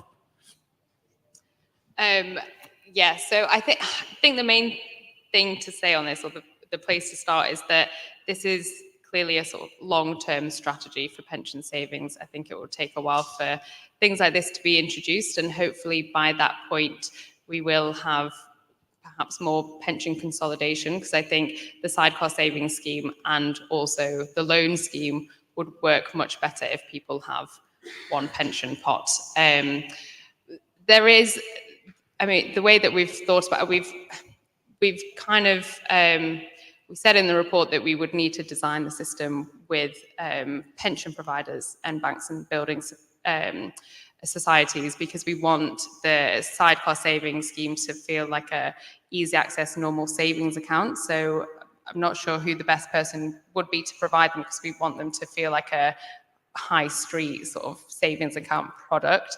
But I imagine it would be through the employer. The employer could potentially I imagine the employer would have to choose a sidecar savings account and then automatically enroll those people into that sidecar scheme, or else you would kind of undermine the opt-out element of it. So there's potentially the risk that you end up with lots of small sidecar savings pots, but we're envisioning this in a world where pension consolidation has started to happen, I think. And I would just add, because we've been being asked about this since the beginning, right? There was a small pots problem we all knew there was a small box problem in auto enrollment when it started, and when we started on Sidecar, everyone asked the same question. I mean, I have to say, I've always found it a sort of slightly odd question, because it's like 100% liquid cash, right? So there's a backstop that isn't there in the retirement system, which is the person can just take the money out, stick it in another savings account or in their bank account, and then move it across to their new Sidecar when they go to the employer. And it doesn't have any of the same frictional effort of trying to move your pension, which of course we know no one does. And when people do try and do it, they find it really hard. You know, and that's why we need a systemic solution to pension small pots. But I sort of tend to think it's at worst a much smaller problem in the way the Sidecar architecture might work, albeit also agree that it might work better in a more consolidated model. Okay, looking around, so in the middle at the back there, and then in the corner after that. Hello, thank you. They were all really interesting presentations. And I was really pleased that you mentioned about the self-employed, because it does seem like really these people are being very much left behind on this journey of, you know, encouraging people to take up their pension savings. And it occurs to me, reflecting on what was mentioned earlier about how if you're on lower income, the stress of sort of balancing those financial obligations day to day can really reduce a person's bandwidth. And when you think about somebody who's self-employed, they've also then got to tackle dealing with their taxes, not only, you know, preparing their accounts and getting that submitted, but they've also got to then pay their tax and provide for that. These people are unlikely, if they're on a low income, to then have the further bandwidth to think about pensions. And it feels like they're not being given an easy option. So it's good to know that that's also being thought about, but do we think it's likely the government are going to introduce any solutions for these people? It's quite hard, really, because governments don't try to be the nanny states in that sense, and particularly when it comes to self-employed people. So they've been burnt before, but I would hope that they would consider this. And I think the point you make about bandwidth is absolutely important. So as I mentioned earlier, when I talk to my family, they just want somebody to do this for them. They've got no idea about pensions. You know, you're a very unusual bunch here who do know about pensions. But most people just want a default option. They're not going to look at it again. They're not going to touch it. And that will go with the self-employed. But they've got more important things to be dealing with. Most of us do.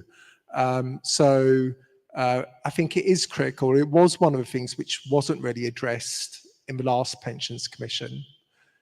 Since then, we've seen a huge growth in the self-employed, and you know, we've got all sorts of types of insecure work, the gig economy, etc. So this does need to be part of the government's pensions review going forwards. Anything to add, Shelley or Molly?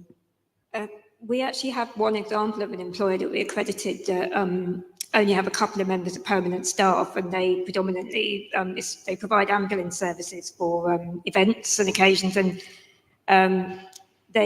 so most of the people that work for them are on a self-employed basis, so they pay them the real living wage as a minimum, and they wanted to accredit a living pension, and it was a tricky one because, you know, obviously they're not being auto-enrolled, but ultimately we took the decision on an exceptions basis that as long as they paid living wage plus 7%, and they detail it all on their website publicly, how that's broken down,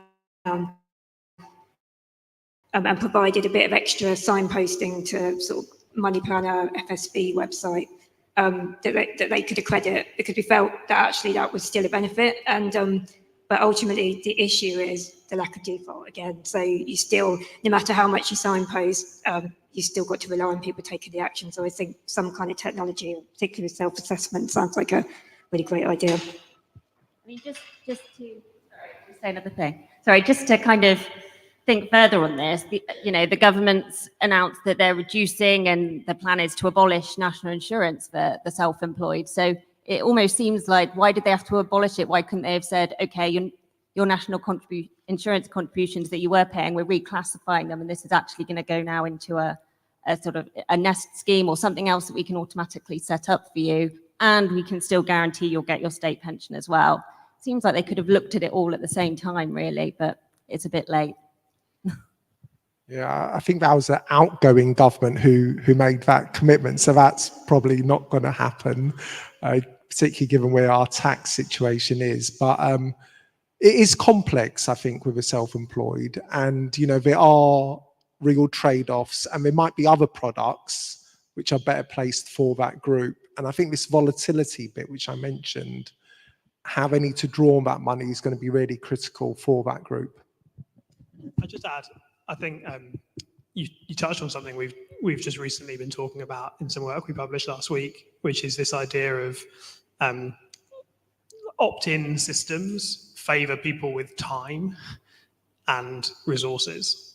So when on the emergency savings work, when you offer it on an opt-in basis, the people who opt in are often people who already have some other savings elsewhere, but they're good at finding opportunities to save. They have time, they have capacity, they have financial bandwidth.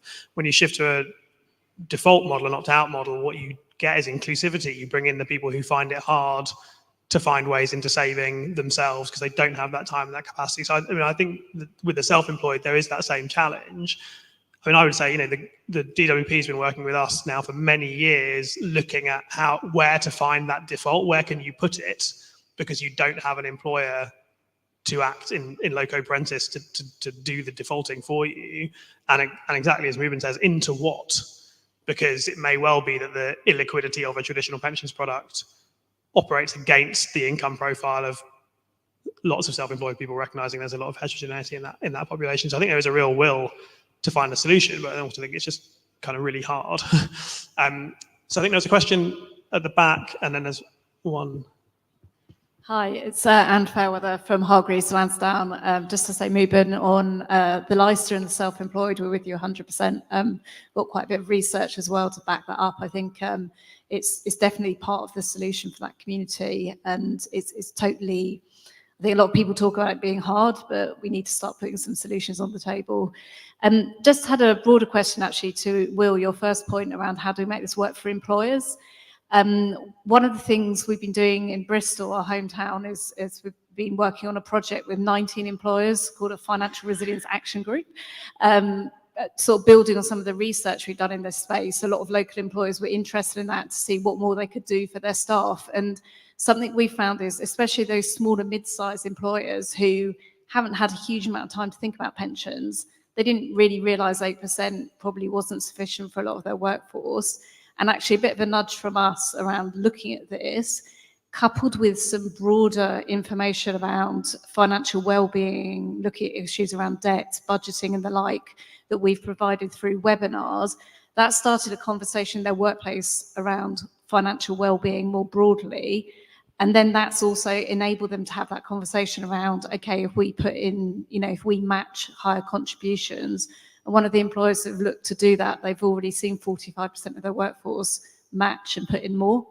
So I think sort of widening up that conversation, but also looking at employers and their capabilities and helping them with easier solutions, I think is also part of the solution here. Because I think some of the analysis from our barometers shows that people who work in public sector or very large organisations actually have very similar levels of financial resilience. It's people who work in the SMEs that actually a lot of those SMEs aren't living hand to mouth. They have got some spare cash there. What they lack is the capability and the capacity to help their employees. So it's great the work you're doing on the living pension. And I think it's really interesting, your spread as well. I think it goes to show there's a lot to go at in that sector. And perhaps we as an industry need to think about how we reach out to those small, mid-sized employers, and probably one actually for Nest to look at, because you've probably got quite a few within your sort of scheme. Really great comments, thanks. Anne, any reaction to Anne? No? I mean, I'd only add that when we did, in fact, we've been very kindly funded some research on employer contributions that we did a couple of years ago, and one of the things that we found is that a very large number of employers don't know they can do more than the default minimum, which is in itself, I think, very consistent with what you're saying and pretty interesting. So I think there was a question at the back in the middle. Thank you. Hello, Catherine Foote from Phoenix Insights. Just to continue the theme of employer contributions, it strikes me that there's a case to be made about, well, lots of questions today, a big theme about how much employers are investing in workplace pensions. But what I haven't seen, and it might be that I just haven't seen it and it does exist, is analysis of the kind of long-term trend of employer, investment in workplace pensions. The case to be made that some employers used to be a lot more generous than they now are. The dynamics too of employers that didn't used to invest in pensions and now do. I'd be really interested to understand the long-term story of how employers in this country have invested in pensions for their employees. I haven't seen that analysis done. I think it could be a useful part of the case to be made about increasing employer contributions. And does it exist? And if it doesn't, could the IFS or Resolution Foundation please do the work?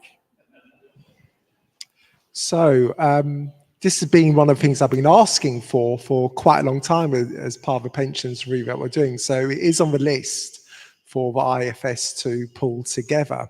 And it's really interesting because we did have final salary, career average schemes. And, for a number of employees, they've carried that on for part of their staff.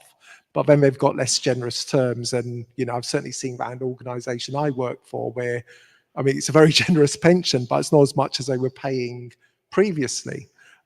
So what's the overall picture for that? It's probably likely that we've seen smaller, medium businesses contributing more and larger businesses contributing less because they're now wrapped up into automatic enrolment. But I think that sort of data would be really, really interesting to have that sort of overall picture on what the trend has been, which will give leverage, I think, to the government as to what can employers afford in the long run in relation to automatic enrolment.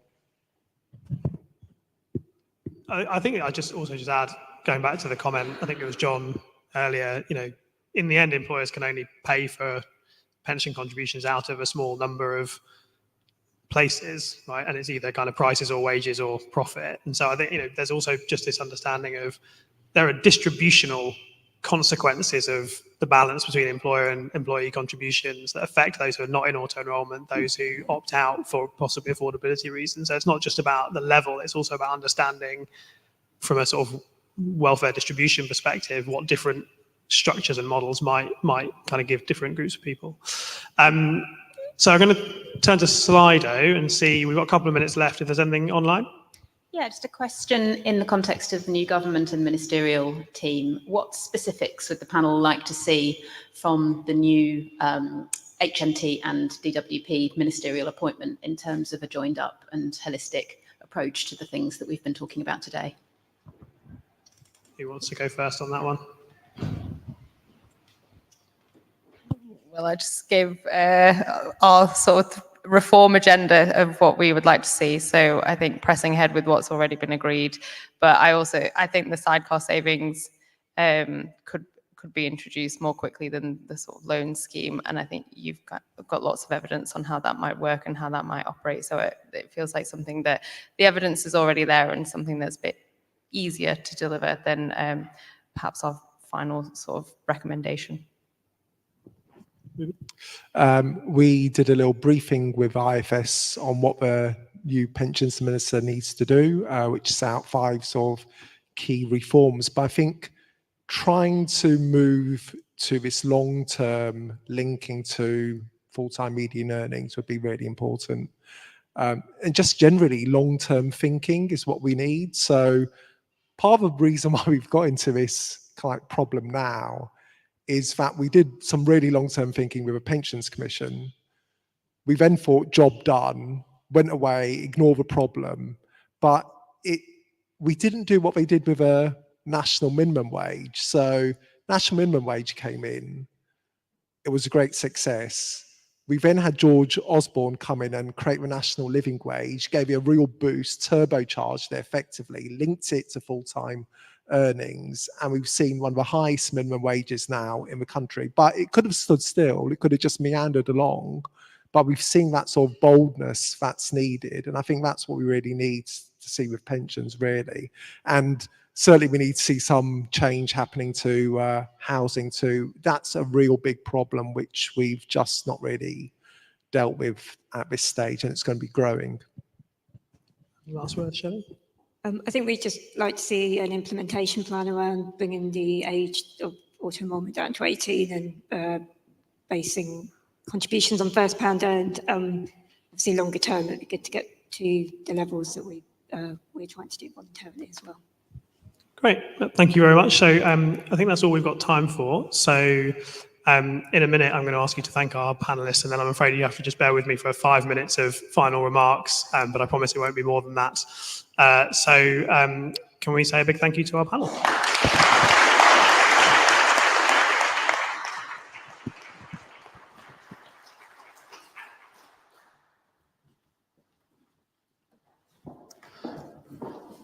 Okay, so I have learned, this is the 8th year, ninth version of this event that we've run.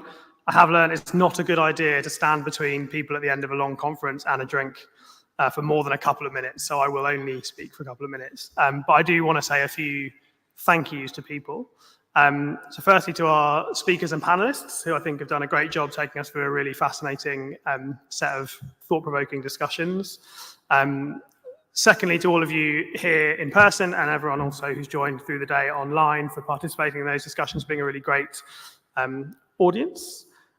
Thirdly, I want to say thank you to our strategic partners, the BlackRock Foundation, who I've mentioned before, but whose support has been really essential to our ongoing programme of work. And we've presented a lot of our own work today, and an awful lot of that is underpinned by their support, and as our ability to put on events like today's.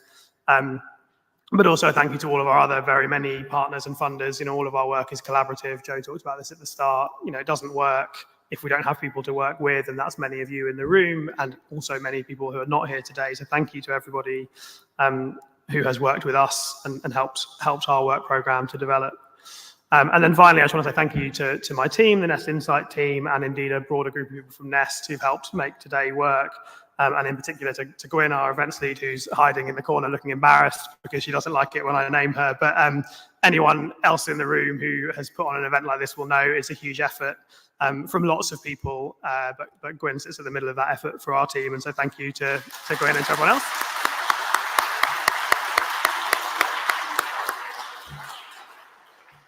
So we've, sorry, Gwyn, I owe you a drink.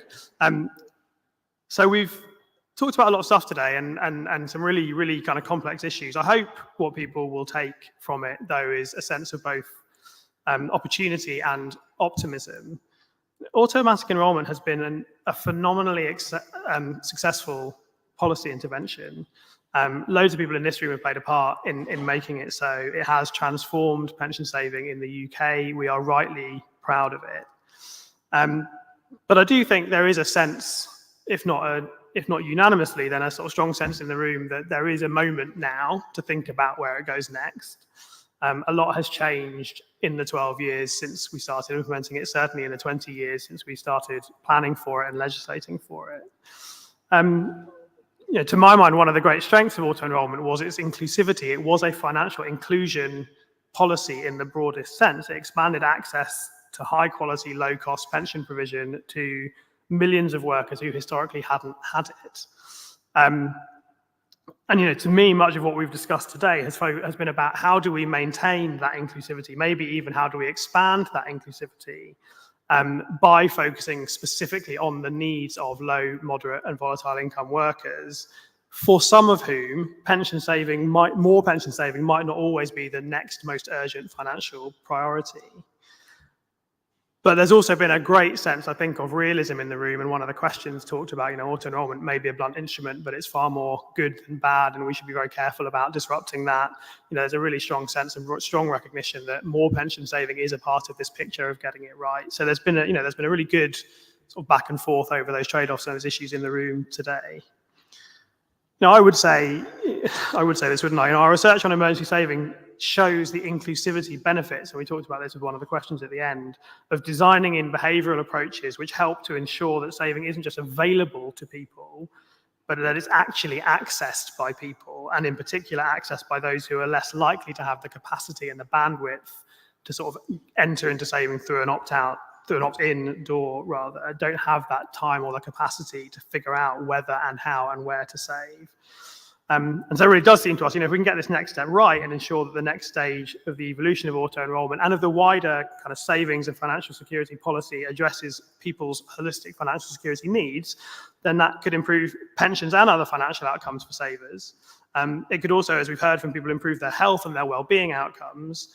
it could also contribute to the broader health of the UK economy, and as Gavin discussed so eloquently with us earlier today. So the prize is a really big one, and we are very excited about it, and we look forward to continuing to work with everybody here in the room and beyond on the detail of that and how best to bring it about. So thank you very much.